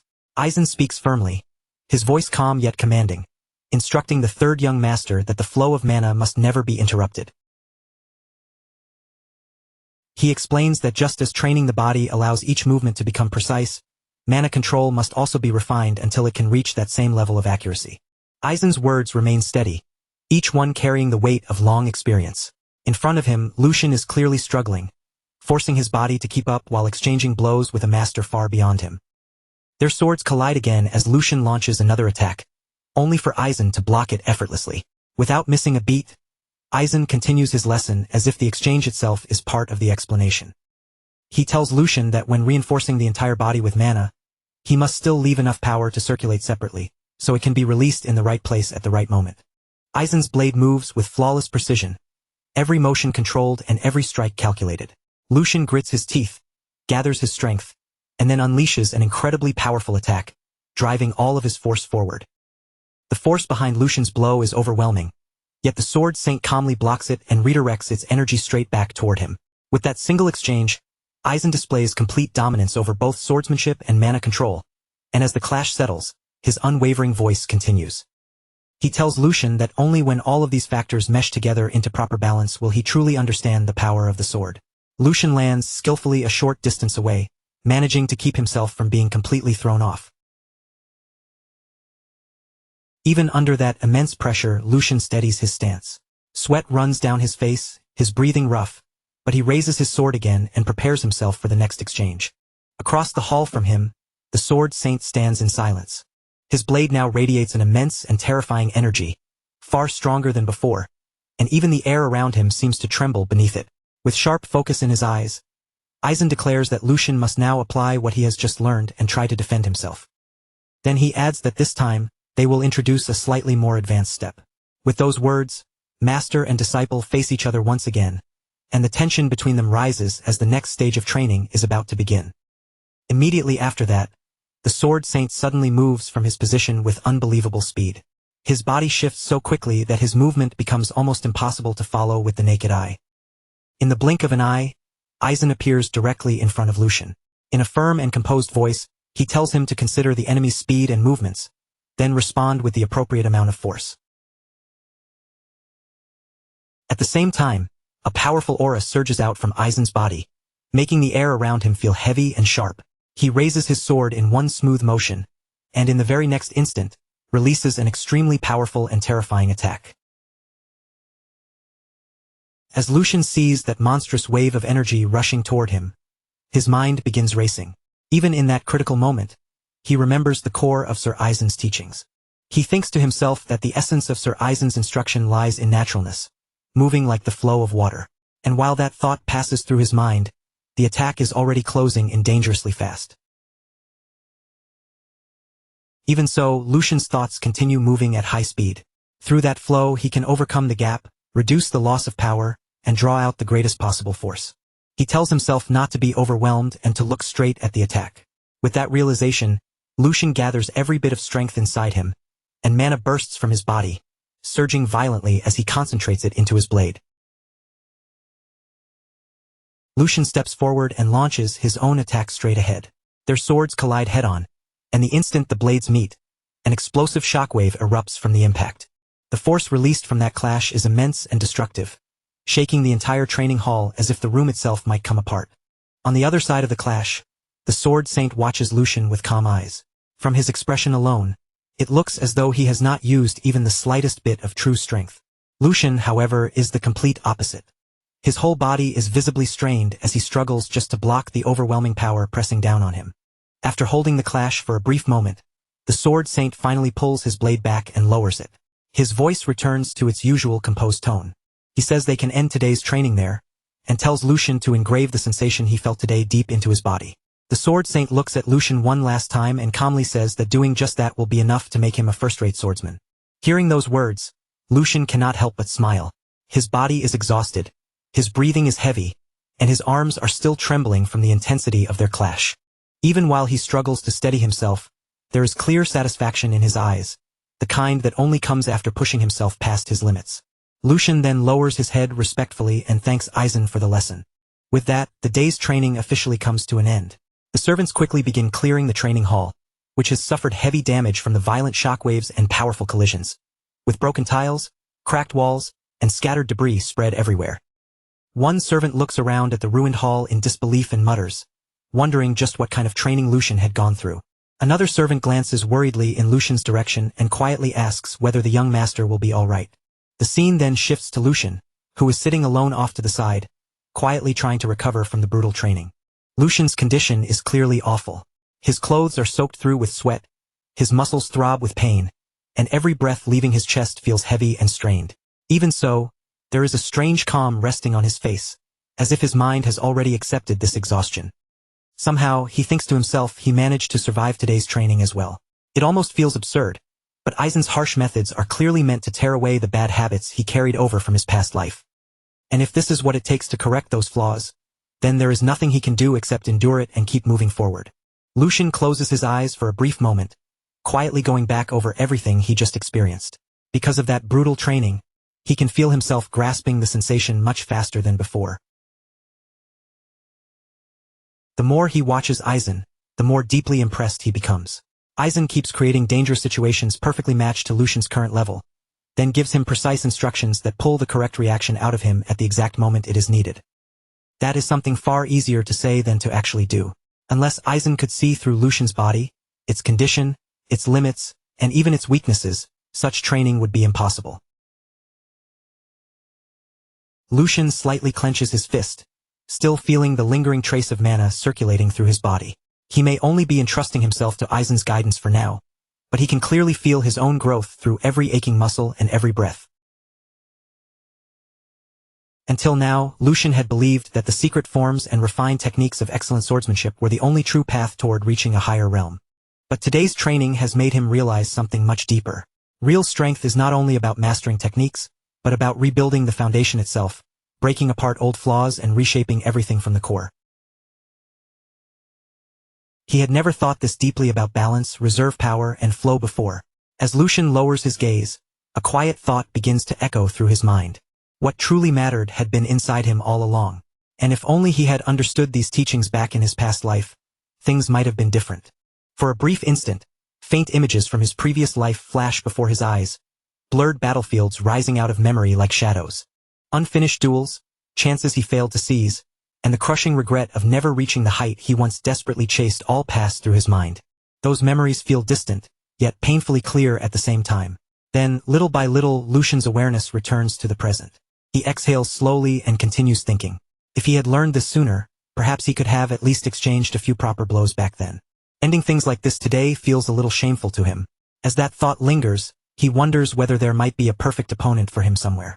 Then a certain person comes to mind. But before Lucian can fully settle on that thought, the sound of footsteps echoes through the training hall. The fourth young master has arrived. Joshua walks forward with confident steps, then offers a slight bow as if every movement has been carefully polished. He greets Aizen respectfully, asking whether he has been well, and introduces himself as his disciple, Joshua. Aizen answers in his usual composed tone, welcoming the fourth young master before asking what has brought him here so unexpectedly. He adds that he is currently training the third young master, so if Joshua has something to say to this old man, he should come back later. Joshua simply gives a faint smile and shakes his head. He says there is no need for that. Aizen's eyes narrow slightly as he asks if the reason Joshua came here is exactly what he suspects. Joshua calmly replies that Aizen is correct. Since his brother has finally opened his closed doors and committed himself to training, he believes this is an important moment. As the younger brother who began learning first, Joshua says he wants to help with Lucian's training. Then his gaze shifts toward Lucian, a subtle spark of competition gleaming in his eyes as he asks what he thinks. Brother Lucian, the perfect opponent, has just walked in on his own. The air inside the training hall changes at once. What had been quiet exhaustion only moments ago now turns into sharp tension, and Lucian slowly raises his head.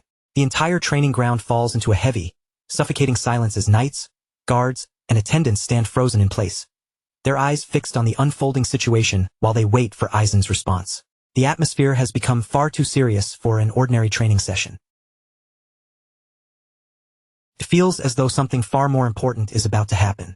Slowly, Aizen turns toward the fourth young master, his expression tightening as he demands an explanation.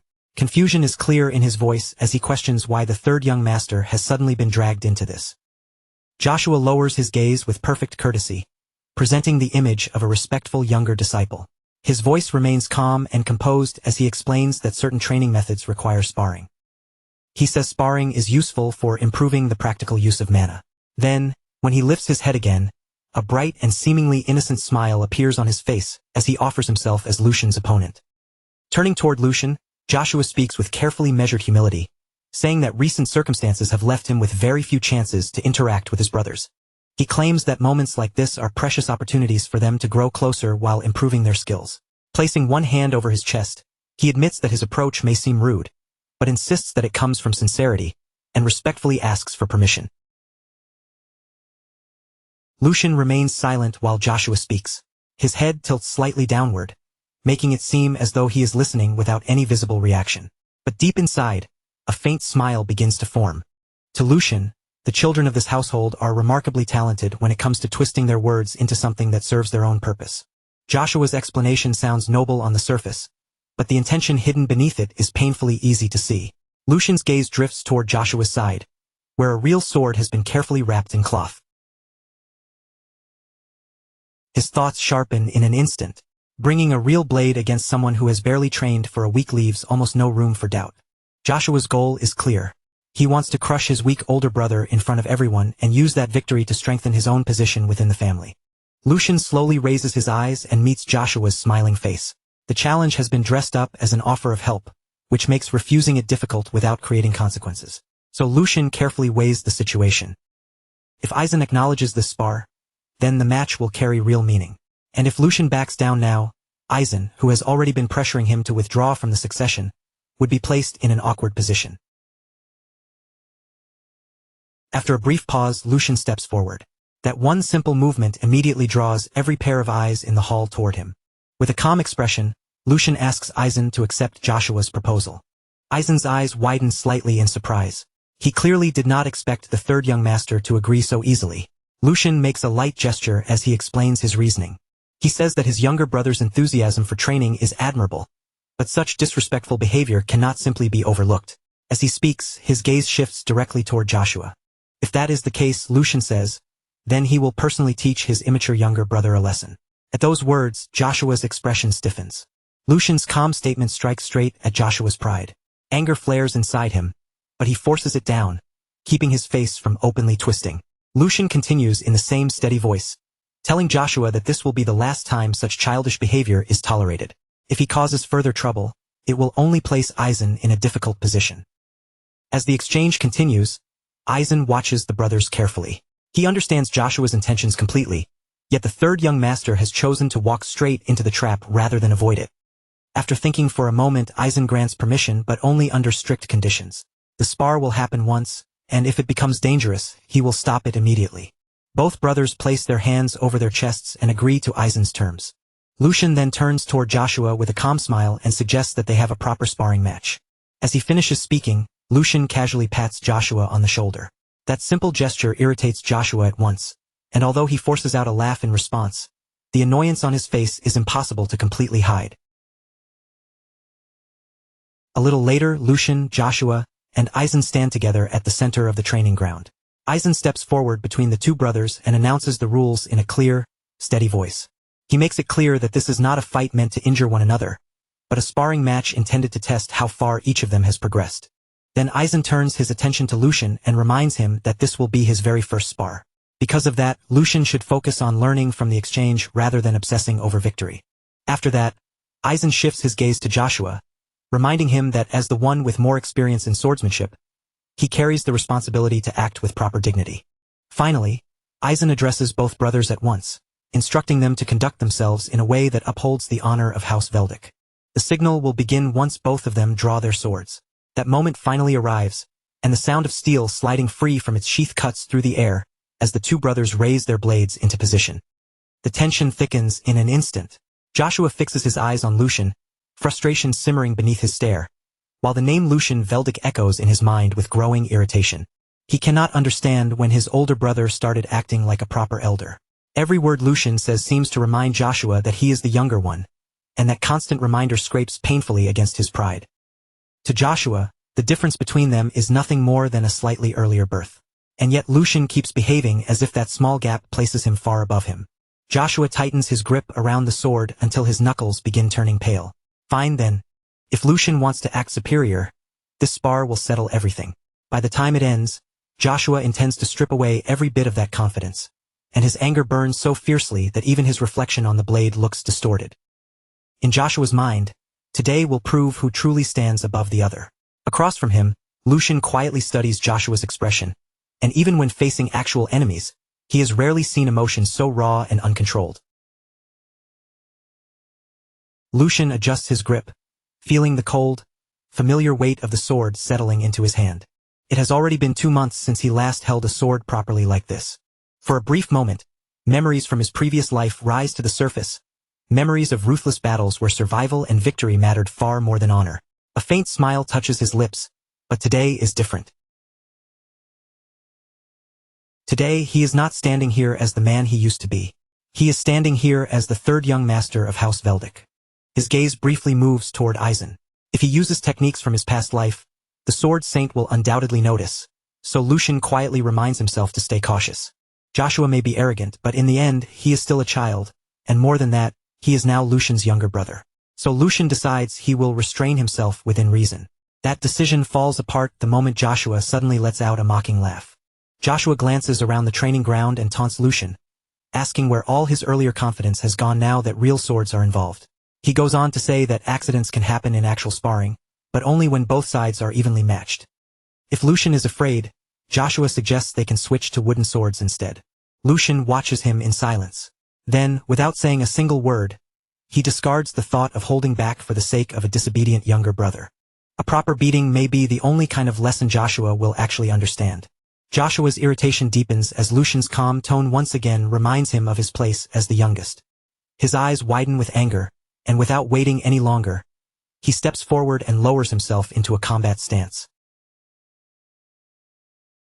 In the next instant, Joshua bursts forward, charging straight toward Lucian with fury blazing in his eyes.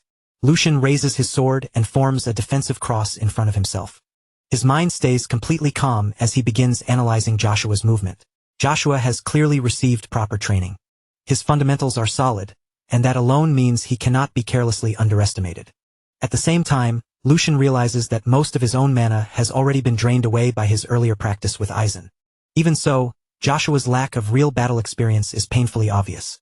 The fact that he fell for such a simple provocation proves it. Lucian shifts his stance, sliding his rear leg back into position. Mana quietly gathers around it as he applies Aizen's teachings, concentrating his power with precise control while Joshua continues rushing in. Then, in a single explosive instant, blue mana bursts from Lucian's back leg. His body shoots forward with terrifying speed. He vanishes from where he had been standing, leaving streaks of blue light behind him as he closes the distance in the blink of an eye. That sudden burst of speed shocks everyone watching the match. Aizen's eyes widen in surprise, and even the guards around the training ground freeze in disbelief.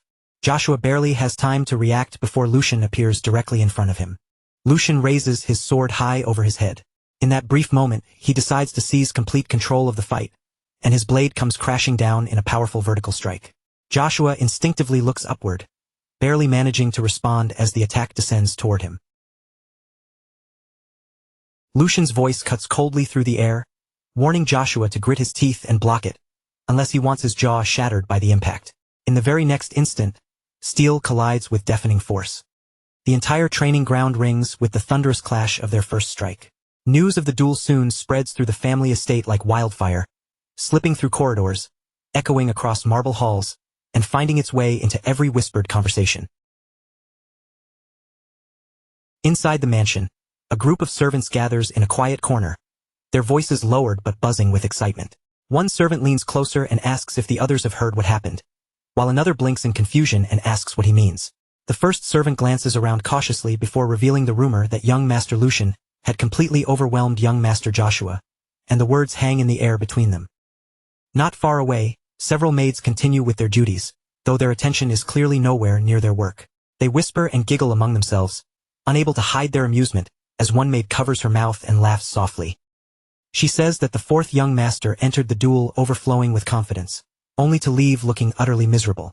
Another maid adds that when she first heard the story, she nearly cried from laughing so hard.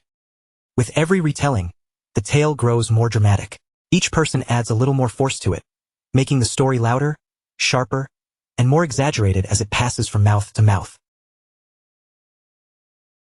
And at the center of all those spreading rumors is Yuko, moving through the estate with perfect timing. Wherever he goes, he shares the story with enthusiasm, bringing every detail to life as if he witnessed it all himself. At one point, Angus approaches him and remarks that the timing could not have been better. He has already heard whispers that even the Sword Saint acknowledged Lucian's talent. Yuko then leans in closer, as though he is about to reveal a forbidden truth, and says that since the story has already spread this far, he might as well tell them what really happened. But he warns them that it is strictly confidential, which naturally only makes the rumor spread even faster. Before long, Angus begins retelling the story with even greater excitement, describing how Lucian utterly crushed Joshua and casually took his sword as if it were nothing, leaving everyone present frozen in complete shock. Meanwhile, far away from all the noise and chatter, Lucian stands quietly by the window inside his room. A faint hum slips from his lips as he gazes outside, his expression calm and almost indifferent. He knows very well that rumors are storming through the mansion, and a subtle smile slowly forms on his face.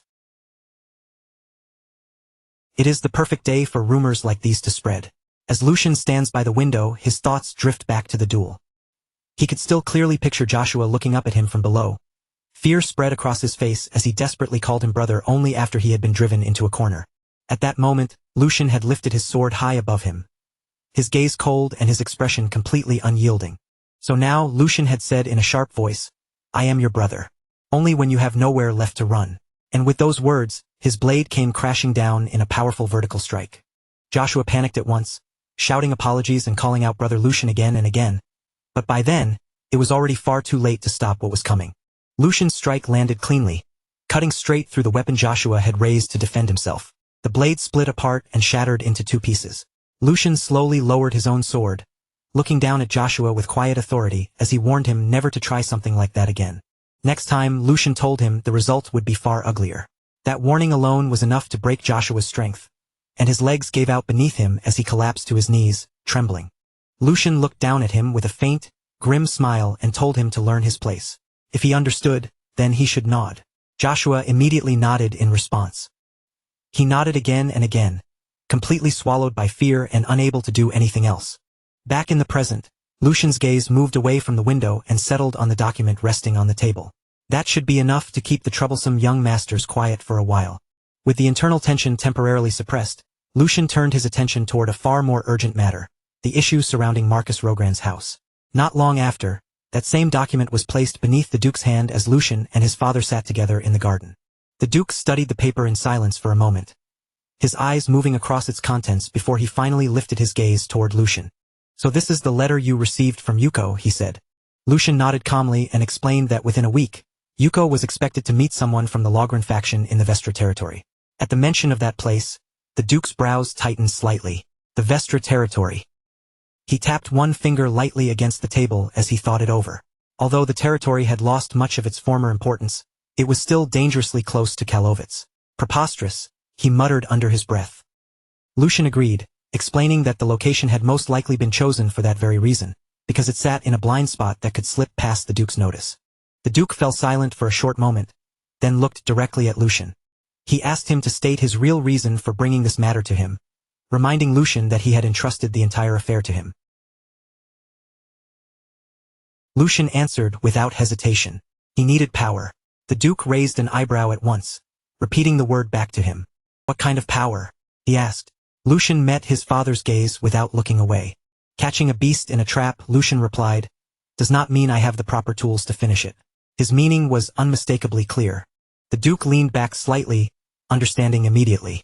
"So," he said, "you came to the person who possesses those tools." He studied Lucian carefully before adding that it was a rational choice.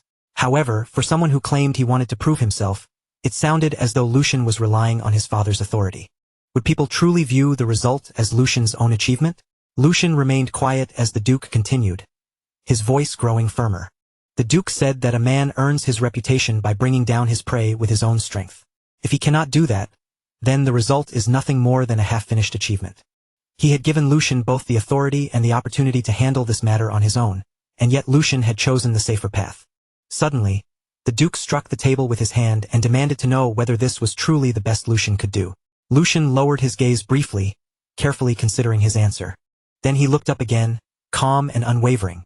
"If that path guaranteed success," he said, "then he would take it without hesitation." His voice did not shake in the slightest. The royal road his father spoke of was only open to those with overwhelming power. Everyone else had no choice but to walk through the shadows beneath it. Calling reckless bravery courage was nothing more than arrogance. Even if it succeeded, it would still be reckless, and if it failed, everything would be lost. Lucian paused for a moment, then added thoughtfully that, to him, the essence of a hunt was not the act of killing itself. What truly mattered was what the hunter was trying to protect. As he spoke, Lucian reached out and gently plucked a nearby flower, holding it between his fingers. If he could remove the threat completely, why should it matter if others called the achievement half-baked? That said, Lucian added, he had no intention of pretending to be some kind of saint either. If the person meant to receive the credit could one day no longer even draw their bow, then the one destined to inherit that credit would already be decided. The Duke listened in silence. Then, after a moment, he let out a quiet chuckle and turned his attention back to his cup. "That answer was sufficient," he said. He remarked that he could not remember the last time someone had spoken to him that way, and he certainly had not expected it to come from Lucian. A faint smile touched his lips. "That was a good answer, Lucian." A small sense of relief settled inside Lucian, but the Duke was not finished speaking yet. The Duke said that a man must have conviction in the path he chooses. If he falters just because of a single word, then he will never accomplish anything. Lucian asked whether this had been a test, and the Duke confirmed it without hesitation. He wanted to see whether Lucian would waver under pressure and authority. Hesitating was understandable when someone did not know the answer, he said. But no one would follow a person who could not protect his own convictions. Such a person was unfit to lead and unworthy of being called a man. Lucian reflected quietly, realizing that he had suspected as much from the beginning. There were no shortcuts when dealing with his father. Even so, this conversation had gone well enough. When Lucian tried to ask about support for the operation, the Duke cut him off before he could continue. "It is father," the Duke corrected calmly. Then he went on, saying that he would give Lucian the tools he needed, but a large force would draw too much attention. The Rogrand faction would move quietly. They would act with a small elite group, and Lucian would have to do the same. Lucian nodded in agreement and requested a few skilled knights from within the family. The Duke looked at him for a moment before answering that he would lend him the Black Lions. The Duke leaned forward slightly, his voice carrying a heavy weight. If Lucian wanted to understand the true burden of the one who sat in that seat, then he should go and experience it for himself. 1 week later, Vestra stood as nothing more than a hollow remnant of what it had once been. The city had long since lost its purpose, its streets resting empty beneath a heavy silence while its buildings slowly crumbled after years of neglect, even though it remained dangerously close to Kalovitz. There was no real worth left in this place anymore. No resources to exploit, no living presence to protect, nothing that could still justify keeping it alive. Vestra had once been prepared as a reserve city, but after being left behind by time, only the occasional passing vanguard ever bothered to set foot there. Now, calling it a city almost felt wrong. It was closer to a graveyard made of stone and silence.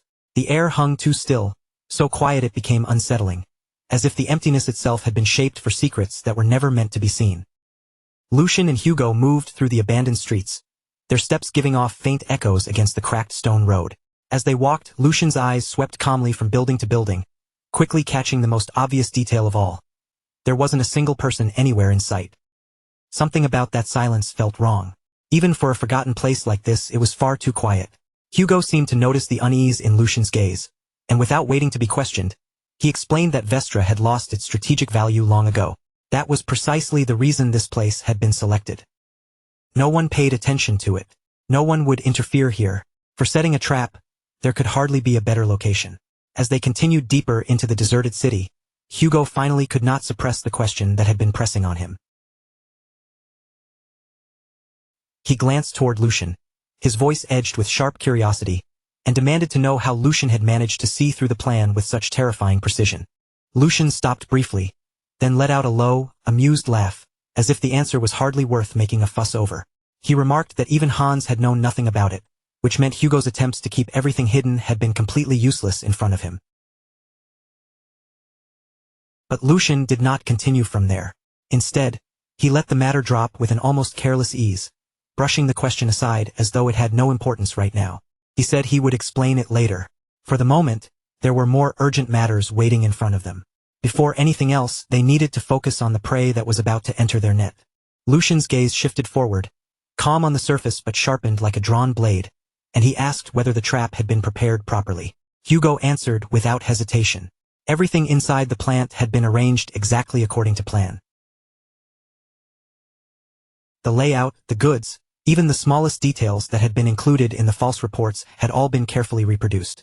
From the outside, nothing would seem strange, and there would be no easy opening for suspicion. Their target would step inside without holding back or doubting a thing. Everything was already in place. The only remaining factor was the reinforcements. Then Lucian's next question came from an unexpected angle. He asked Hugo whether relying on his father's support bothered him. For a brief moment, the question clearly caught Hugo off guard, but he soon shook his head and denied it. He knew exactly how much was riding on this operation, and he understood that this mission was not something they could afford to fail. Even so, when his eyes dropped toward his own hand, a faint trace of frustration appeared on his face. In a quieter voice, he admitted the truth he had been holding inside. He simply was not strong enough yet. If only he had been stronger. Then this entire accomplishment could have belonged to Lucian alone, without needing to borrow anyone else's strength. Lucian listened in silence, never interrupting him. Then, without making the moment heavy, he reached out and placed one hand on Hugo's shoulder. He accepted that feeling, but warned Hugo not to let impatience swallow him. They had only just begun walking this path, and losing their direction now would only delay them further. Strength did not appear overnight, and Hugo still had a long road ahead of him. Then, with a completely casual tone, Lucian added that he assumed Hugo was already around 30. The air seemed to freeze at once. Hugo's expression barely moved, but the mood between them changed instantly. In a flat voice, he corrected him. He was 23. A short, awkward silence followed. Lucian stood there with embarrassment written plainly across his face, while Hugo stared forward with a blank expression. Then Hugo pointed out, without any softness in his tone, that 30 was still a long way off, and their age difference was not even that large to begin with. Lucian awkwardly tried to smooth over what he had just said, but Hugo cut him off immediately, making it clear that any further explanation would only dig the hole deeper. The uncomfortable tension hung there for a moment before Lucian quietly let it pass and turned his attention back to the area around them. His senses tightened as he scanned the silent streets. The scheduled meeting time was drawing close, yet there was still no visible sign of the reinforcements they were supposed to receive. Then, without the slightest warning, A voice sliced through the silence and called out to the third young master. Lucian and Hugo both reacted at the exact same instant. Hugo drew his sword in one smooth, practiced motion, turning sharply toward the source of the voice with every intention of striking first. But the attack never had the chance to land. Before Hugo could even complete his movement, a man appeared within arm's reach and caught the blade with his bare hand. His motion was so clean and precise it almost felt unreal, and the pressure rolling from him was heavy enough to overwhelm the air around them. In a cold voice stripped of emotion, the man commented that Hugo was far too slow. Hugo's body stiffened, shock flashing through him at once. He tried to yank his sword back, but the weapon would not move at all. The hand gripping it was absolute, completely unshakable. For the first time, Hugo felt it with painful clarity. He was being fully suppressed. No matter how much strength Hugo put into his arms, he could not make the blade shift even slightly. The realization struck him hard. This man was overpowering him without effort. Before the situation could grow any more dangerous, Lucian calmly stepped between them. His voice remained even as he told Hugo that the man standing before them was not an enemy. Hugo hesitated for a moment, but little by little, he lowered his guard. Confusion still remained in his eyes, but Lucian had already stepped forward. His gaze sharpened, steady and unyielding, as he questioned the man's intention. The killing aura surrounding him was impossible to ignore, and appearing in such a manner demanded a proper explanation. Then, in a tone that sounded almost casual, Lucian identified him with two words: a black lion. The instant those words left Lucian's mouth, the atmosphere around them changed completely. Hugo took a step back as understanding finally hit him. These were the reinforcements Lucian had spoken of, the Black Lions, the hidden force belonging to the Weldick family. They moved from the shadows and only mobilized under direct authority, as if they had been waiting all along for the silent command to reveal themselves. From the surrounding ruins, more figures began to appear, one after another, emerging without even the faintest sound. Within only a few seconds, they had already formed a perimeter around Lucian and Hugo. Each of them carried a presence that was tightly controlled, yet terrifying enough to make the air feel heavier. An older man stepped forward from among them, his posture calm and disciplined, clearly marking him as the captain of the group. He placed one hand over his chest and greeted Lucian with deep respect as the third young master. Then he explained that the sudden clash from earlier had only been a test, a way to measure their reactions and confirm their readiness. There had been no genuine hostility behind the move. Lucian studied them carefully, his thoughts moving quickly beneath his calm expression. Even in his previous life, their existence had never been more than a rumor, something whispered about like a ghost story. But now that they were standing right in front of him, there was no longer any room for doubt. He had not sensed them at all before they chose to show themselves. And even now, with their bodies clearly visible before him, their presence still felt almost perfectly hidden. Their auras were suppressed so completely that they were impossible to read. Every single one of them was a monster in human form. Inwardly, Lucian acknowledged just how overwhelming this level of support truly was. His father had not simply sent ordinary reinforcements to assist him. He had sent something far more dangerous than that. Some time later, they gathered inside a ruined house that had been turned into a temporary base of operations. Lucian sat with his usual calm, while the Black Lions stood positioned around him, every one of them focused on his words. Hugo remained close by, still silently processing the overwhelming scene he had just witnessed. Lucian began laying out the mission with quiet, precise clarity. House Logren had already taken the bait and was now on its way. Their trap had worked exactly as intended. From this point on, the objective was simple: capture the leader alive. As for everyone else, they could be eliminated. Lucian's tone stayed calm, but the meaning behind his words was absolute. There was no space left for mercy. The enemy had been the first to cross the line, and whatever happened next would be the consequence of their own choices. After explaining the plan, Lucian entrusted the rest of the operation to the captain, giving him full authority to act however the situation required. The captain watched Lucian closely as he listened. At first, he had assumed this mission was simply a way to hand the young master an easy achievement. But now, after hearing him speak, the captain understood that assumption had been completely wrong. Lucian was not depending on luck, nor was he hiding behind protection. He was calculating every step, measuring the strength of the people around him, and preparing himself for every possible outcome before the enemy even arrived. There was not a single trace of hesitation in him, not even the slightest flicker of doubt. This was no amateur mistake, and it was definitely not the result of inexperience. Every action was calm, deliberate, and completely under control. A thin smile slowly appeared on the captain's face as the meaning behind it all became clear to him. Something different was starting to form right before his eyes. A new force was quietly rising from the shadows. And without wasting even a breath, he accepted the command. As the sun sank beneath the far edge of the horizon and the last light faded from the sky, the final phase quietly began. A carriage slowly rolled into the lifeless city of Vestra, its wheels grinding against the road and cutting through the heavy silence that had settled over those abandoned streets long ago. The carriage door opened, and a young noble stepped down from inside. The moment his feet touched the ground, he raised a hand to his face, covering his nose in open disgust. It was as if even the air around him offended his senses. His brows tightened, his lips curled, and his entire expression twisted with clear irritation.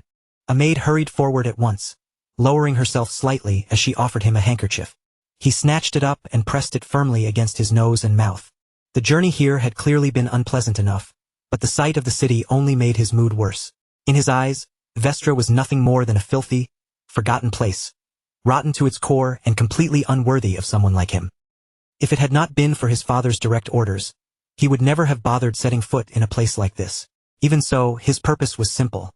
He planned to finish the matter quickly and leave immediately, never realizing what was already waiting for him. From the darkness around the city, unseen eyes had already fixed themselves on his every move. Every step he took was being observed, and every small movement was being silently measured. The trap had been laid long before he ever arrived, and now he had walked straight into the center of it.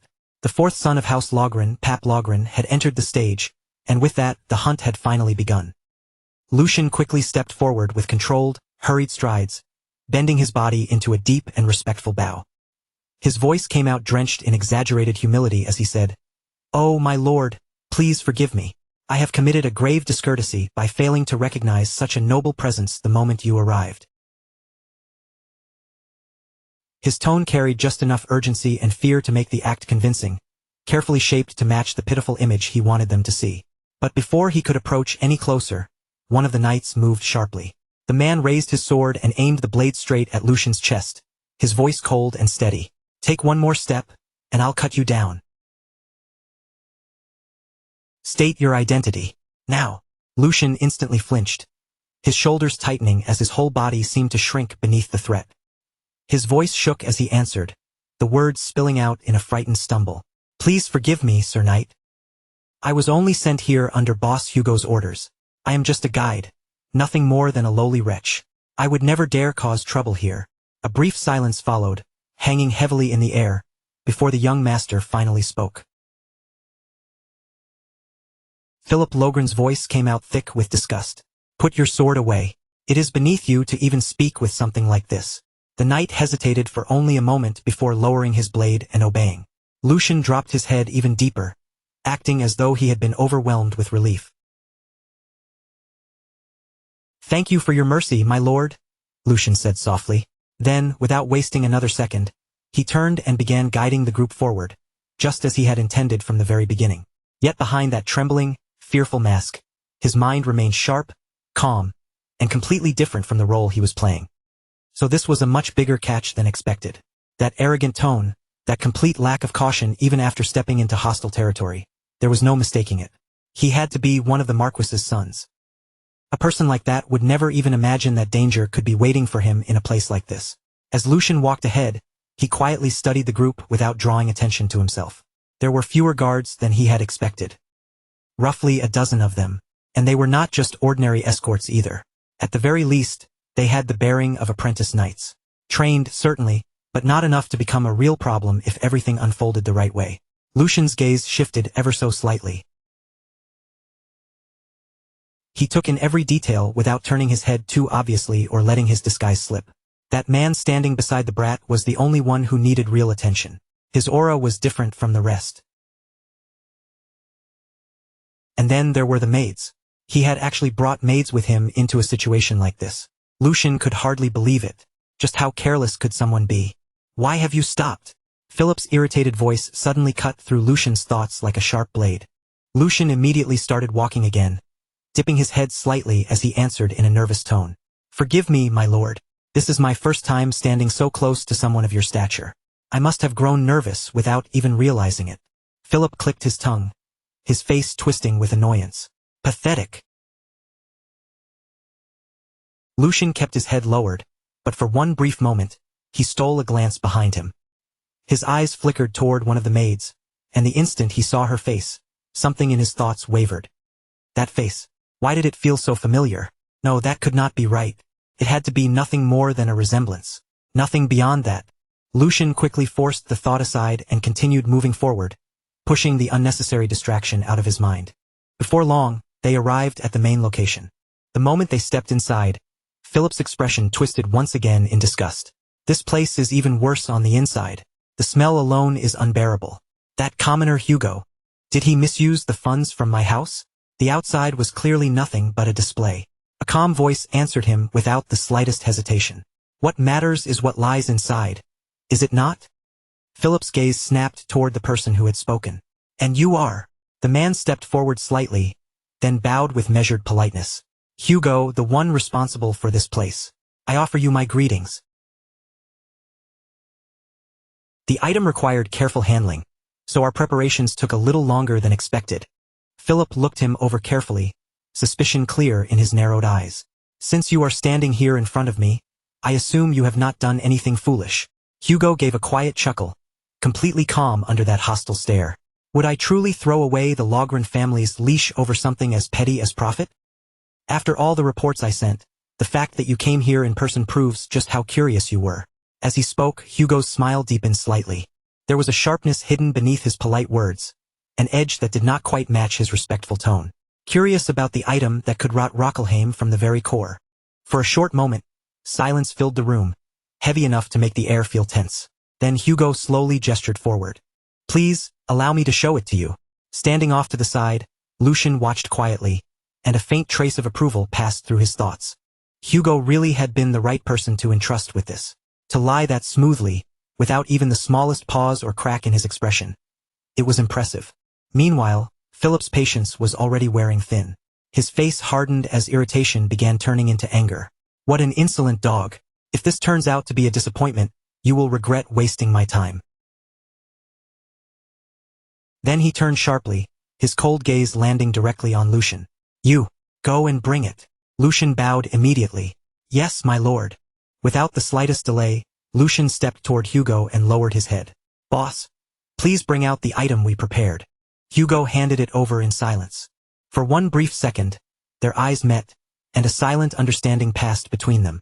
Everything was moving exactly according to plan. Lucian turned back toward the group, holding the object securely in both hands.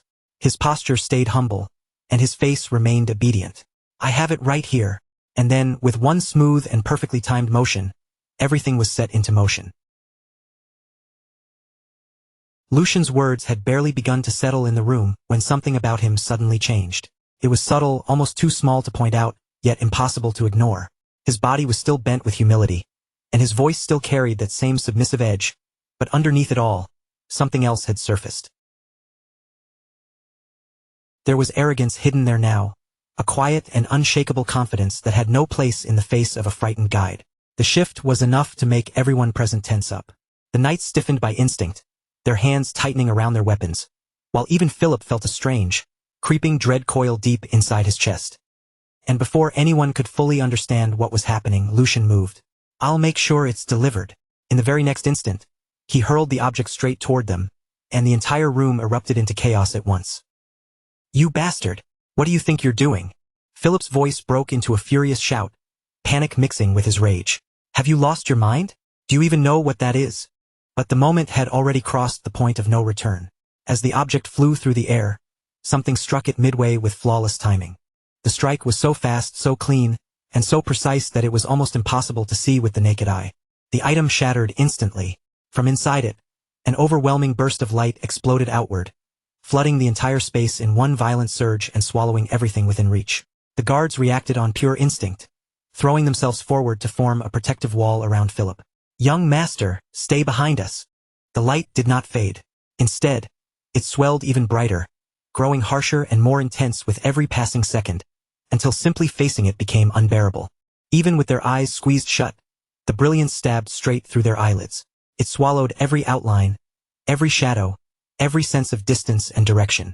In just a few seconds, sight itself became completely useless. I can't see. What's happening? Frantic voices burst out from all sides, crashing over one another as confusion quickly turned into panic. But no one could understand what was unfolding around them.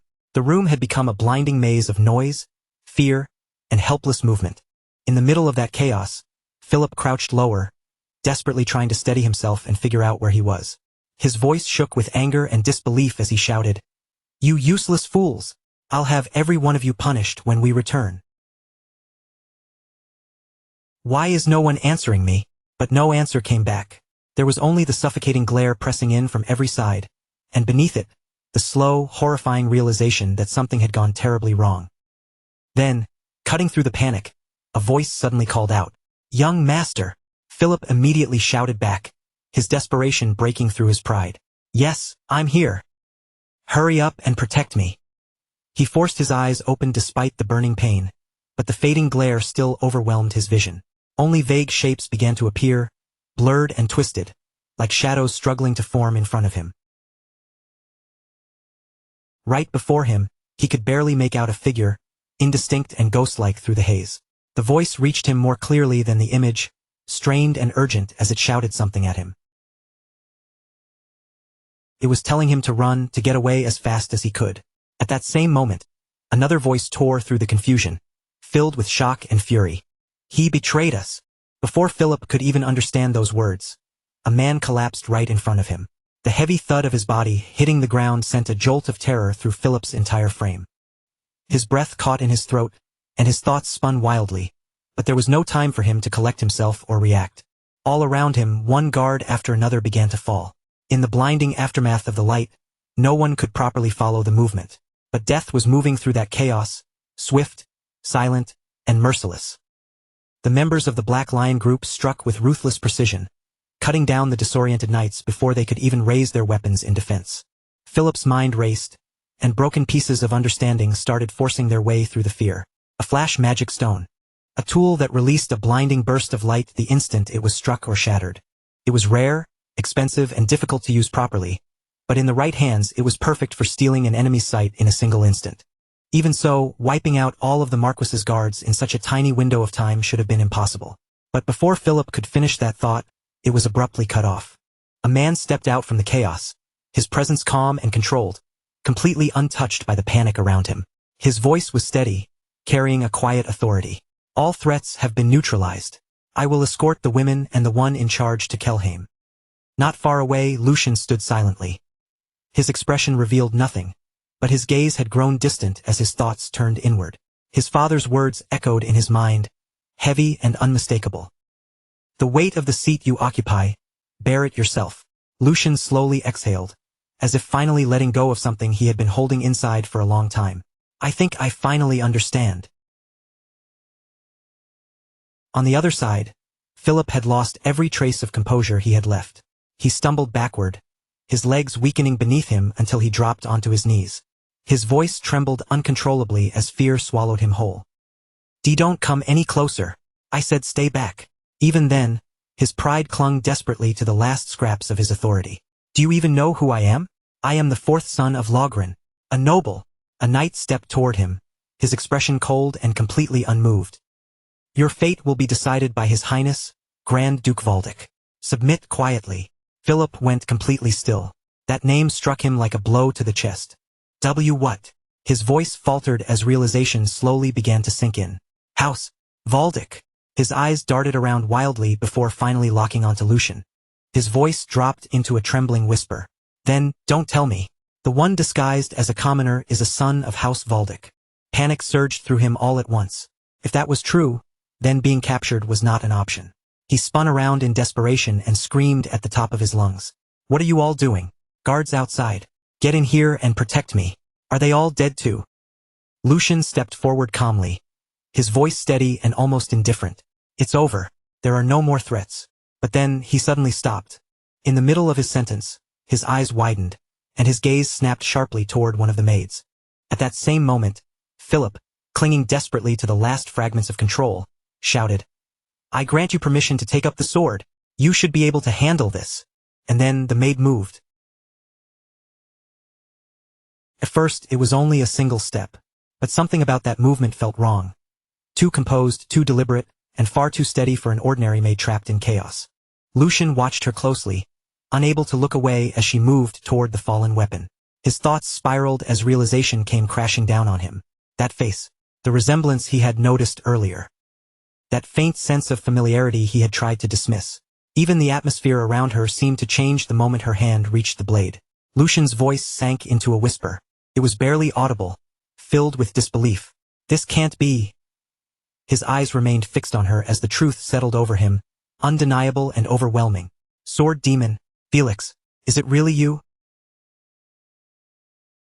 Then Philip Logren broke away from the Black Lion and rushed straight toward Felix, stumbling toward him like a man reaching for his last chance to survive. The moment he reached Felix, he pleaded desperately, his voice cracking under the weight of his terror. Get me out of here.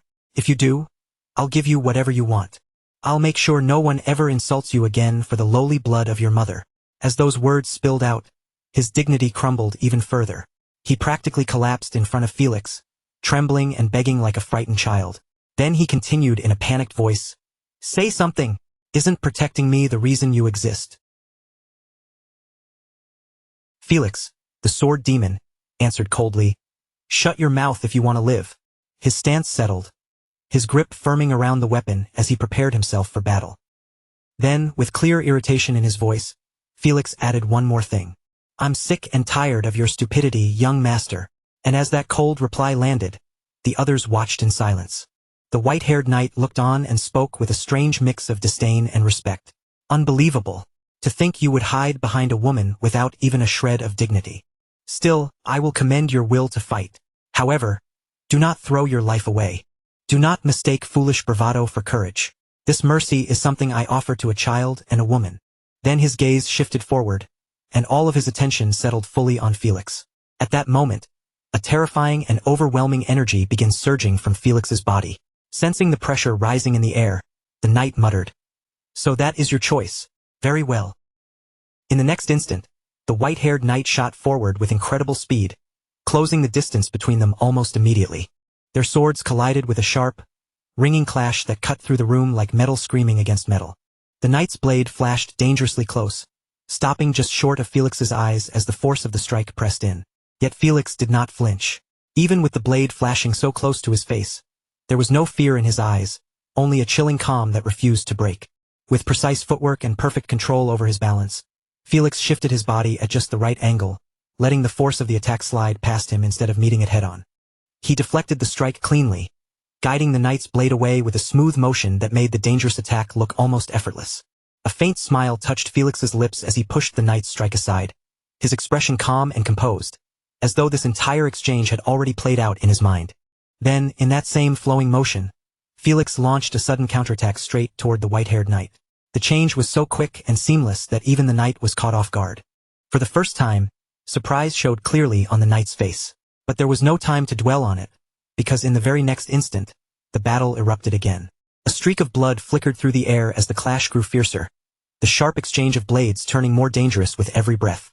Then the sword demon descended from above with a crushing strike. Yet somehow Felix remained completely unharmed, moving through the danger without losing control. Lucian watched the exchange in stunned silence, his thoughts racing as he followed each movement. Felix's reaction speed was so sharp it almost looked like he could see the future, and his movements were strange, free, and impossible to predict. There was no mistaking it. The longer Lucian watched, the more certain he became.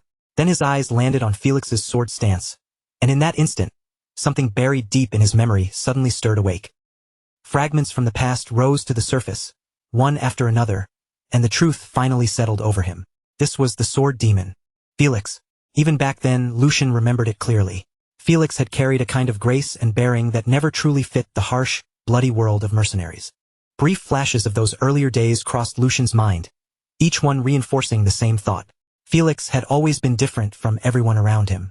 With that slender frame and delicate features that made him impossible to ignore, Felix had always stood out. And then the moment snapped back to the present. The young master, terrified and desperate, pushed forward again, trying to hide behind Felix for protection. Meanwhile, Lucian pieced the truth together in his mind. Now he understood. The illegitimate child, Felicia, had left her family behind and lived under the name Felix, disguised as a man.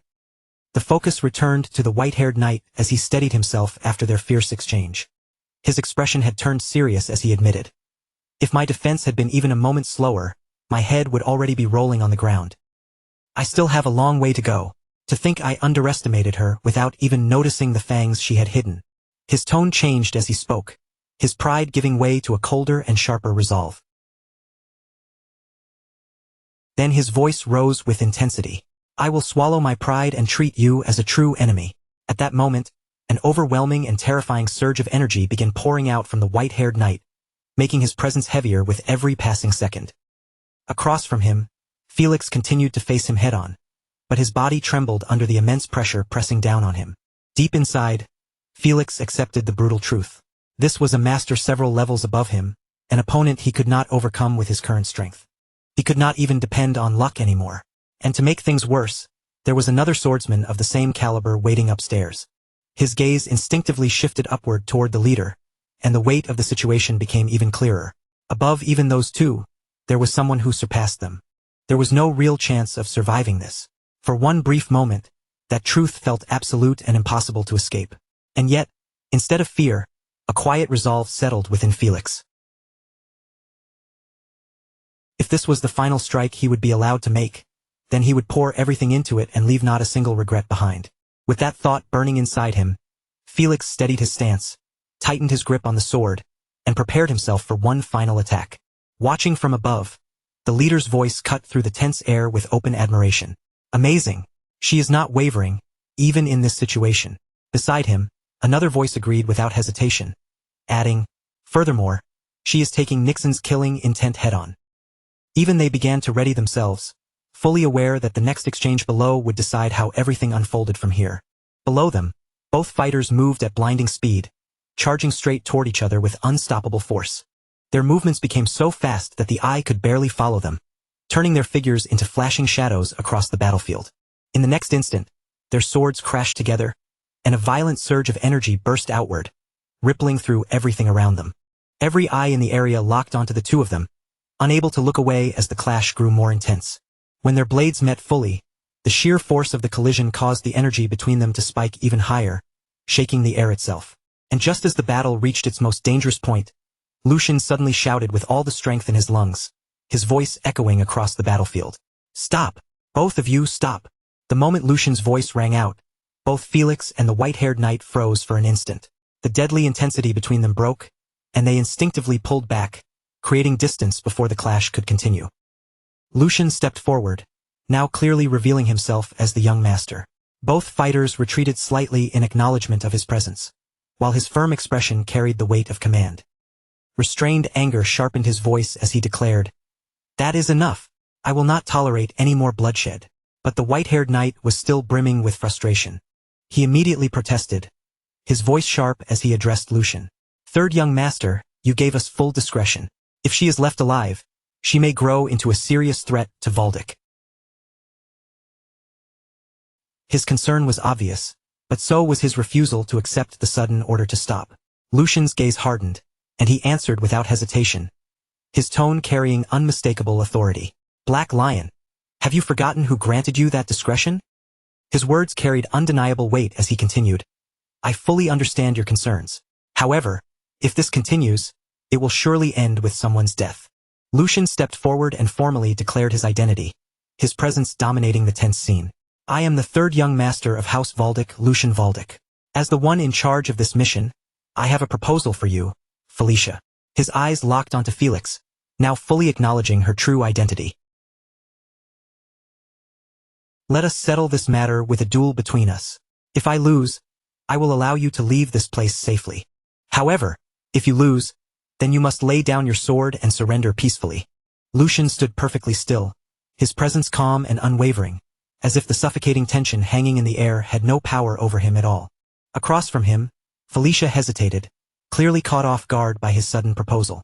Her brows drew together, and confusion flickered in her eyes as she tried to understand what he was truly aiming for. "A duel with you, young master? What exactly are you saying?" she asked carefully, her voice cautious but steady as she searched for his real intention. But before Lucian could answer, a harsh voice cut through the moment like a whip. From behind her, Philip shouted in obvious irritation, his arrogance spilling into every word. He barked at Felicia to stop hesitating and accept the duel at once, insisting that her only duty was to keep him safe. He mocked the guards who had failed to protect him, calling them useless, then pushed even further. He told her to prove that she was different, that she was better than the rest, better even than her own mother. The instant those words left his mouth, the atmosphere changed sharply. The quiet tension in the room snapped like a drawn wire. Lucian's calm expression disappeared, replaced by something far colder, heavier, and much more dangerous. His eyes darkened as he turned slightly toward Philip, and when he spoke, his voice was low, yet terrifyingly heavy. "Shut your mouth." The words landed like a blade. Lucian did not raise his voice, but the fury behind it was impossible to miss. He warned Philip not to speak so lightly of those who had died protecting him, and not to insult Felicia any further. Then, with a chilling sense of finality, Lucian added that if Philip let even one more word leave his mouth, he would cut out his tongue himself. As he spoke, a crushing wave of killing intent poured out from him, invisible to the eye but impossible for anyone there to deny.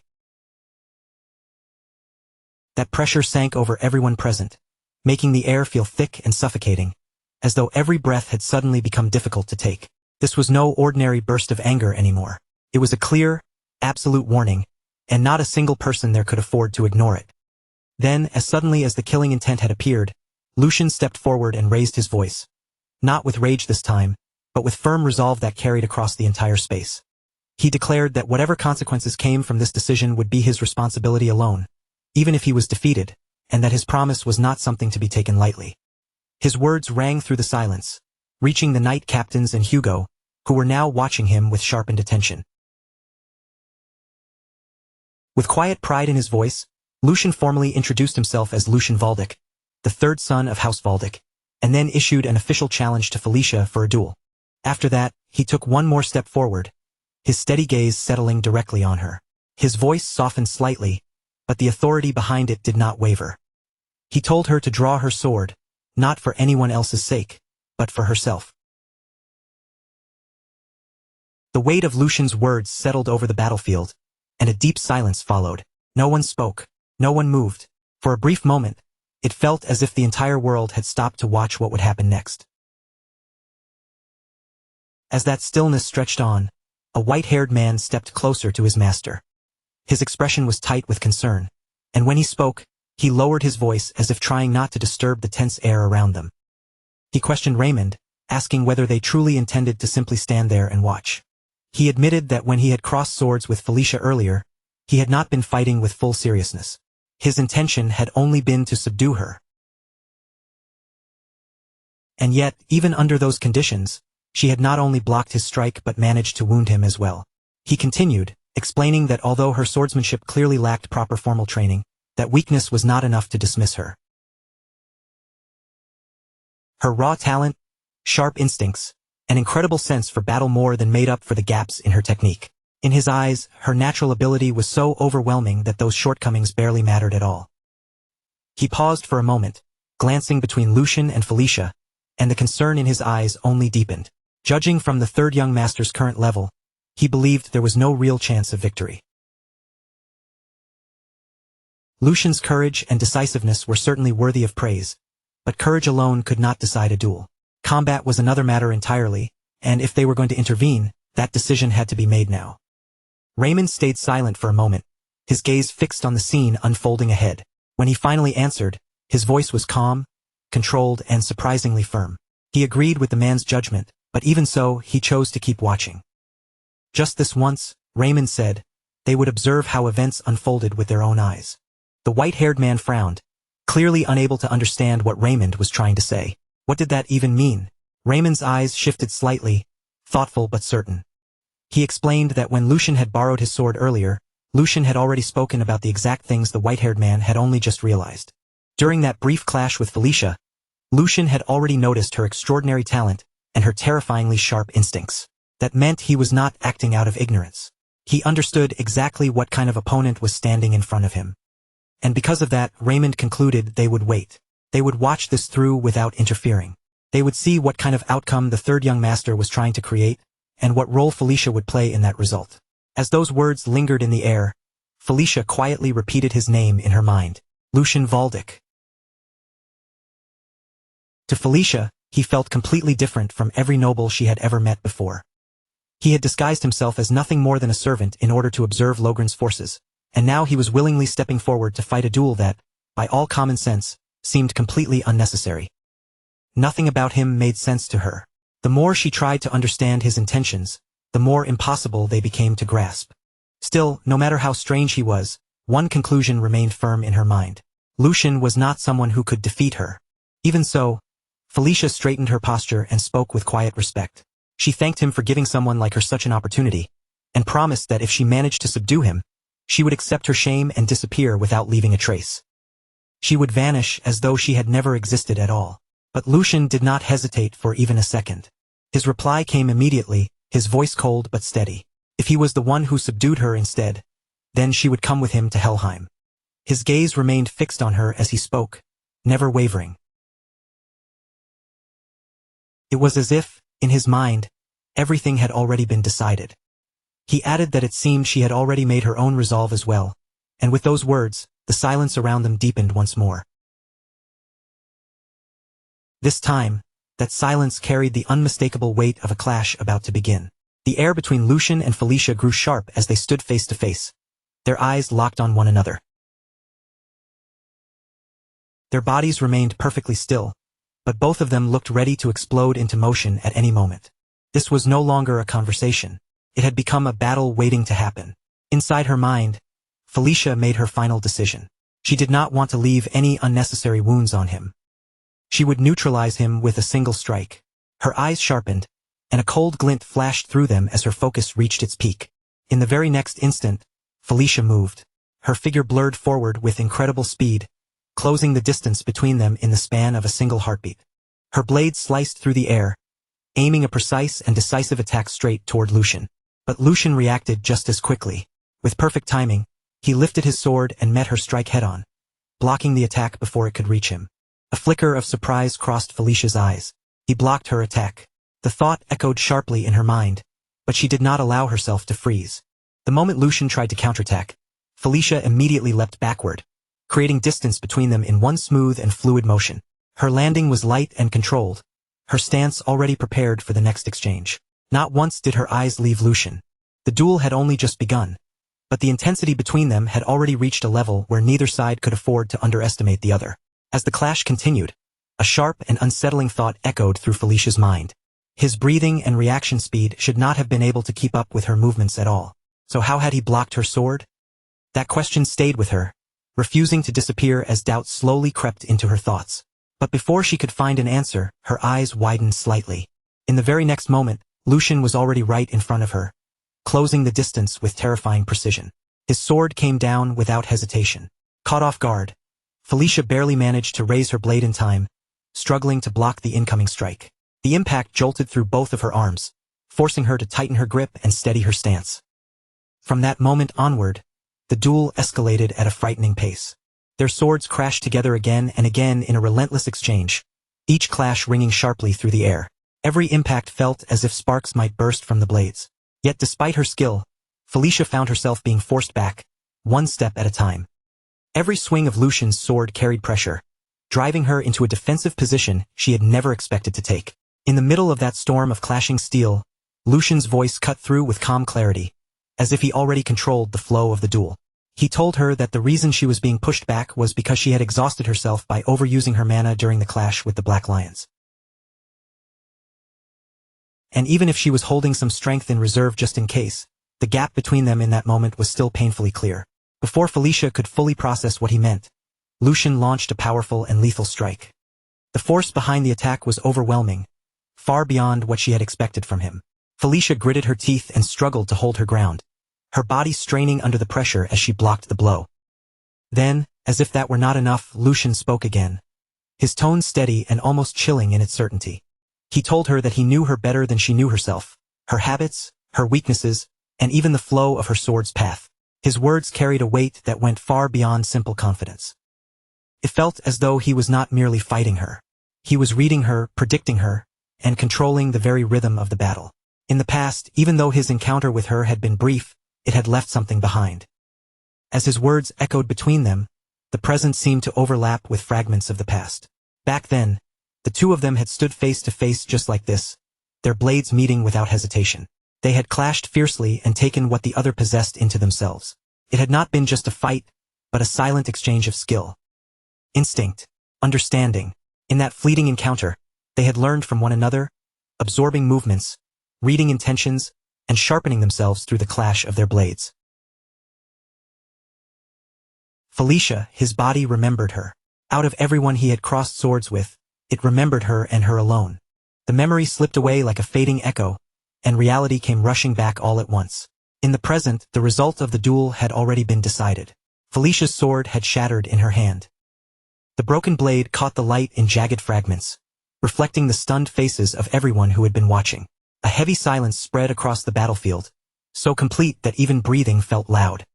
The knight captains, Hugo, and even the young master stood frozen in place, their eyes fixed on the scene as if none of them could believe what had just happened before them. Lucian stood firm in front of her, his posture steady and unshaken, the tip of his sword aimed directly toward Felicia as the final proof of his victory. As that image settled over the battlefield, fragments of the past rose again in Felicia's mind. Back then, she had looked at him with quiet sincerity and told him that the short time she spent with him could only be called a fleeting moment of sparring. Even so, he had generously taught her the way of the sword, despite knowing very well that one day, the two of them might stand on opposite sides as enemies. Because of what he had taught her back then, she had been able to survive. Those words now echoed through her mind, colliding painfully with the reality standing right in front of her. Felicia remained completely still, too stunned to even move. She had never imagined she would lose. More than that, she had never imagined she would lose in such a way, and certainly not to him. The very person she had once crossed swords with, the one she had learned from, had now surpassed her in a way she could not fully understand. Meanwhile, inside Lucian's mind, a quiet thought surfaced, calm and resolute. With this, he would repay at least a small part of the debt he owed her from back then. There was no arrogance on his face, no trace of mockery, only a quiet sense of closure, as if this duel had been waiting for them for a long time. Later that night, the scene shifted to the Duke's castle, where the atmosphere inside the grand halls was calm, yet strangely heavy. It felt as though something important was being decided in silence. The Duke stood alone in a spacious chamber, his posture straight, his gaze distant, as if his thoughts were already far beyond the walls around him. After a brief silence, he finally spoke. His voice was measured and authoritative, carrying the weight of someone used to being obeyed. So, how was it? That boy, Lucian. Does he have what it takes to uphold House Valdic in the distant future? At that moment, a man stepped out from the shadows. It was none other than the captain of the Black Lion, who approached with proper respect. He lowered his head slightly before answering in a calm but firm tone. He possessed an unwavering core. Hearing that answer, the Duke turned his gaze toward him, and for a brief moment, a faint trace of surprise appeared in his expression. I thought it would already be a relief if he simply managed not to be swept up by your pace. To think I would hear such an unexpected answer instead. The Black Lion captain hesitated for only a moment before speaking again, his tone careful. Your Highness, could my assumption be correct? In response, the Duke slowly stepped forward, his presence growing heavier with every measured step. The reason I deployed all of you for this mission was because the matter was that grave. It is still too early to make judgments regarding the succession. Realizing he had overstepped, the captain immediately bowed his head even deeper. I misspoke. The Duke dismissed it with a calm expression. It is fine. If there was no exaggeration in your report, then it must have been quite an impressive sight. As the conversation drew to a close, the scene lingered on the Duke, who now held a sheet of paper in his hand. His eyes moved carefully across its contents, his expression unreadable, as if the weight of the future itself rested within those written words. After that, the Duke walked straight up to the Black Lion captain and placed a firm, almost familiar hand on his shoulder. His voice softened slightly as he said, "If only for your sake." Hearing those words, the captain let out a faint breath before replying. I suppose I can humor the boy for a little while. The Duke's expression eased slightly as another thought crossed his mind. Come to think of it, it has been quite some time since you and I last shared a drink. I recently acquired some fine liquor. Would you care to join me? It is the vintage you have always enjoyed, so it should suit your taste well. At those words, the Black Lion captain gave a small, knowing smile and answered, Your Highness, you may soon regret saying that. A single night will not be nearly long enough to hear the full story of this mission. The scene then shifted to the following morning. Lucian's entire team had already departed, beginning the journey back after successfully completing their mission. The mood grew quieter and more reflective as Lucian looked back on everything that had happened. Right after her duel with him came to an end, Felicia collapsed from exhaustion, her body finally giving out from the strain of excessive mana circulation. To help her recover, Lucian sent Felicia and her maids ahead to a nearby city. Meanwhile, in another part of the group, Philip Logren was drowning in his own dark thoughts. Philip's face was pale as dread filled his mind. No, at this rate, he was definitely going to be cast out of the family. The thought clung to him like a weight he could not shake. As for that man who had displayed the deep-rooted arrogance of a noble until the very end, Lucian forced him to dig the graves of his own vassals with his own 2 hands. What followed was a grim and silent sight. Rows of graves stretched across the land, each one standing as a marker for the soldiers and knights who had lost their lives. The air was heavy with silence and loss, the weight of death lingering over the scene. It had all been done for one reason, so Philip might finally understand the true weight of a life that had been extinguished. Lucian calmly rode ahead on his horse, leading the group forward as they continued their journey. The morning air was quiet around them, but that peace did not last for long. Suddenly, from behind, a loud and furious voice shattered the calm. It was Philip Logren, shouting at the top of his lungs, his anger completely unrestrained. "Hugo, you bastard! I will never let you get away with this. Did you truly think you could betray us and survive? Young Master Lucian, I demand to be treated as a formal prisoner of war. How can you treat a son of House Logren with such disrespect?" His voice was sharp and grating, overflowing with arrogance and outrage until it began to irritate everyone around him. Yet even then, he refused to stop. "Are you truly determined to make an enemy of us?" Hearing all of this, Lucian slowly turned his head back, his expression calm but cold. A single thought passed clearly through Lucian's mind. Philip still had not understood the weight of what happened the night before. After a brief pause, Lucian finally spoke, his voice low, controlled, and carrying an unmistakable warning. "I will give you one piece of advice. If you wish to keep breathing even a second longer, you would be wise to watch what comes out of your mouth." There was no need for anger in his tone. The quiet authority and danger behind it were enough. Then, with unwavering composure, Lucian continued, making the situation painfully clear. "This is a place where even your high and mighty father would not dare set foot so carelessly. This is Kelheim, the heart of House Valdic." After that, the scene shifted forward, and the view that unfolded before them was nothing short of breathtaking. Ahead stood a vast and magnificent city, overflowing with life, grandeur, and strength. Elegant buildings lined the wide streets, and the lively atmosphere reflected the power and pride of House Valdic. At the entrance rose a massive gate, towering over everyone with an imposing presence.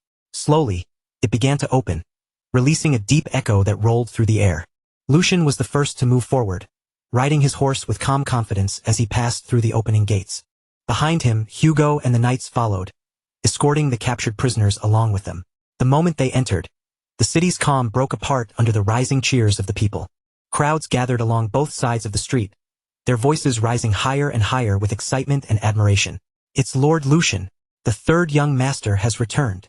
He wiped out the crimes committed by House Logren and, instead of letting the mastermind escape into the chaos, captured the ringleader alive for all to answer for." The crowd's excitement swelled like a wave as people shoved closer from every side, craning their necks just to catch even a single glimpse of him. Voices rang out over the street, calling, "Lord Lucian, please look this way." Their eager cries quickly spread through the gathered citizens, and others began shouting even louder, their faces flushed with pride, admiration, and overflowing excitement. The lion had returned at last. The lion of House Valdic. Hugo had come back before the people, standing beneath their roaring welcome. Hugo, seeing the entire city react like this, could only look around in stunned disbelief. Unable to hide the confusion on his face, he turned toward Lucian and asked, "Young master, what in the world is happening here?" Even with the cheers crashing around them from every direction, Lucian kept his expression calm and steady. He answered in a composed voice, "I did send Father a letter asking for a chance to expose House Logren's atrocities, but it seems he chose to support us far more openly than I expected. So lift your head and accept this welcome with pride. After all, this is the first major achievement you have earned for yourself." The moment Hugo heard those words, warmth rose in his chest. His eyes trembled with emotion, and pride slowly filled him as he finally allowed himself to take in the cheers surrounding him. While the procession continued moving through the city streets, surrounded by celebration and countless watching eyes, the view slowly shifted away from the parade. Far above the crowded avenue, from the top of a tall tower, the Duke quietly watched everything unfold beneath him. He stood beside his butler, gazing down at the victorious procession with a thoughtful look in his eyes. In a low voice, he remarked, "I suppose I really must be getting old, throwing a victory parade simply because my son asked for one." The butler remained respectfully at his side, but his reply came without the slightest hesitation. Did young Master Lucian not accomplish something grand enough to deserve it? In my view, this procession is more than justified. And beyond that, young Master Lucian's letter was not written merely to strengthen his own standing. The butler continued in a calm, perceptive tone, explaining that it was also a calculated move to show the people of their territory House Valdic's firm resolve, while sending a clear warning to both the imperial family and House Lochran. And your highness understood that as well, which is why you allowed it. As those words reached him, the Duke kept his eyes fixed ahead, but the look on his face grew heavier, as though his thoughts were sinking into something far more serious. The unsettling movements aimed at the Empire were growing harder to ignore. Even the sun that had once seemed eternal, and even the lion's claws that had once looked impossible to break, were now beginning to show cracks that could no longer be denied. If I want to avoid being swallowed by that tide, then I will have no choice but to sharpen my blade more keenly than ever before. He spoke those words while staring far into the distance, as if his eyes were trying to pierce beyond the present moment and reach the uncertain future waiting ahead. With that quiet thought lingering in the air, the view gradually faded away. The scene then moved to Lucian's room, where the noise of the celebration finally gave way to silence. The moment Lucian returned, he dropped straight onto the bed without even trying to keep up his noble composure. His body sank into the mattress, finally releasing the tension it had carried all day, and he let out a soft breath before murmuring, "I finally feel alive again. I never thought I'd miss this so much just because I got used to living like a noble." Still stretched out on the bed, Lucian briefly closed his eyes and let his thoughts settle. Since the Grand Duke made time for a separate report this evening, that means I have a little while to myself until then. More importantly, this mission brought back far more than I expected. As he lay there, Lucian began sorting through everything that had happened, starting with the fact that Felicia had been secured much faster than planned. Then there was the victory parade, which had washed away the negative rumors and impressions around him in a single stroke. On top of that, it had given Hugo a powerful reason to keep moving forward. And beyond all of that, he had even managed to establish a connection with the Black Lions, a force that could become extremely valuable from this point on. One by one, the scattered pieces that had seemed separate at first were beginning to fit together in his mind. Together, they were forming a single stepping stone, small but solid enough to help him move just a little closer to the seat of power that had once felt hopelessly far away. As that thought passed through his mind, Lucian briefly remembered the life he used to live, back when he was nothing more than a mercenary fighting from one battlefield to the next. A faint, almost amused smile tugged at his face as he muttered under his breath, "If those guys could see me right now, they would be absolutely horrified." After a short pause, Lucian suddenly pushed himself up from the bed. The lazy look in his eyes disappeared, replaced by the same sharp focus as before. "That's enough organizing my thoughts. Now then, should I start preparing for my next move?" His mind immediately began turning again, already moving beyond the success of the mission and toward what he needed to gain next. With a faintly calculating tone, he wondered aloud what would come after this, then murmured to himself, "I suppose the first thing to figure out is what I can wring out of the Grand Duke. Comey comes first." After that, the scene changed once more, bringing us into an elegant dining room where Lucian and the Grand Duke were seated together for dinner.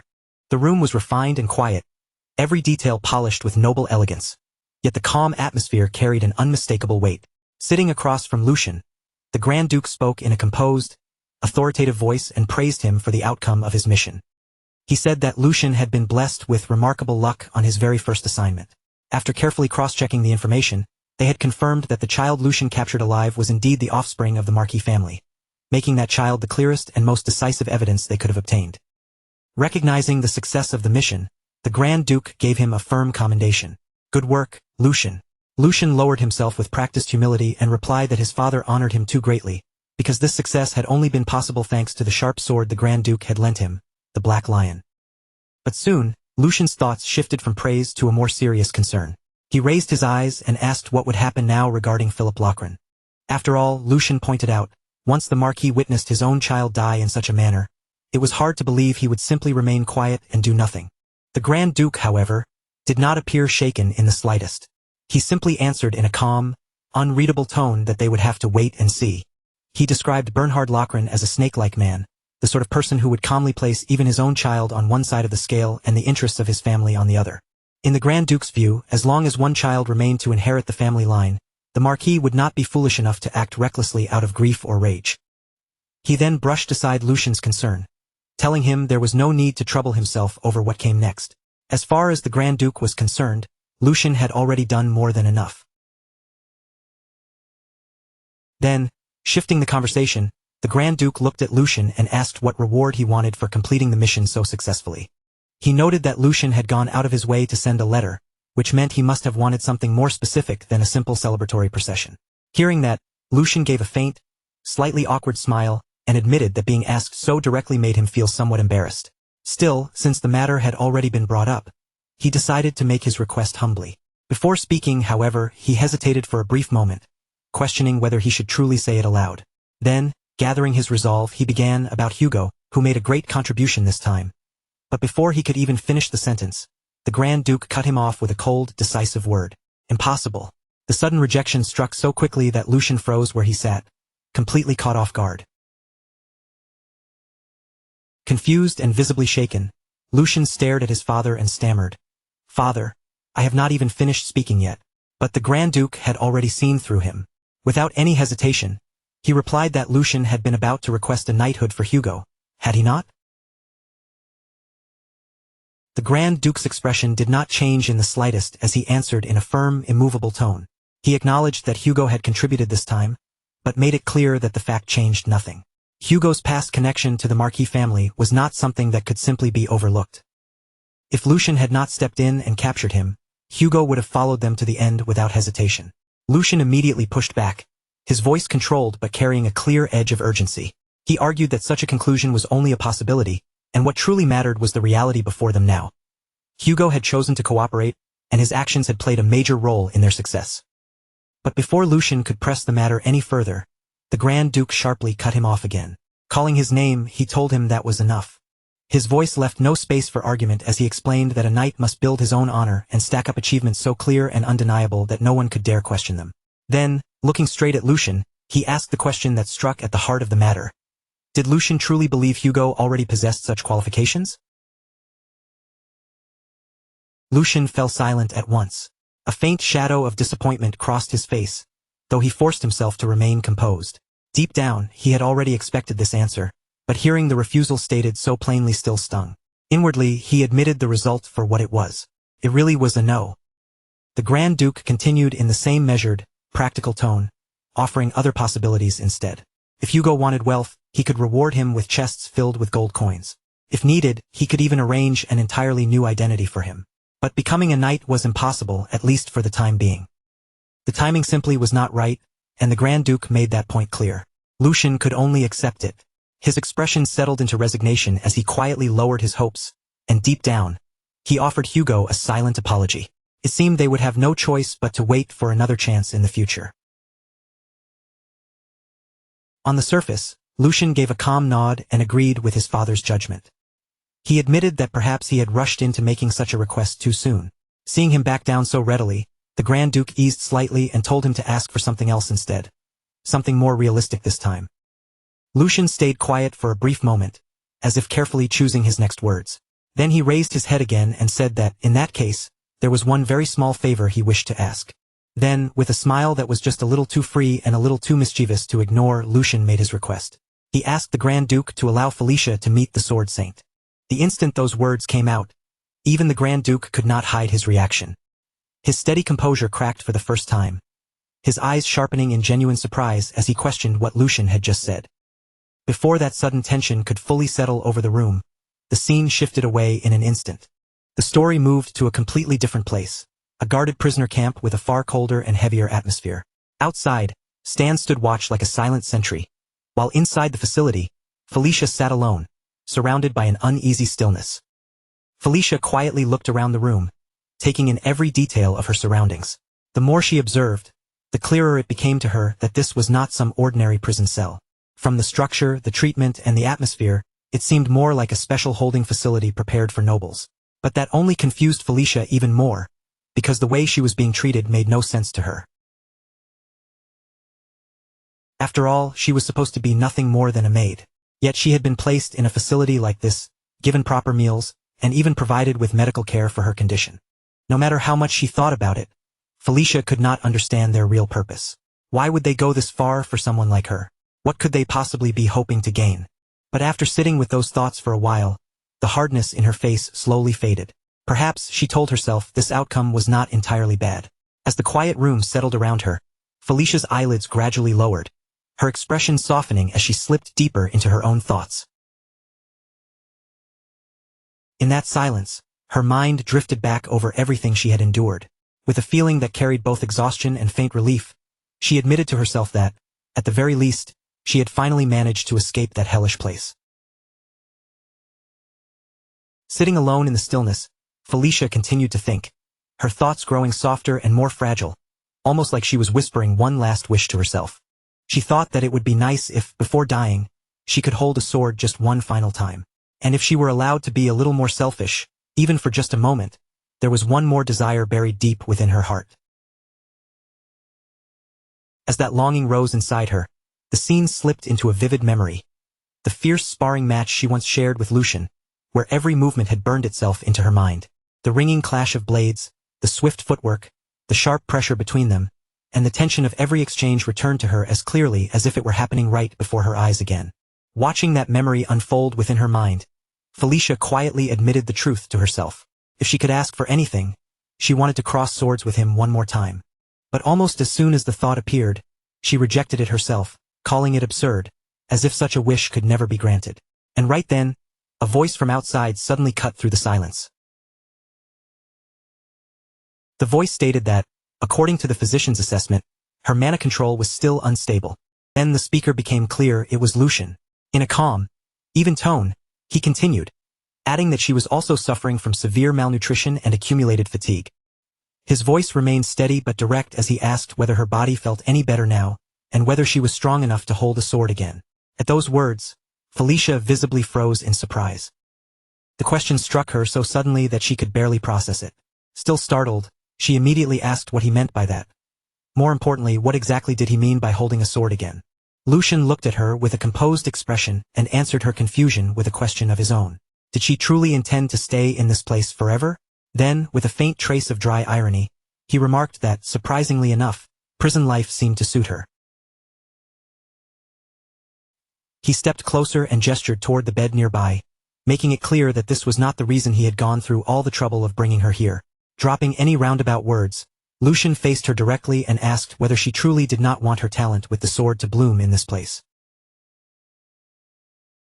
He stated firmly that he had no intention of letting her remain as some ordinary sword fighter. What he had in mind for her was far greater than that, and at last, he revealed his plan. Lucian intended to recommend Felicia as a disciple of the Sword Saint. The moment those words reached her ears, Felicia was left completely stunned, as if the entire room had gone silent around her. Her disbelief appeared immediately on her face. She stared at him sharply and demanded to know whether he was mocking her. To Felicia, the idea itself was not merely unexpected. It sounded ridiculous, almost impossibly absurd. She pointed out that even becoming a sword fighter was already unbelievable for someone like her, a mere maid and a woman. But to go even further and speak of becoming the Sword Saint's disciple, such a thing, in her eyes, crossed far beyond the limits of reason. At last, her frustration spilled out through a firm voice that nearly trembled. She declared that her status might be low, but she was not such a fool that she failed to understand where she stood. Seeing her react with such force, Lucian fell silent for a moment and reflected inwardly. He realized he might have moved too fast. He had been hasty, and Felicia's refusal was only natural given everything she had lived through. After all, even though she carried the blood of the Marquis, she had been born as an illegitimate child, and a woman on top of that. Because of that, she had never even been allowed to hold a sword, much less receive proper training in how to wield one. Instead of being given a chance, she had faced envy, jealousy, and endless persecution from her own siblings. Those harsh circumstances were what eventually shaped the existence known as the Sword Demon, Felix, the one who abandoned House Logren. Returning his thoughts to the present, Lucian spoke to her again, this time in a calmer voice. He told Felicia that he understood why she could not trust him, and that she could take as much time as she needed before making any decision. Felicia looked at him with confusion still clouding her face and asked what he meant by that. Lucian answered without hesitation, explaining that he was leaving the choice entirely in her hands. He even told her that, if she wished, she could leave as soon as today. But before ending the conversation, he gave her one final message. She should never give up on the sword. Lucian told her that the moment she held a sword in her hand was when she became her truest self. Those words did not fade quickly. They stayed with Felicia, pressing quietly against her heart. Felicia, shaken more than she wanted to show, repeated those words softly to herself. Was she truly her real self when she held a sword? The thought felt almost impossible, especially when even her own blood relatives had stripped that right away from her. Then, raising her voice just a little, Felicia turned back to Lucian and asked something far more personal. Did she really have the right to do that? Was it truly all right for her to devote herself only to the sword, without being chained down by anything else? Lucian met her uncertainty without the slightest hesitation, his gaze steady and certain. He told her that if this was what her own will desired, then he swore it would become so, and he placed that promise on the name of Lucian Baldic. At that moment, the story briefly slipped into the past. Lucian was seen speaking casually with Felix, asking him what his dream was. While many people spoke of living comfortably or proudly showing off their success to others, Lucian seemed to sense that Felix was different. Lucian remarked that Felix did not seem like the kind of person who desired such ordinary rewards. He even suggested a few possibilities, asking whether Felix wanted to become a knight captain or perhaps earn a noble title. But Felix's answer was something else entirely. He admitted that he had never deeply considered it before, but if there was one thing he truly wanted, it was simple, to devote himself completely to the sword, free from every restraint. For him, that alone would be enough. After that memory faded, the scene moved to the training grounds, where Lucian walked forward together with Felicia and Hugo. As they advanced across the grounds, Lucian looked ahead and noticed the Grand Duke standing there with his butler at his side, as if the two had already been waiting for their arrival. Slightly surprised by his father's presence, Lucian spoke up and asked what had brought him here. The Grand Duke answered calmly, saying he had come for the preparations involving the Sword Saint. He then asked if Lucian truly thought he would miss such an important occasion. Just by standing there, the Grand Duke filled the area with a heavy sense of pressure. When his gaze turned toward the other two, Hugo and Felicia immediately lowered their heads in respectful greeting. Together, they offered their formal respects and greeted him as His Excellency, the Archduke. The Grand Duke's gaze settled on Hugo for a moment, studying him in silence before he spoke again. His voice remained calm and controlled, but every word carried a firm weight. So this was Hugo. He had heard that Hugo performed well during the recent incident, but even so, those achievements were still being buried beneath the shadow of the mistakes he had made in the past. Hugo accepted those words without trying to defend himself. He lowered his head even deeper and answered with proper respect, admitting that his failure could not be denied, and that it truly had been his mistake. The Grand Duke then continued, saying that even while knowing all of that, Hugo's master had still insisted on making him a knight. At that point, Lucian tried to step in, as if he wanted to stop the conversation before it went any further. But the Grand Duke did not give him the chance. His words continued without the slightest pause. The Grand Duke revealed that Lucian had even gone so far as to give up his own reward just to make that request happen. Hearing this, Hugo was visibly shaken. Deep inside, his thoughts trembled as he realized that the young master had truly done all of that for him, and that Lucian seriously meant to keep the promise he had made. Emotion stirred in his chest, but on the outside, Hugo forced himself to remain composed. Then the Grand Duke delivered his judgment in a decisive voice. He told Hugo that the answer might disappoint him, but the request had been rejected. The reason was simple. In the Grand Duke's eyes, Hugo was not yet prepared to carry such a burden. His words were not spoken with cruelty. They were simply absolute. The Grand Duke told Hugo to focus on building more achievements, so that one day, he himself could stand as the one to guarantee Hugo's honor. The training ground fell into silence, the weight of that decision pressing down on everyone present. Then he added that he would be eagerly waiting for that day. At those words, Hugo raised his head and declared in a loud, unwavering voice that he would definitely meet the Grand Duke's expectations. His resolve echoed across the grounds, and only then did the Grand Duke turn his attention toward Felicia. The Grand Duke called Felicia's name. She was still bowing respectfully before him, her body held stiff from the tension in the air. A little nervous, she answered at once, acknowledging him with proper respect. But the Grand Duke's gaze did not soften as he continued, his voice sharp enough to probe straight into her. He told her that since she had been born and raised in that place, she should understand better than anyone what Lucian was putting on the line for her sake. The fight for succession was not over yet. If Felicia failed to prove her own value, then the world would not blame her first. Instead, people would mock Lucian as a pathetic man who had been blinded by lust. The Grand Duke's words cut into the air, and then he pressed her even harder, demanding an answer. Did she truly believe she was worth that much? Felicia was just about to answer. Her lips parted slightly as she tried to gather the courage to respond. But before even a single word could leave her mouth, Lucian stepped in first. He said he would answer in their place, and then looked straight at his father as he replied with firm certainty. Of course. Was there even anything more to ask? His voice did not waver. There was conviction in every syllable, and he showed no hesitation at all. Felicia's worth, he declared, was more than enough.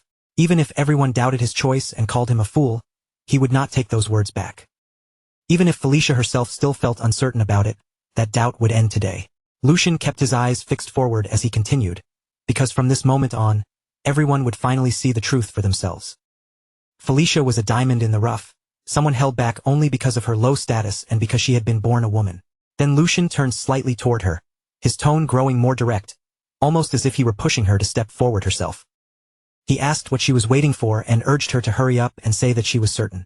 In that moment, a realization suddenly struck him. This was not some simple coincidence.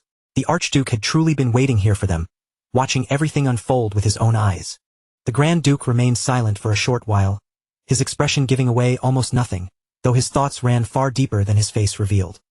He had come to see for himself the vassal his son had chosen, hoping that Lucian's first attempt to spread his wings would be given even the slightest wind to lift him higher. That was the real reason the Grand Duke had appeared at the training ground. Then he finally broke the silence and spoke firmly to Lucian. If Lucian was that certain, then they would witness the result with their own eyes. He ordered them to prepare to face the Sword Saint. Lucian's eyes sharpened the moment he heard those words. Without even a second of hesitation, he thanked his father for granting permission, and his expression made his determination unmistakably clear. His posture, his gaze, and even the air around him carried the same silent meaning. He was truly grateful to his father, and with that feeling lingering between them, the scene shifted. On the training ground, the Sword Saint stood waiting. He stepped forward with a calm presence that still felt overwhelming, and a faint laugh slipped from him. Not only had the third young master come in person, but even the Duke himself had appeared. His words trailed off slightly as the Grand Duke approached him. The Grand Duke stepped up and greeted him with a firm handshake. In any case, he said, this was an important event for their family, and as a gentleman, he simply could not suppress his curiosity. Then he told the Sword Saint not to worry about his son's reputation and to evaluate him with full rigor. Lucian also moved forward, facing his master with the same unwavering determination in his eyes. Lucian said he wanted the same thing. Only if the evaluation was strict would the promise they had made carry true meaning. Hearing that, a memory briefly passed through the Sword Saint's mind. He remembered Lucian once telling him that he would bring a perfect student, someone worthy of receiving his teachings. After a brief pause, the Sword Saint gave a slight nod. If both of them insisted on it, then he would take the matter very seriously. And before him, Felicia stood waiting. Her body was tense, and a faint hesitation showed in the way she held herself. The Sword Saint's gaze remained fixed on her, heavy, sharp, and impossible to ignore. A moment later, Felicia and the Sword Saint stood directly across from each other. Inside her mind, Felicia felt the full weight of the man before her. There was no doubt about it. This was truly the Sword Saint. Just standing in front of him made her feel as if the very air around them had changed. Gathering her courage, Felicia straightened herself and spoke with respect. She said it was an honor to meet the Sword Saint, and then introduced herself properly as Felicia. But before she could continue any further, the Sword Saint slowly raised his sword, holding it with calm authority as he cut her off. His voice was cold, sharp, and completely absolute. He told her that her name did not matter. Her sword would speak for her. A brief silence followed, and his piercing gaze seemed to pass straight through her. He told her that her name could wait until later. For now, she was to wield the wooden sword. At those words, the focus shifted slightly to the side, where Lucian and the Grand Duke stood watching in silence. The tension over the training ground tightened, as if everything had been building toward this one moment. Lucian quietly thought to himself that the test had now begun. Keeping calm, Lucian began to assess the situation in his mind. If Felicia gathered her mana into the tip of the wooden sword and pushed it in deeper, it should work. But if she tried to depend on raw strength alone, then this would become difficult. With proper mana circulation, there should not have been any major problem. Even so, a trace of uncertainty still lingered in Lucian's mind. What would happen next was something they could only watch and find out. Across from the Sword Saint, Felicia tightened her grip around the wooden sword. A bit of nervousness still remained inside her, but her determination burned even stronger. She knew this was a chance that might come only once in her entire life. She told herself that she had to be careful. Taking a steady breath, Felicia focused inward and began concentrating mana into her hands, just like Philip had done. Slowly, she guided that energy through herself, following the method she had learned. And then it worked. She had done it. The mana moved without any obvious problem, and for a brief moment, surprise flickered through her mind. Relief washed over her for just an instant, but that feeling quickly turned into uncertainty as she wondered what she was supposed to do next. Just as that question rose in her mind, the Sword Saint suddenly spoke. He said that was enough and that there was nothing more to see. Felicia was caught completely off guard, her eyes widening in confusion at the sudden declaration. She stammered in shock, asking what he meant. She had done exactly as he ordered and had drawn the sword. But before she could explain any further, the Sword Saint stepped forward and firmly took hold of her hand. His grip was steady and unshakable. He told her the reason was obvious, his voice calm yet absolute, as though the answer should have been clear from the very beginning. The Sword Saint tightened his hold slightly as he looked at her, his expression growing even more serious. Her circulation showed that she had ignored her internal condition because she feared pain, and her mana management had completely disregarded the actual state of her own body. His voice grew sharper, and each word landed with heavy force. This, he said, was the typical result of arrogance, the kind often seen in people who relied on talent alone. The Sword Saint paused for a brief moment, his eyes never leaving Felicia. Then he continued in the same steady voice, acknowledging that she stood before the Black Lions with the body of a woman, and for that alone, there was no denying that she possessed genuine talent. But talent was not the only thing he judged.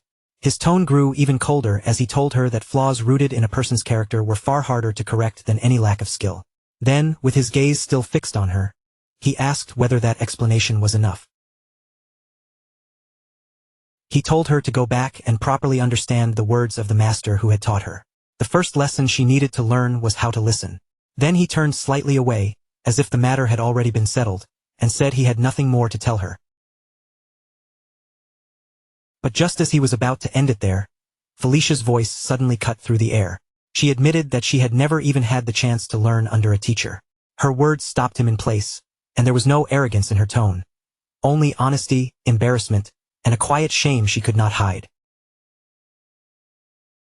She lowered her voice and confessed that she was ashamed to say it, but she did not understand anything he had just told her. Terms like circulation and mana management meant nothing to her, because no one had ever properly explained them. Felicia's gaze dropped slightly, and her fingers tightened around the sword in her hand. She said she had only copied what she had seen with her own eyes. She called herself foolish, then asked him to show her properly. For the first time, the Sword Saint's composed expression wavered. He turned back toward her, his eyes narrowing as he asked what she had just said. Was she really claiming that she had done all of that by herself, simply by watching someone else? Without any guidance at all? His brow furrowed deeply, and he rejected the idea at once, saying that such a thing should be impossible. He asked again, almost in disbelief, whether she had not just used mana circulation to draw that sword. Felicia hesitated under his pressure, clearly intimidated, but she still answered honestly. She said she had merely copied what her brother had shown her during their sparring match, because she could feel the weight and speed of his sword changing. The Sword Saint's eyes narrowed a little more, disbelief and confusion beginning to mix together. Felicia kept trying to explain in her own awkward way, saying that whenever that blue energy in her brother's body pulsed strongly, she could sense the change happening. But to the Sword Saint, her explanation sounded completely absurd. Inwardly, he thought she was speaking nonsense, unable to make sense of what he was hearing. An hermana was not something a person could simply see whenever they wished. And at that moment, his gaze slowly shifted toward Lucian. His thoughts remained unsettled as he stared at Lucian. Even he could not perceive an hermana without making physical contact. So how could this girl have manifested something so close to a sixth sense purely through her own will? His eyes narrowed as a question formed in his mind. He turned to the third young master and asked who exactly this girl was. Lucian met his master's gaze calmly, his expression steady and confident. Had he not already said it? He had promised to bring someone with extraordinary potential. To Lucian, Felicia was a true masterpiece of fencing talent. There was not the slightest hesitation in his belief, only a quiet certainty that seemed impossible to shake. And with that unspoken confidence hanging between them, the moment finally arrived. The match between them began. Felicia was the first to move, launching herself forward with startling speed. She circled rapidly around the Sword Saint, her eyes darting across his stance as she searched desperately for even the smallest opening. Every step she took was sharp, quick, and relentless. Her movements were driven by urgency and fierce determination. But the Sword Saint remained perfectly still in the center of it all, calm and unmoving, as if her speed and pressure meant nothing to him. Then, at last, Felicia saw a brief gap. She did not waste even a heartbeat. Felicia lunged toward that opening, driving forward with everything she had in an attempt to pierce through his defense. But the very next instant, her attack came to a complete stop. The Sword Saint blocked her strike with effortless precision, and he did it without even turning his eyes toward her. His voice remained cold as he told her that her movements were full of openings. Her blade was dull, and worse than that, her determination was even weaker. Only then did he shift his gaze toward her, his eyes sharp and merciless. He asked if that was all her despair was worth. Felicia clenched her teeth, frustration rising inside her like a flame she could not swallow down. No matter how many times she attacked, and no matter how carefully she aimed each strike, every single blow was intercepted and erased as if it had never posed a threat in the first place. It felt as though the Sword Saint could read every movement before her body even made it. Inside Felicia's mind, helpless thoughts began to echo. She had pushed herself all the way to her limit. Her hands tightened around the sword as doubt slowly crept in. And yet, even after giving everything she had, her blade could not even graze him. In her mind, Felicia kept speaking to herself, her thoughts trembling but refusing to break. The Sword Saint had not taken even a single step. That realization struck her harder than any blow. So this was the pinnacle of the sword, an abyss so vast and unreachable that she could not even begin to measure its depth. The distance between them felt overwhelming, almost suffocating. But even while facing that impossible gap, Felicia had no intention of giving up there. Her eyes suddenly dropped downward. Her gaze locked onto a loose tile beneath her feet, and in that split second, a plan flashed through her mind. Without hesitation, Felicia kicked the tile upward, using it as a distraction. She sent it flying to create a momentary opening, and at the same time, she shifted her body into position. Felicia moved to strike from behind, her movements fast and unpredictable. It was not the polished technique of someone formally trained, but an instinctive, unconventional attack born from desperation and willpower. Watching her attempt unfold, the Sword Saint finally spoke again, and this time, there was the faintest trace of interest in his voice. He saw in her a fighting spirit that refused to die, even after crashing against an impossible wall. He also saw ideas that did not follow ordinary rules. Because she was not weighed down by experience, her actions were rough, but strangely free. After a brief pause, he spoke again, almost as if acknowledging the stubborn persistence she was showing. He told Felicia that she was not finished yet, and for just a brief moment, her plan seemed as if it might actually work. The Sword Saint told her to let it all out, every last bit of resentment she had carried inside until now. Then, using only a single finger as though it were a sharpened blade, the Sword Saint sliced straight through the flying tile, cutting it cleanly into two separate pieces.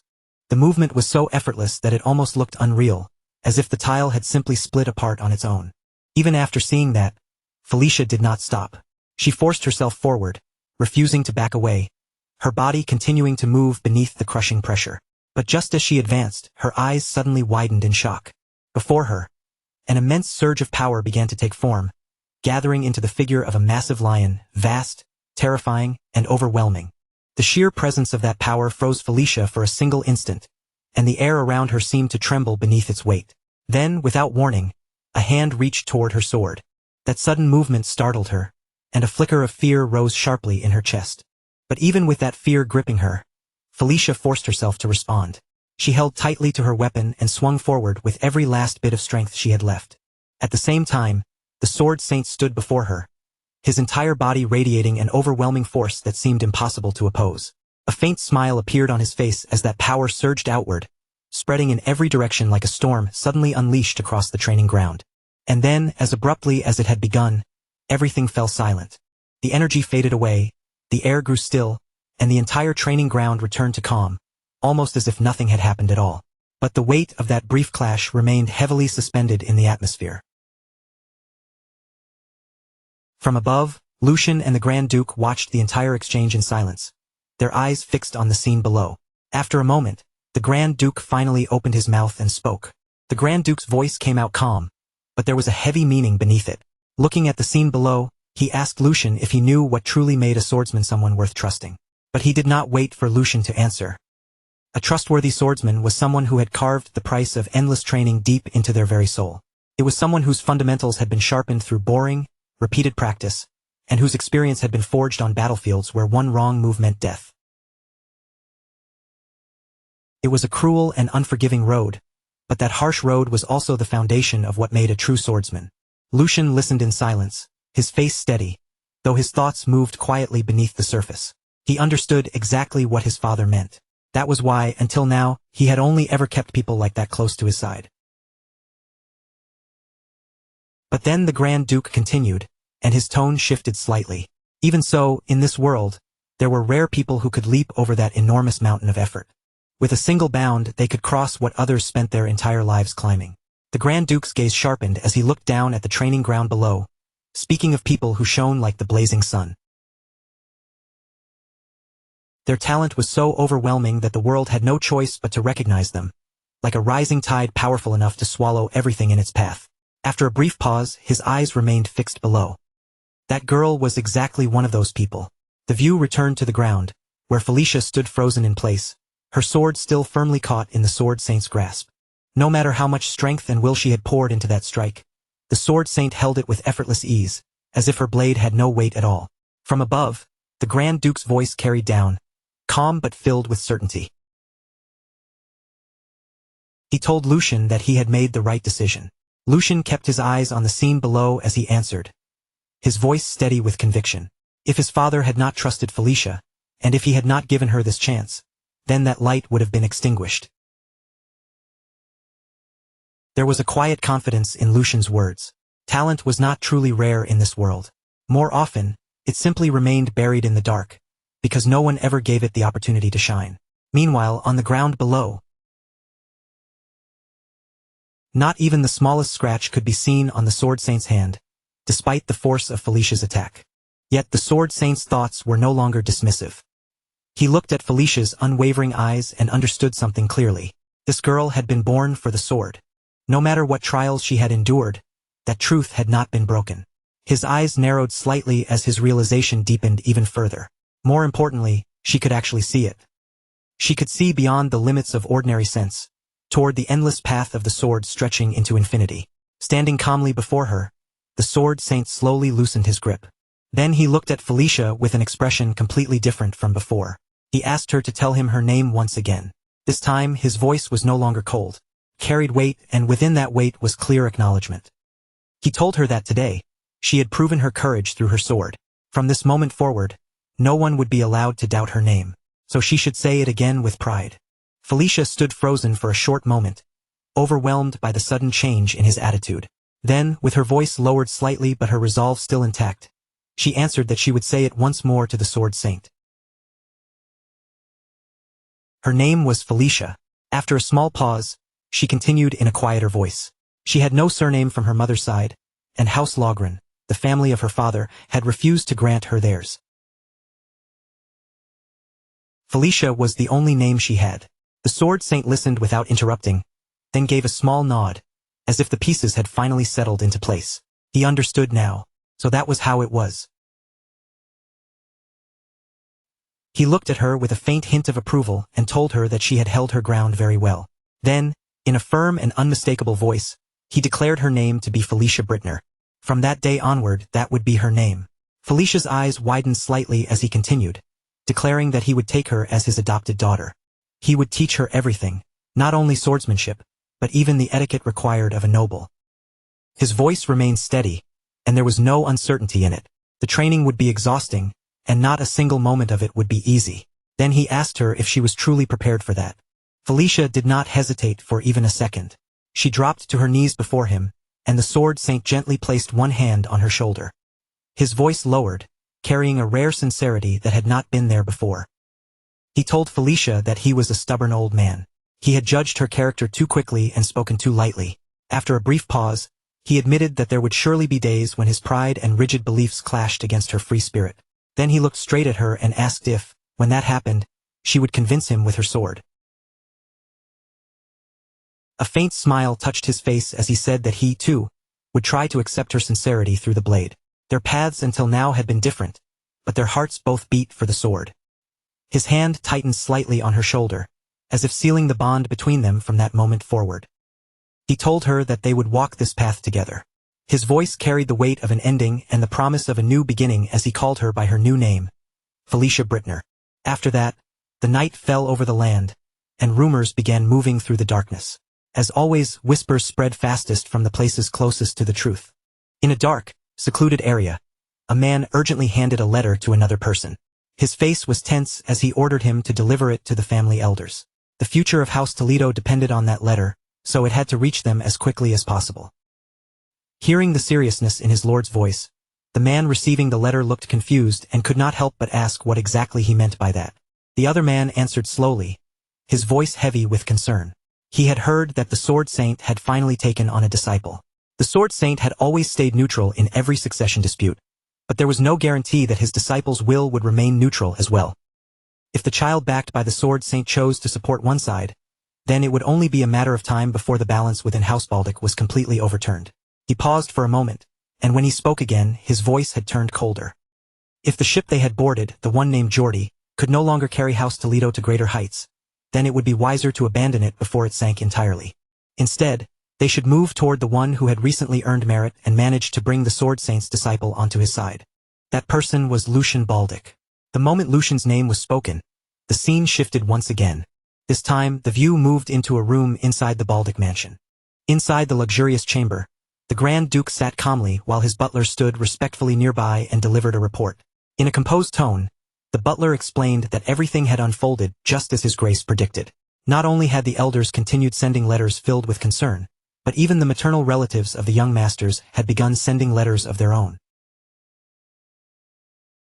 The head butler continued his report, his voice carrying a trace of worry. He had already taken measures on his side, but those people were not the type to simply stand still and watch. Because of that, he wondered if it would be better to act before those sparks spread any further. Even after hearing those concerns, the Grand Duke remained perfectly calm.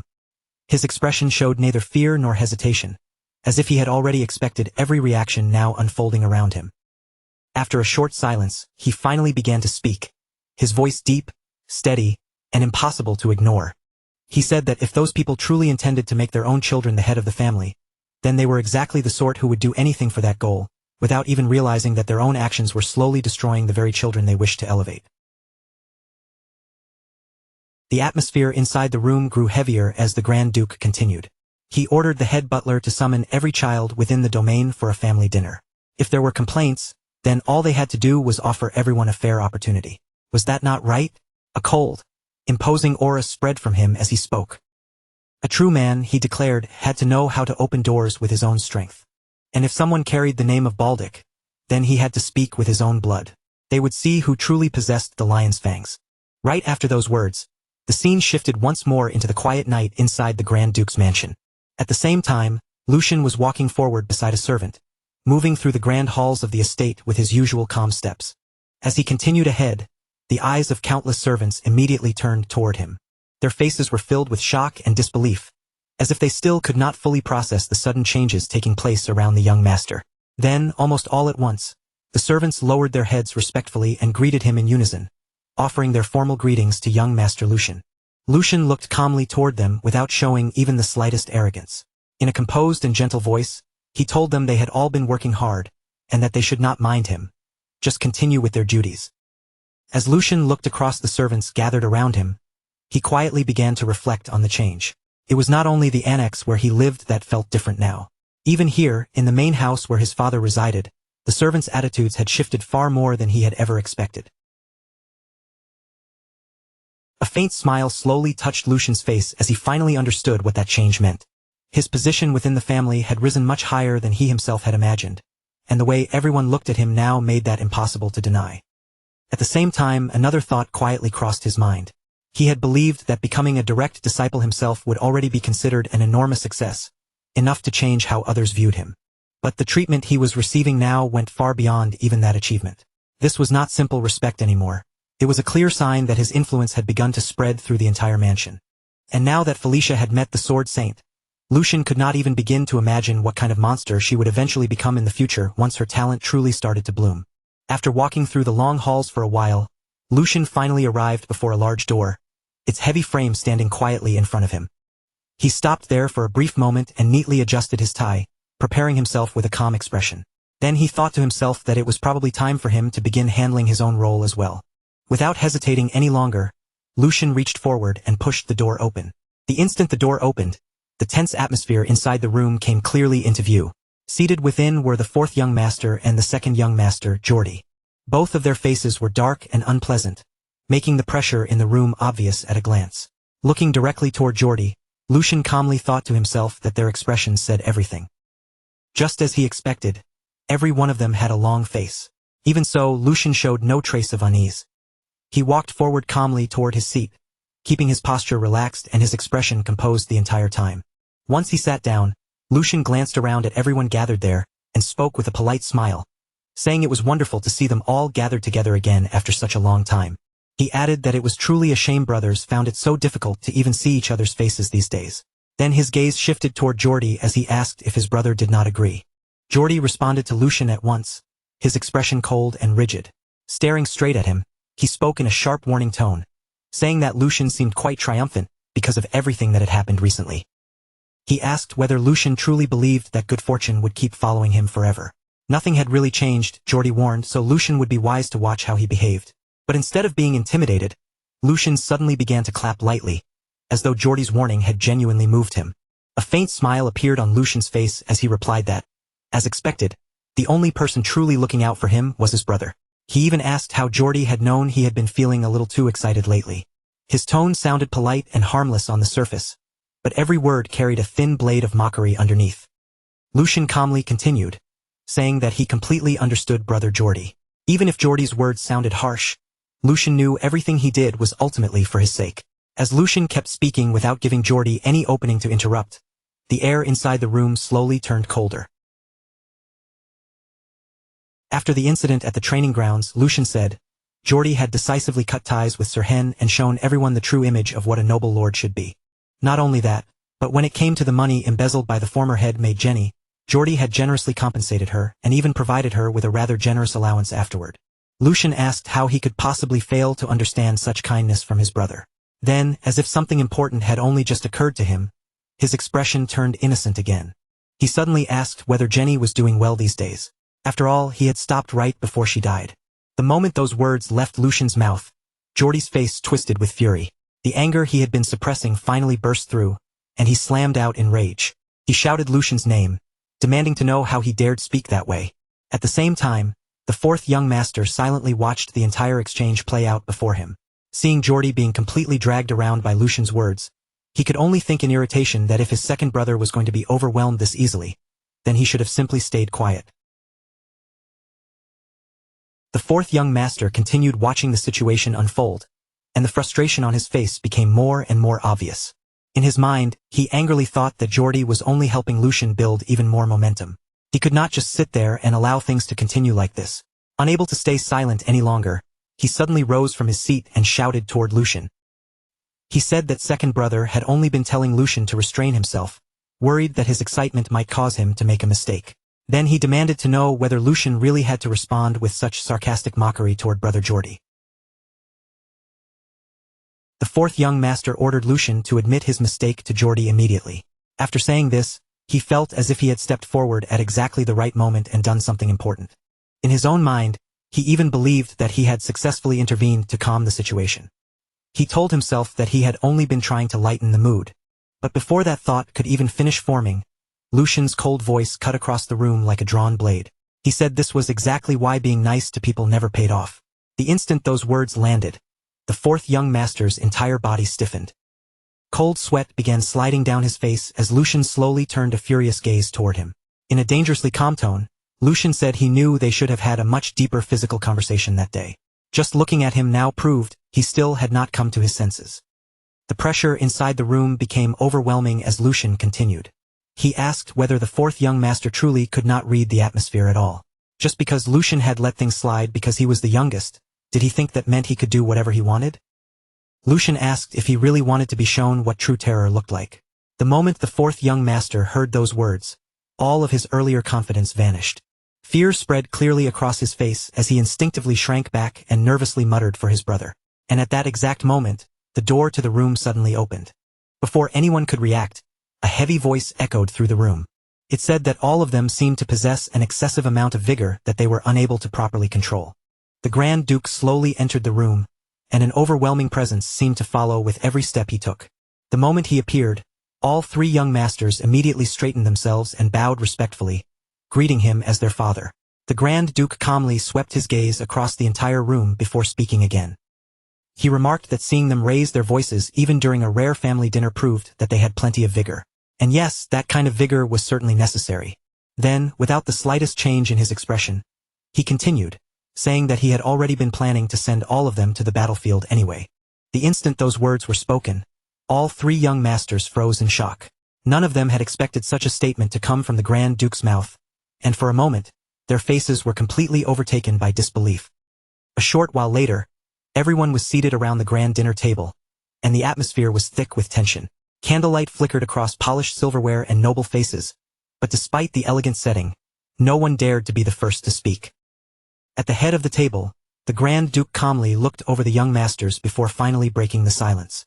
He asked if they were all aware of the Empire Liberation Alliance, and the moment that name left his mouth, the mood in the room grew even heavier. The Grand Duke continued in a cold, steady voice, explaining that they were remnants of former vassal states. They were rebels who had gathered together with the goal of freeing themselves from the Empire's rule.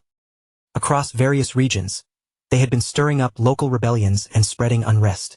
They had even gone as far as assassinating nobles without hesitation. The Grand Duke compared them to a thorn lodged beneath a fingernail, small at first glance, but far too painful and dangerous to ignore. Everyone at the table listened in complete silence as the Grand Duke went on. A few months earlier, traces of their activity had been discovered in the border region of Bornholm. Because of that, he had dispatched the firstborn, Tristan, to crush the rebellious movement before it could spread any further. Since then, there had been numerous clashes, both large and small, though none of them had been serious enough to completely destabilize the region. As the Grand Duke spoke, the expressions of the three young masters gradually stiffened. Among them, the second and fourth young masters looked especially troubled, as if they had already sensed that the situation was far more serious than it first appeared. Even after hearing all of that, the Grand Duke's face did not so much as twitch. His expression stayed perfectly still, as if the heavy atmosphere around the table had no power to shake him at all. But then his voice dropped lower than before. Recently, he said, he had received a report serious enough that it could no longer be dismissed or pushed aside. In an instant, every sound around the table faded away. Only after the silence fully settled did the Grand Duke reveal the real reason behind his concern. A monster migration. The first warning signs had already begun to appear in Bornholm. The instant those words reached Lucian's ears, his eyes widened before he could stop himself. A cold, sharp sensation slid down his spine, making his entire body tense. A monster migration. Just repeating the phrase in his mind was enough to make his expression harden. This was not some ordinary disturbance. This was far more dangerous than anything he had expected. A monster migration was the kind of disaster that began when one species of monster increased far beyond its natural numbers.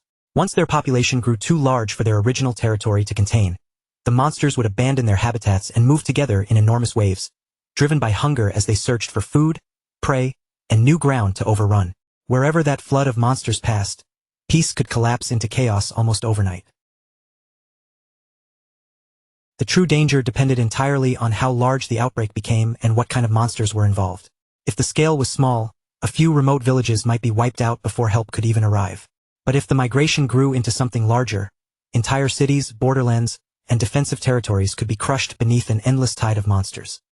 Even veteran knights and seasoned soldiers dreaded monster migrations, because once the monsters began moving in full force, stopping them was never simple. And now, the first signs of that nightmare had appeared again. The worst migration ever recorded had been so devastating that an entire castle and 10 nearby villages were erased from the map as if they had never existed. Thousands of people had lost their lives in that catastrophe, and the ruined lands remained empty for years afterward, abandoned out of fear and still tainted by the lingering presence of monsters. The Grand Duke allowed those grim facts to sink into everyone at the table before speaking again. His tone calm but impossible to ignore. However, he added it was still too early to declare this a full-scale monster migration. At once, every gaze returned to him. A monster migration, he explained, normally followed a cycle of roughly 50 years. Bornholm's previous outbreak had been suppressed only 20 years ago. According to every known pattern and every piece of logic they had, another migration should not be happening this soon. Lucian listened quietly as his father laid out the situation. Then his eyes narrowed in thought. Even so, he said with care, if there was even the slightest chance that an unexpected variable had appeared, then eldest brother must already be carrying a tremendous burden, especially while he was also dealing with the rebels at the same time. The moment those words left his mouth, Lucian seemed to grasp the real meaning hidden beneath his father's earlier statement. So that was it. That was why father had said he intended to send one of them to the battlefield. When the Grand Duke saw that his third son had reached the correct conclusion on his own, a slow smile appeared on his otherwise stern face. That is correct, he answered, his voice steady. One of you must go there and help clear away the dark clouds gathering over that land. The Grand Duke's eyes moved across his sons one by one. So tell me, is there anyone among you willing to step forward and help your eldest brother resolve this matter? That single question was enough to tighten the entire atmosphere around the table. The air, which had already been heavy, now felt even more difficult to breathe. Geordie, the second young master, visibly stiffened the moment the word volunteering entered the discussion. His brows drew together, and his expression turned uncomfortable as countless thoughts rushed through his head. A volunteer? The word sounded generous on the surface, but to him it was hardly a real choice at all. He understood exactly what kind of situation this was. None of them would actually be able to take command away from eldest brother, not when Tristan already controlled the battlefield. At most, they would be sent there as supporting figures, useful enough to stand beside him but powerless in any meaningful way. And even if they managed to accomplish something impressive, the achievement would almost certainly be placed under Tristan's name in the end. After sorting through those thoughts, Geordie finally lifted his head and spoke in front of the Grand Duke. Father, he began respectfully, is it truly necessary for one of us to step forward in person? None of us have gained proper battlefield experience yet. Rather than involving ourselves directly in such a dangerous and uncertain situation, Geordie continued, I believe it would be far more efficient to send our knights to support eldest brother instead. Then, as if seeking agreement, he turned his gaze toward the youngest sibling seated nearby. Don't you think so as well, youngest? Under the sudden pressure, the fourth young master hesitated, his posture growing noticeably tense. After a brief pause, he answered cautiously, yes, father. If I could truly be of help, I would of course want to step forward myself. But I also believe second brother's suggestion is the more reasonable choice. Before the conversation could continue in that direction, however, Lucian suddenly cut in. That will probably be impossible. Lucian's voice remained calm as he began explaining the reason. If we move additional troops from here at this point, the lords surrounding Bornholm will be the first ones to react. And if we are careless, they may start suspecting that we are using the rebel problem as an excuse to hide some other intention. The moment Lucian said that, the fourth young master's face twisted into a frown of clear dissatisfaction. He clearly did not like the implication behind Lucian's words. Other intentions? He repeated sharply, his voice rising with disbelief. Are you saying they would actually think that? That House Valdic is using the rebels as a convenient excuse to invade their territories? Irritation colored every word he spoke. How could they dare look at House Valdic and entertain such absurd suspicions? Even if they complained about something so ridiculous, would a simple warning from us not be enough to silence them? We have no reason to tread carefully around people like that. Lucian, however, did not lose his composure. Of course, he replied evenly. What you are saying is not entirely wrong. However, we still have to consider every possible outcome. As he spoke, his gaze grew slightly sharper. What if His Majesty the Emperor himself were to hold that same suspicion, even for just a moment? And beyond that, what if the Marquis's faction used this opening to twist the situation for their own advantage? Those words landed heavily over the table, and the atmosphere immediately grew darker. The Grand Duke gave a slow nod, showing that he agreed. Lucian is correct, he stated in a firm voice. Even though our house maintains a strong relationship with the imperial family, any large-scale movement of troops is bound to make the surrounding powers uneasy. And if the noble faction decides to turn this situation into a political weapon against us, His Majesty would undoubtedly be placed in a very difficult position. The Grand Duke then folded his hands together, his sharp eyes sweeping across each of his sons in turn. Now then, what do you suggest we do? His deep voice echoed through the dining hall, quiet yet heavy enough to command the room. Under the current circumstances, an official military deployment is impossible. At the same time, however, we still need forces capable of responding immediately if something unexpected happens. As he said this, the Grand Duke's expression hardened ever so slightly.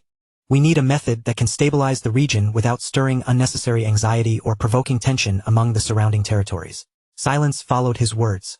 The three young masters all sank into thought, each trying to find an answer worthy of the problem before them. Tell me your thoughts, the Grand Duke demanded. While the others were still searching for an answer, Lucian had already reached his conclusion in silence. In his mind, there was only one solution that fit. The forces they needed had to meet several conditions at once. They had to be people with actual combat experience, not sheltered soldiers who only looked impressive on paper. They also had to be the kind of people willing to move regardless of politics or personal loyalties, as long as the payment and conditions were acceptable. More importantly, they had to be locals who belonged to the region itself. They needed an armed force that could act without causing unnecessary suspicion, controversy, or political backlash. And once Lucian considered all of those requirements together, only one group matched them perfectly. We must make use of Bornholm's mercenaries. As Lucian said this, his eyes narrowed slightly, and he continued organizing the rest of his thoughts. Even if the goal was only to gather those unruly groups under one banner, the blood of House Valdic would still be needed to make it happen. I volunteer for that position, Father. Lucian's voice rang clearly through the dining hall, and unlike the others, there was not even the faintest trace of hesitation on his face. If anything, he almost looked energized by the opportunity placed before him. The Grand Duke watched his third son in silence for a moment. 1 week later, the scene shifted to a large ship cutting through the cold sea on its way toward Bornholm. The wind roared over the deck, waves slammed against the hull, and Lucian stood quietly beside Hugo as the long voyage continued. Even aboard the ship, with the cold spray of the sea in the air, Lucian remained lost in thought. The only thing that could make mercenaries move was money. That much he understood perfectly. But money alone was never enough to truly bind people like them. Coins could attract mercenaries, but they could not guarantee loyalty. A faint smirk tugged at Lucian's lips as memories from this life and his previous ones rose in his mind. Mercenaries were the type to change their words whenever the situation demanded it, tossing away yesterday's contract as casually as if it had been nothing more than a joke told today. That was the kind of creature known as a mercenary, and Lucian understood that breed far better than most nobles ever could. After all, he himself had once lived as a mercenary. Even knowing that, he still found their way of thinking strangely impressive. To mercenaries, survival always came before pride, loyalty, or reputation. If a situation turned hopeless, abandoning even the employer who had hired them was not treated as shameful. Among mercenaries, that kind of cold decision was often seen as the proper instinct of someone who knew how to stay alive.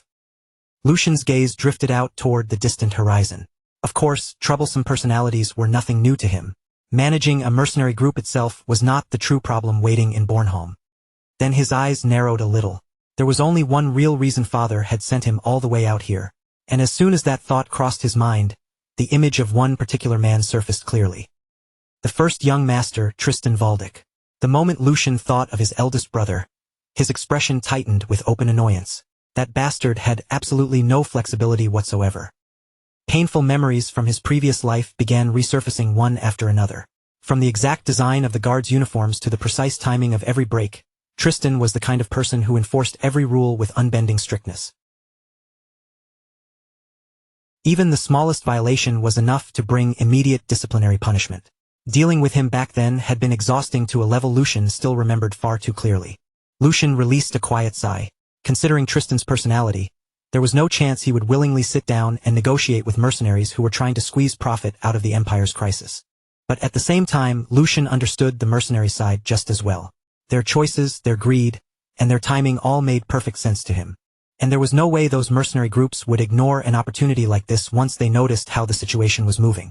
A dangerous battlefield, political instability, the threat of monsters, and desperate nobles willing to pay enormous sums for armed support. Everything about Bornholm was exactly the kind of storm mercenaries would flock toward. To mercenaries, it was the perfect battlefield to squeeze profit from. And the more Lucian thought about it, the more amused he became. In the end, this entire crisis was nothing more than a grand banquet laid out specifically for him. A strange grin slowly crept across Lucian's face. It really has been a long time since I had the chance to properly show what I can do. His eyes began to gleam with a sharp, eager light. Just wait for me, you mercenary bastards. Hugo, who had been standing nearby, quietly stared at his master with a deeply confused look on his face. He could not understand why Lucian had suddenly started smiling like that. What in the world happened to him all of a sudden? Not long after, the ship finally reached the port, slowing down as it came to a heavy stop against the dock. As Lucian stepped down from the vessel and onto the port, a familiar figure was already waiting there to greet him with proper respect. Sir Raymond, thanks to you, the journey here was extremely comfortable. Lucian recognized the man at once. Standing before him was none other than the captain of the Black Lions. Lucian gave him a small nod before speaking. I heard you personally volunteered to accompany this mission as well. At that, the captain smiled with quiet confidence. Since you accepted such an important assignment, I believed you would need an escort suited to the task, Sir Raymond replied. Then he smoothly continued with his report. The members who handled the Vestra mission with you have already arrived ahead of us. They are currently gathering information and checking the situation in the area, so they will join up with you later at the appointed rendezvous point. After finishing his brief report, Sir Raymond lowered his head slightly and asked with formal respect, "For now, would you like to head directly to the first young master?" Lucian answered with a light smile, as if that had been his plan from the beginning. Yes, please. But before they could take even a few proper steps forward, loud shouting suddenly erupted from the nearby streets, cutting through the port's busy noise. It's the bastards from the Empire Liberation Alliance. Don't let them escape. Catch them no matter what. A group of men was sprinting desperately through the streets, while armed soldiers chased after them from behind with fierce urgency. Panic spread through the area in an instant. Civilians gasped and hurriedly threw themselves out of the way, clearing the street as the chase rushed past them. Among the fleeing rebels, one man looked toward his leader with desperation written across his face. Squad leader, at this rate they'll catch us soon. I'll stay behind and buy time, so please escape while you still can. But the squad leader rejected him immediately, without even slowing his pace. Don't say something so foolish. How long do you think you can last against House Valdic soldiers by yourself? Just then, both men suddenly looked ahead. In the distance stood a young boy with an unmistakably noble appearance, accompanied by only 2 escorts. One of the fleeing men stared at him and muttered darkly, "There's a kid up ahead who looks like a noble. We'll deal with his escorts and take that brat hostage to buy ourselves some time." As he made the decision, his hand moved straight toward the sword hanging at his waist. "I won't make a single mistake." With that low declaration, the rebel swiftly drew his blade, lowering his stance as he prepared to charge forward. But at that exact moment, Lucian was already standing directly in front of him. So close it felt as if he had appeared out of thin air. To do what? The rebel's eyes shot wide open in shock. Lucian looked at him with a calm smile, his voice almost playful as he spoke again. "Why don't you let me join in on the fun as well?" At the same time, a terrifying wave of power burst out from Lucian's body, pouring over the street like invisible weight. The rebels froze where they stood, their bodies locking up as the pressure bearing down on them became so suffocating they could barely breathe. After that single instant, the lingering mist of force continued to spread slowly across the battlefield, rolling through the air while Lucian remained standing calmly in front of everyone. His sword rested quietly in his hand, yet the stillness around him made him look even more dangerous than if he had been swinging it wildly. The very same man who had tried to attack him moments earlier could now do nothing but stare in complete shock at what had just happened. At that same moment, the situation around them froze. The team leader tightened his grip around his sword and shouted in confusion, "What is the meaning of this?" But before anyone could properly respond, Another man behind him called out nervously, "Team leader." The tremble in his voice alone revealed the fear already taking hold of him. Meanwhile, deep inside his mind, the team leader had already understood the horrifying truth. Lucian was not an ordinary child at all. That realization sent a chill racing down his spine, especially after seeing their squad leader subdued in one strike without even being given the chance to react. And worse, Lucian had done it with only a scabbard. He's a monster. The air around them became unbearably heavy as the reality of Lucian's overwhelming strength finally began sinking into everyone present. On the other side, Lucian quietly lowered his gaze toward his sword, calmly sensing the immense power surging through every part of his body. A faint smile slowly formed on his lips as he muttered to himself.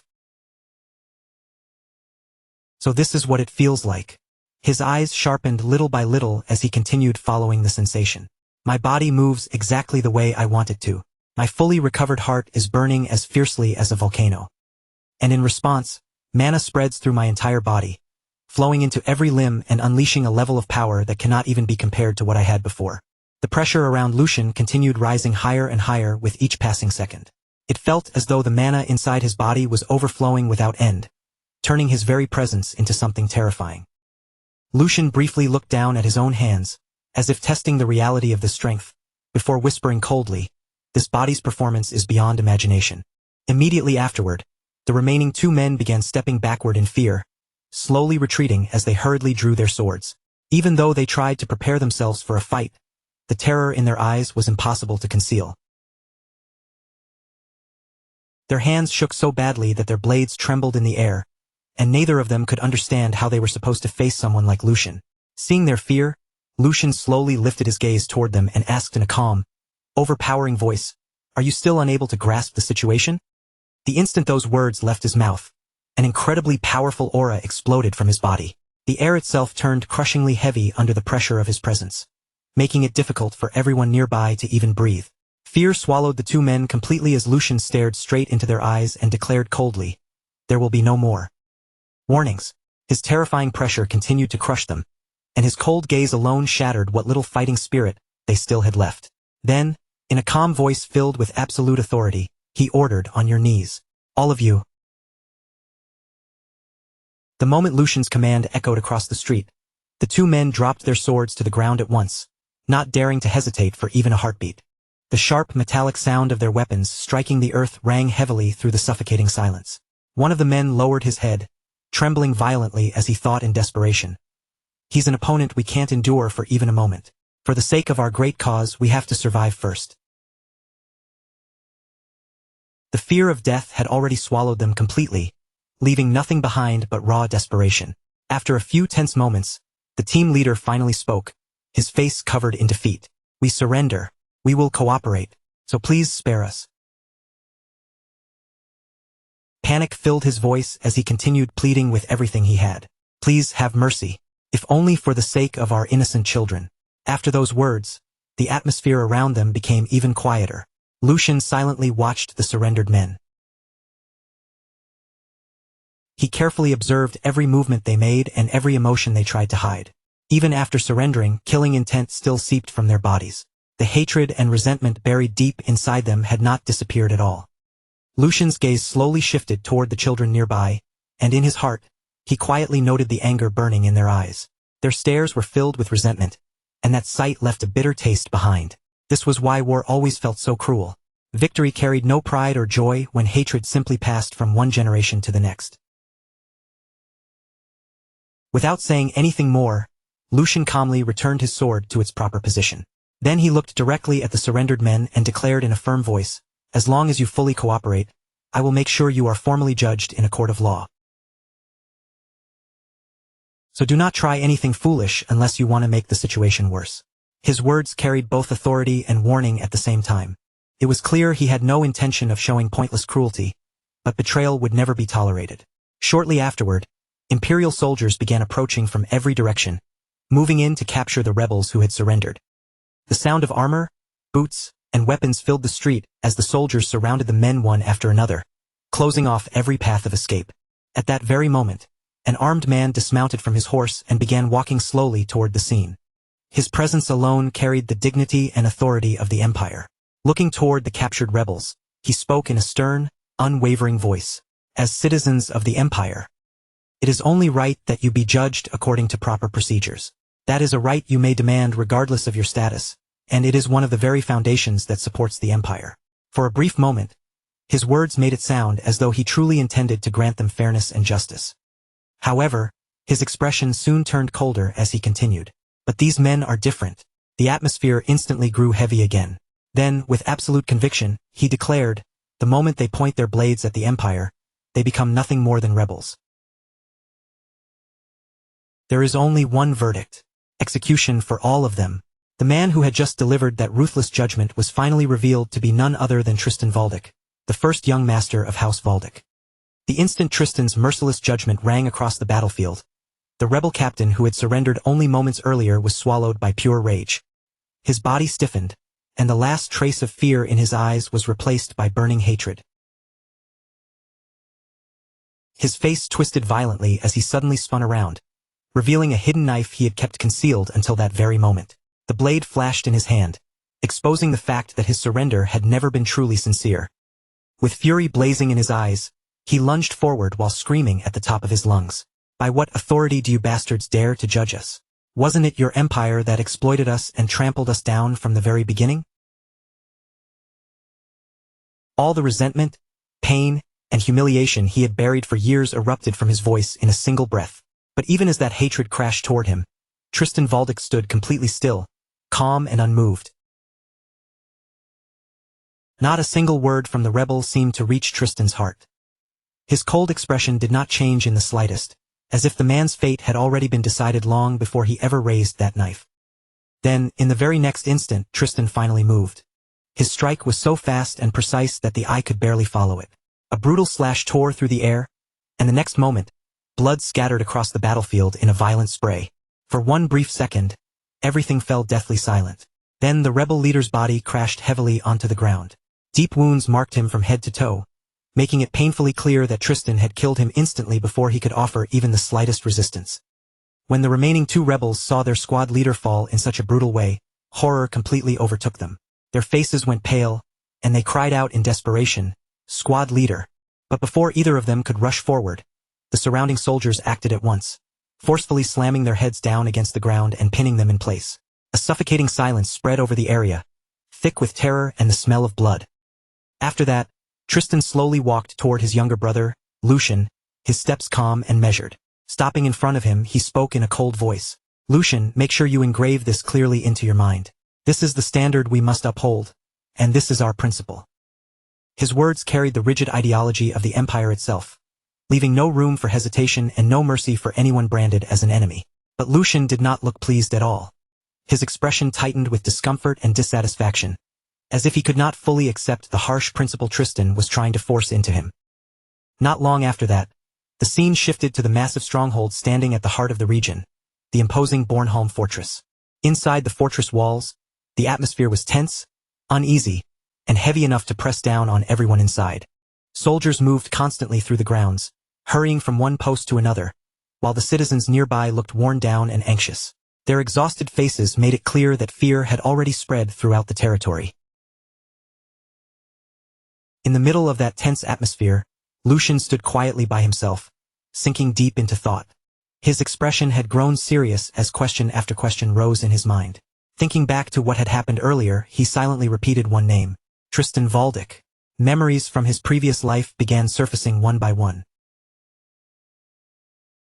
He had been stubborn in Lucian's previous life as well, but Lucian had never seen him act with such extreme violence before. The Tristan he remembered was strict, inflexible, and uncompromising, but the brutality he had shown today felt far beyond anything Lucian had known. As those thoughts continued to pile up, Lucian's expression darkened even more. Come to think of it, he had no memories of Bornholm from his past life.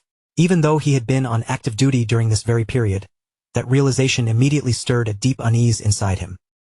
There was no way he would not have known if an incident of this scale had happened back then. So why did he remember nothing about it? The more Lucian thought about it, the more suspicious everything felt, as though an important piece of history had been completely cut out from his memories. While carefully observing the fortress and everything happening around it, Lucian calmly began analyzing the situation. The atmosphere here was clearly terrible. With the Empire Liberation Alliance running rampant and the citizens of the territory drowning in anxiety, the situation looked far more serious than the report had made it seem. His sharp eyes continued scanning the surrounding area, taking in the thin guard posts and the restless movements of the soldiers. Then he quietly added that this was more than a simple shortage of manpower. Wasn't the security perimeter practically empty? For a fortress facing a crisis of this level, the defenses looked dangerously exposed. The lack of soldiers protecting key areas made the entire fortress feel vulnerable, as if it was barely holding itself together. Hearing Lucian's observation, Tristan answered in a calm but serious tone.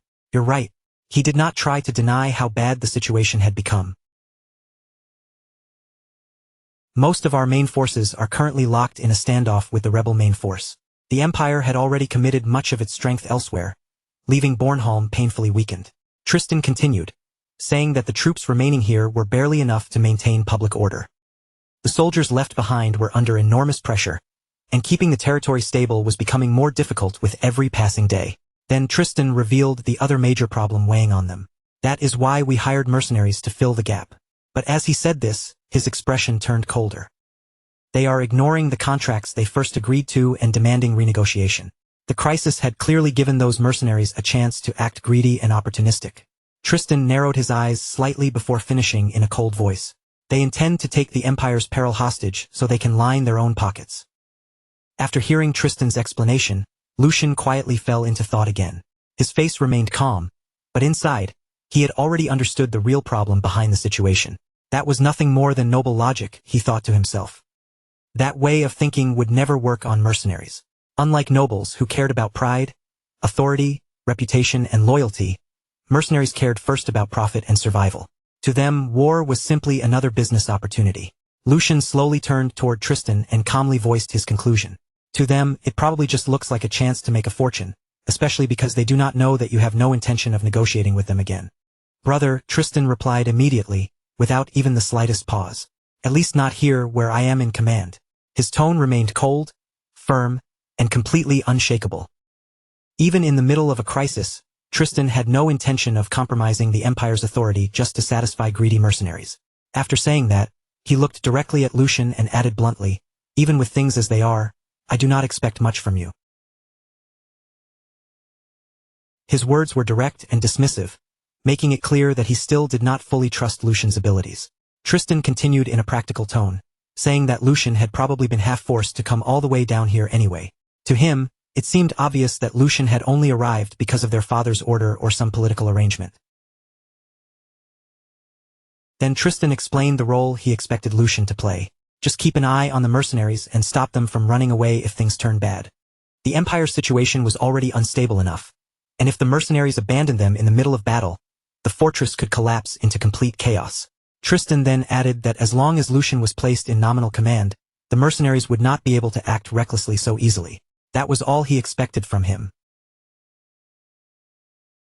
In other words, Lucian's value was mostly symbolic. Tristan only saw him as a figure of authority who could restrain the mercenaries by name. But after listening to all of that, Lucian calmly met his older brother's gaze and replied, You seem to be mistaken about something, eldest brother. Tristan's eyes narrowed slightly. Mistaken? Lucian answered without changing his expression. First, I was not forced to come here. I volunteered to go. The moment those words left his mouth, the air between the two brothers shifted, because there was not even the smallest trace of hesitation in his voice. Then Lucian continued, Second, I know how to resolve this situation. At the same time, he took out an official letter and held it forward. The document carried an authority that could not be denied.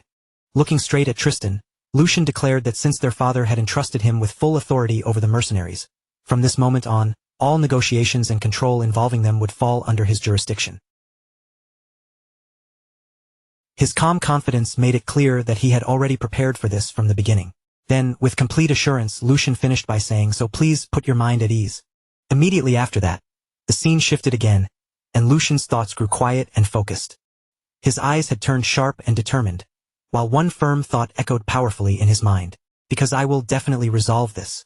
After that, the scene moved to a completely different place, where a large group of mercenaries had gathered together and were spending the night in loud celebration. Food and drinks were spread out everywhere, and the atmosphere grew more cheerful and rowdy with every passing moment as laughter and drunken shouting filled the air. In the middle of the gathering, a red-haired mercenary raised his cup high and shouted for everyone to eat and drink as much as they wanted, because they would be able to squeeze plenty of money out of the noble lord. The moment he said that, the surrounding mercenaries burst into loud laughter and cheers. They lifted their cups over and over again, shouting, "Long live the captain! Long live the captain!" Their voices echoed through the night as they celebrated without the slightest worry. Amid all the excitement, a green-haired mercenary looked toward the captain with obvious admiration in his eyes. He could barely hide how impressed he was. Grinning widely, he said, "Captain, you really are amazing. Having the guts to act like this against House Valdic. There's probably no one else in the entire empire who could do it." To him, openly provoking such a powerful noble house was something almost no one would dare attempt. But their captain was treating the whole situation as if it were nothing at all. Hearing the compliment, he calmly lowered the cup in his hand and responded with an easy confidence that stood out from everyone else around him. "Because we are not the ones sweating bullets. The higher-ups are already on the verge of clashing with the Empire Liberation Alliance, and on top of that, the movements of the demonic beasts have been unusually strange lately. For mercenaries like us, an unprecedented boom has arrived." His voice carried absolute certainty. The Empire was being pressed by problems from multiple directions, and that made mercenary groups more valuable than ever. The nobles needed manpower badly, and the mercenaries understood exactly how much leverage that gave them. The green-haired mercenary quickly understood what the captain was getting at. Leaning forward with interest, he asked, "So that means we just have to hold out until they can't stand waiting anymore?"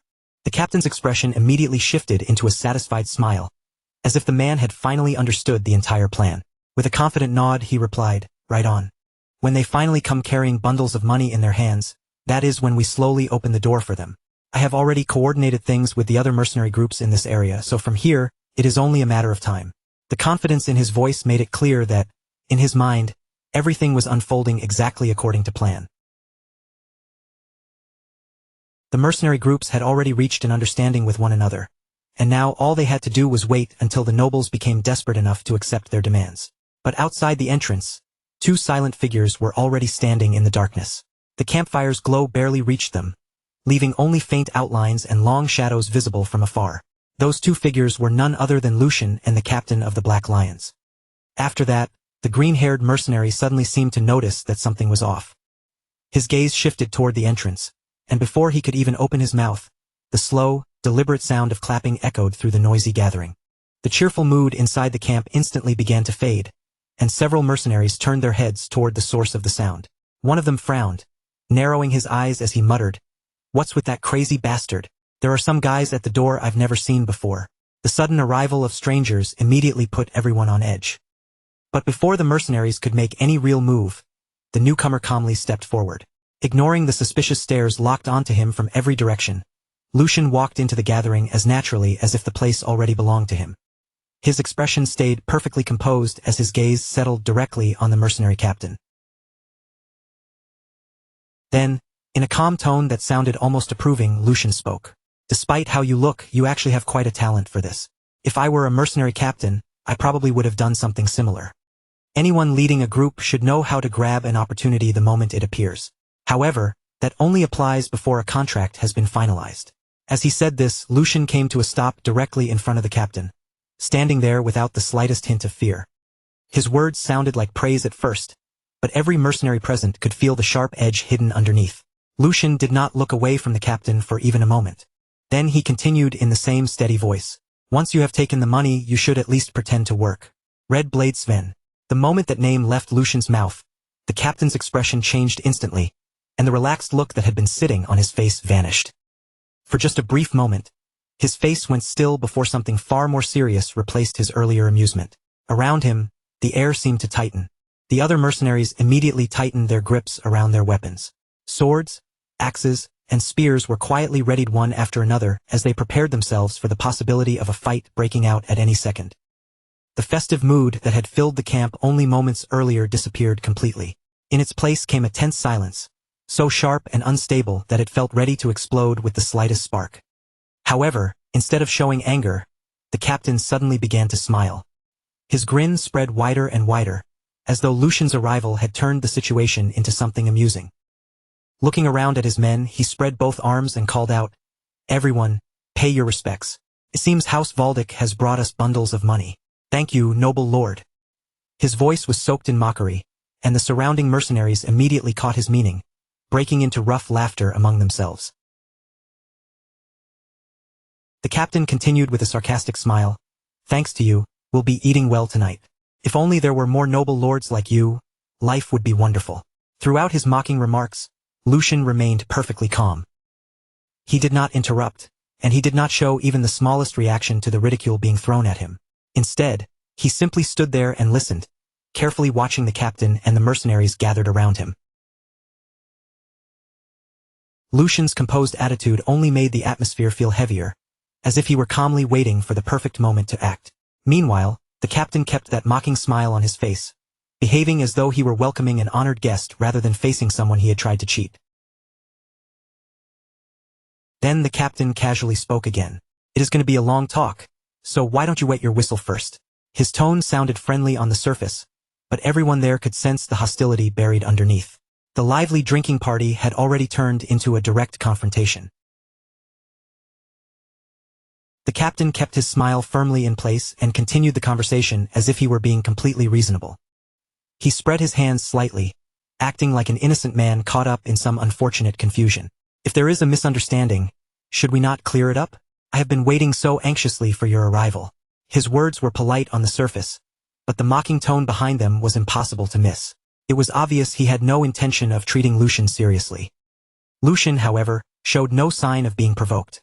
His expression remained calm and steady as he answered in a clear voice. A misunderstanding between House Valdic and you?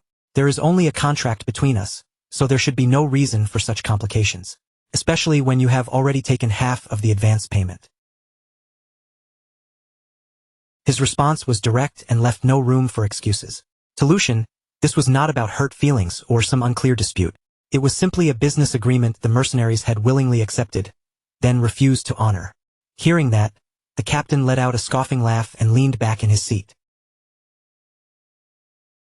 With a dismissive look on his face, he replied, "You mean that pocket change? I thought it was just charity tossed to poor, lowly commoners, because it was far too pathetic for a dangerous mission like clashing with rebel forces." The moment he finished speaking, loud laughter erupted all around him. His subordinates immediately joined in, treating the advance payment like nothing more than a joke. The captain kept mocking the amount and added, "Shouldn't it at least be enough to cover our meals?" At that remark, the mercenaries laughed even harder. Then the captain turned toward his trusted subordinate with a grin and asked, "Isn't that right, Vice Captain?" Without missing a beat, the green-haired mercenary eagerly played along. Nodding dramatically, he answered, "That's right, Captain Sven. With that little money, I can't even afford to feed my elderly mother back home." His exaggerated response triggered another wave of laughter from the gathered mercenaries. To them, this entire negotiation had become entertainment. Once the laughter finally eased, Captain Sven spoke again. His tone became slightly more measured, but the greed hiding beneath his words was still painfully obvious. However, as citizens of the Empire, we cannot just ignore this matter completely either. Wouldn't it be best for everyone if things became mutually beneficial? Let's take it easy, young master. His real intention was now perfectly clear. He had no interest in honoring the original agreement. Instead, he was trying to exploit the desperate situation around the ongoing conflict and pressure House Valdic into paying even more money. Lucian silently watched the captain and the mercenaries around him for a brief moment. Their arrogance, their confidence, and the way they openly mocked the contract made their desire obvious. Then, without showing even the slightest anger, Lucian calmly reached into his belongings and pulled out a heavy bag filled with money. The sight of the bag immediately drew every eye in the camp. Holding it in his hand, Lucian looked straight at Captain Sven and said, "If that is the case, then there is no need to talk in circles. Problems that can be solved with money are the easiest ones to handle." As soon as he finished speaking, Lucian casually loosened his fingers and let a coin slip from his hand. Clink! The sharp metallic sound echoed clearly through the gathering as it struck the ground. Instantly, Captain Sven and every one of his subordinates turned their attention toward it. Their eyes locked onto the coin, and the mocking smiles that had covered their faces only moments ago slowly began to fade. The camp that had been filled with laughter and ridicule suddenly grew strangely quiet. Lucian calmly looked at them and said, "Captain, is this not a Wilhelm the Great Birth commemorative coin?" A single one of these should be worth well over hundreds of gold coins. Can you really be satisfied with only that much? His voice stayed calm and composed, as though he were discussing something perfectly ordinary. Yet the effect was immediate. The mercenaries stared at the coin in disbelief. Before anyone could answer, Lucian casually dropped another one onto the ground. Then another. One by one, the priceless coins fell, each sharp clink striking the silence like a hammer against the mercenaries' hearts. As the coins scattered across the ground, Lucian continued speaking in that same calm tone. You should make sure your lives are properly compensated. On the surface, his words sounded perfectly reasonable. But paired with the sight of those valuable coins, they carried a temptation that was almost impossible to resist. Captain Sven watched the scene unfold, and his thoughts shifted almost immediately. The confidence and arrogance he had been displaying began to crumble beneath the weight of pure greed. Inwardly, he could not help thinking that this young noble was a complete pushover. With that much money, they could live more comfortably than the lord of a small castle. The sheer amount of wealth being tossed so casually onto the ground was far beyond anything Sven had expected. Almost at once, Sven's attitude flipped completely. The hostility disappeared from his face, replaced by an exaggerated look of respect. Rising from his seat, he spoke in a tone entirely different from before. I have committed a grave discourtesy by speaking so arrogantly to such a generous and broad-minded young master. From now on, I will put my life on the line for whatever task you give me. With just one word from me, all the mercenary groups in the area will gather. His sudden change was so dramatic that anyone watching could have laughed. Only moments ago he had mocked Lucian and demanded more money.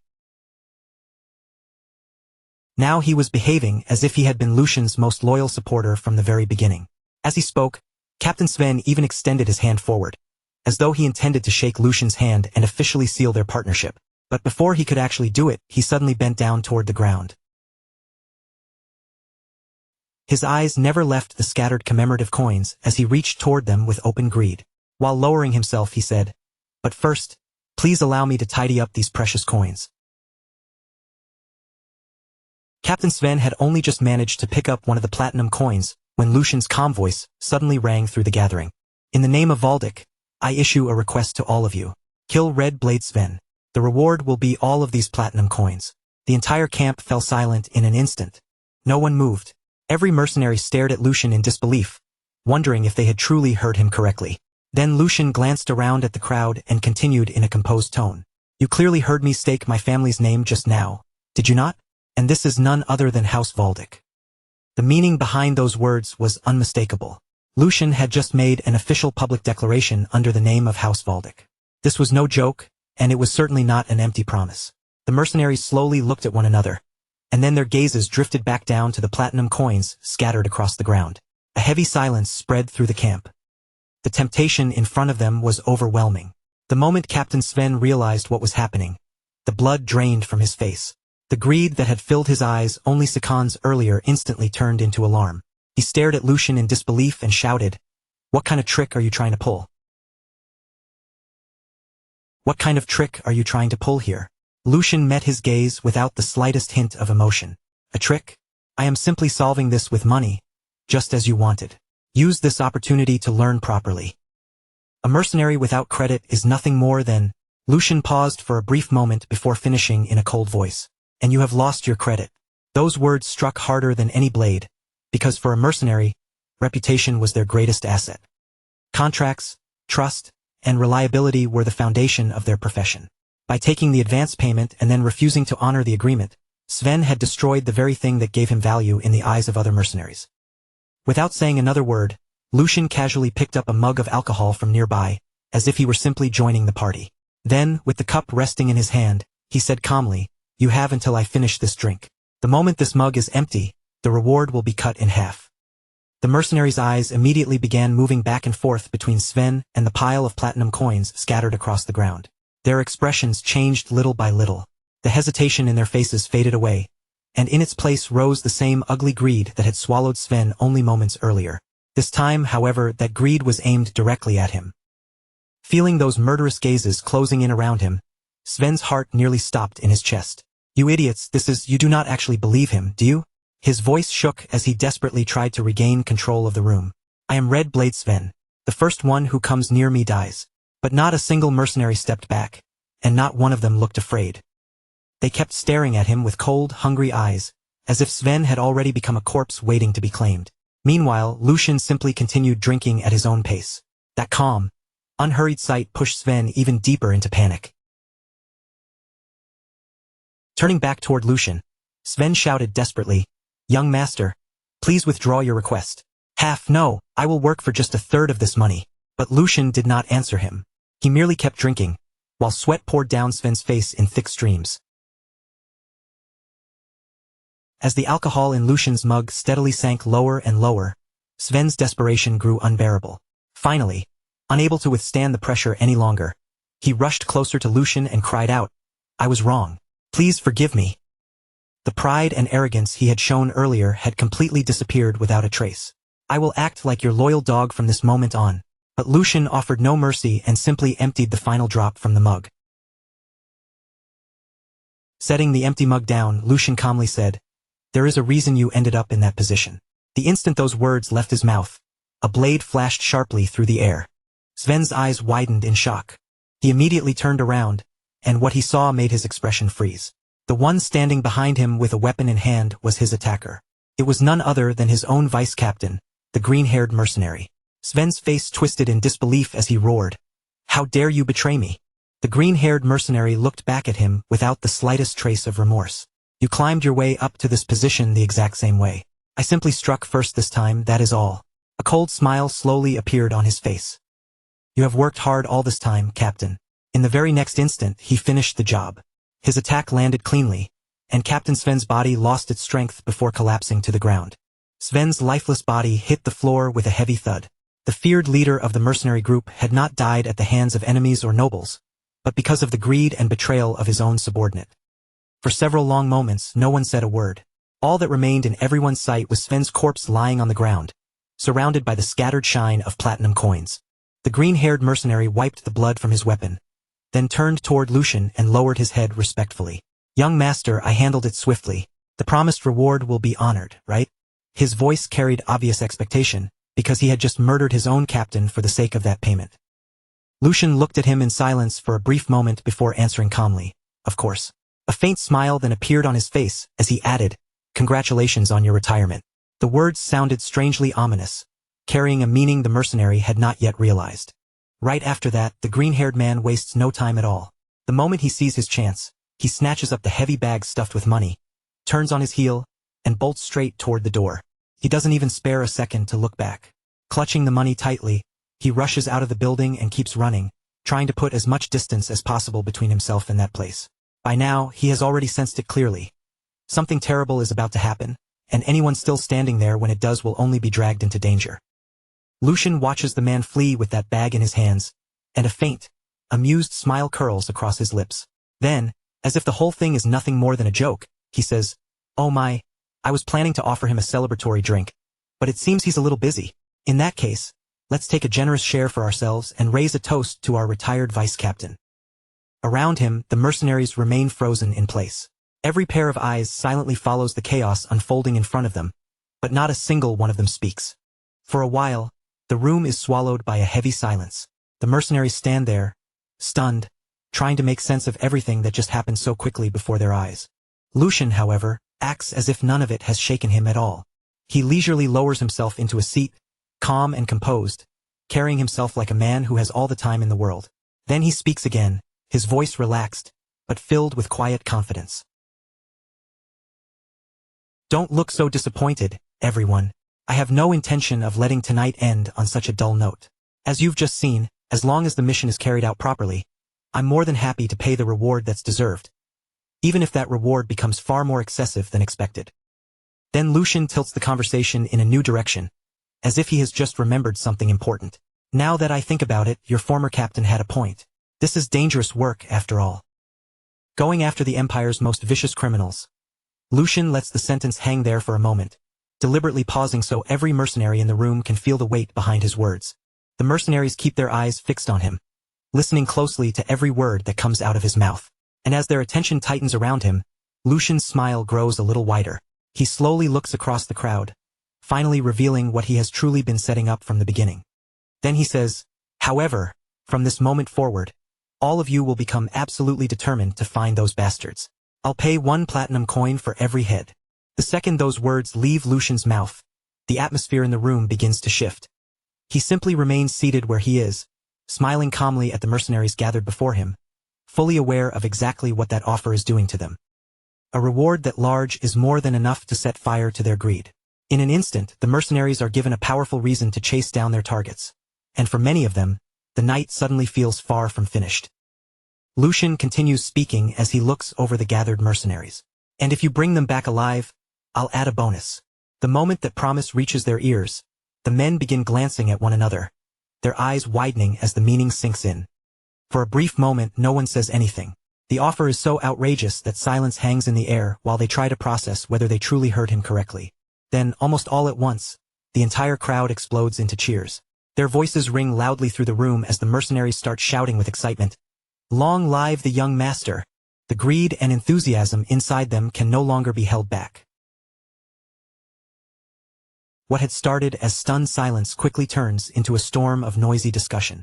Conversations break out everywhere as the mercenaries crowd together, their voices overlapping while they begin talking through their ideas. They start speculating about how they might track down the targets, who could reach them first, and what it would take to claim the massive rewards now waiting in front of them.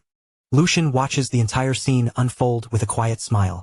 Every reaction, every shout, and every greedy glance is moving exactly the way he intended. From there, the focus shifts toward the captain of the Black Lions. Raymond sits quietly off to the side, separated from the noise around him, reflecting on everything that has just taken place. As he turns the events over in his mind, an earlier memory begins to surface, one from before they ever came to the hideout. He remembers the conversation clearly. Back then, before they headed toward the hideout, Lucian had approached him and said, "Sir Raymond, before we go to their hideout, I have one request. Just remain quietly by my side and watch, no matter what those bastards say or do." At this point, when they won't even listen to the eldest brother, what we need isn't bloodshed. We need honey so sweet that it rots them all the way to the core. As those words echo again in Raymond's mind, the pieces finally start to connect. Only now does he begin to understand what Lucian had been aiming for from the very beginning.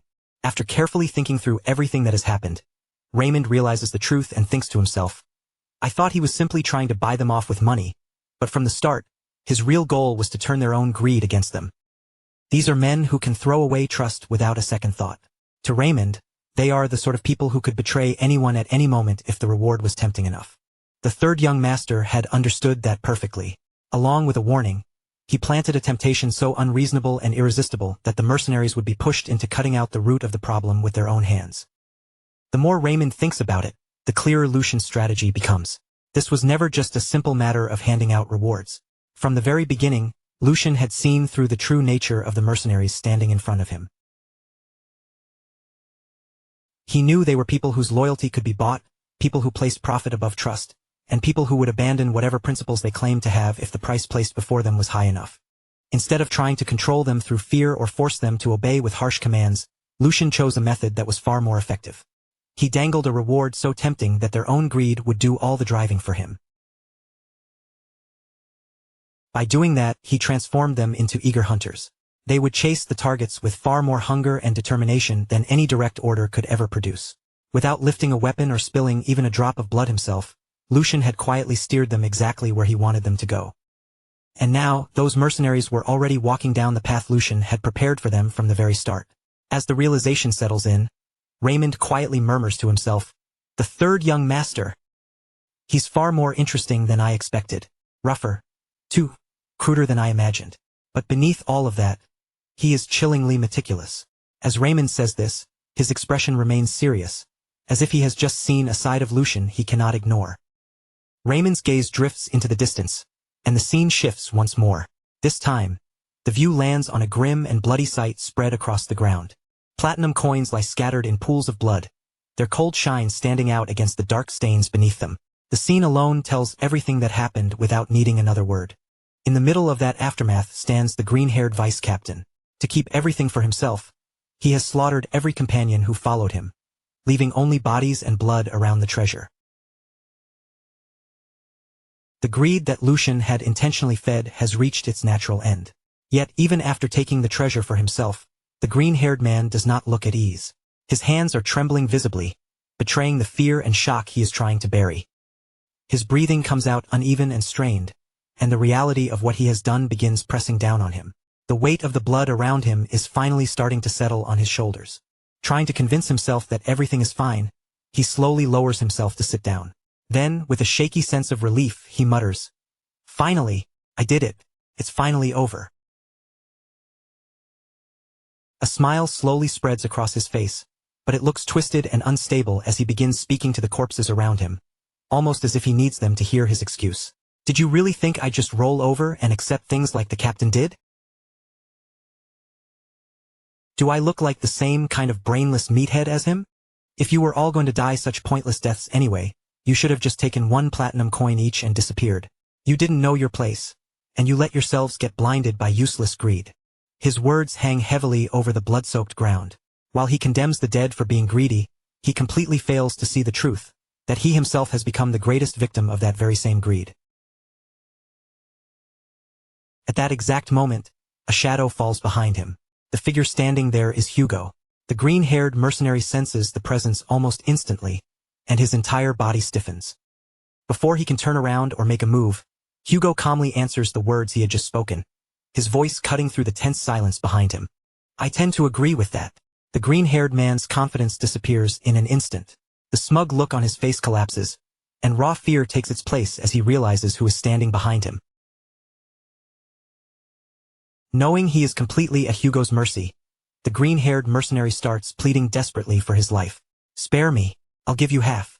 Even half is still a massive amount of money. "I don't know who you are, but you don't have some personal grudge against me, right? So please, just let me live." Hugo, however, does not react to the desperate bargain at all. His expression stays cold and unchanged as he gives his answer. "I've never entertained such soft thoughts."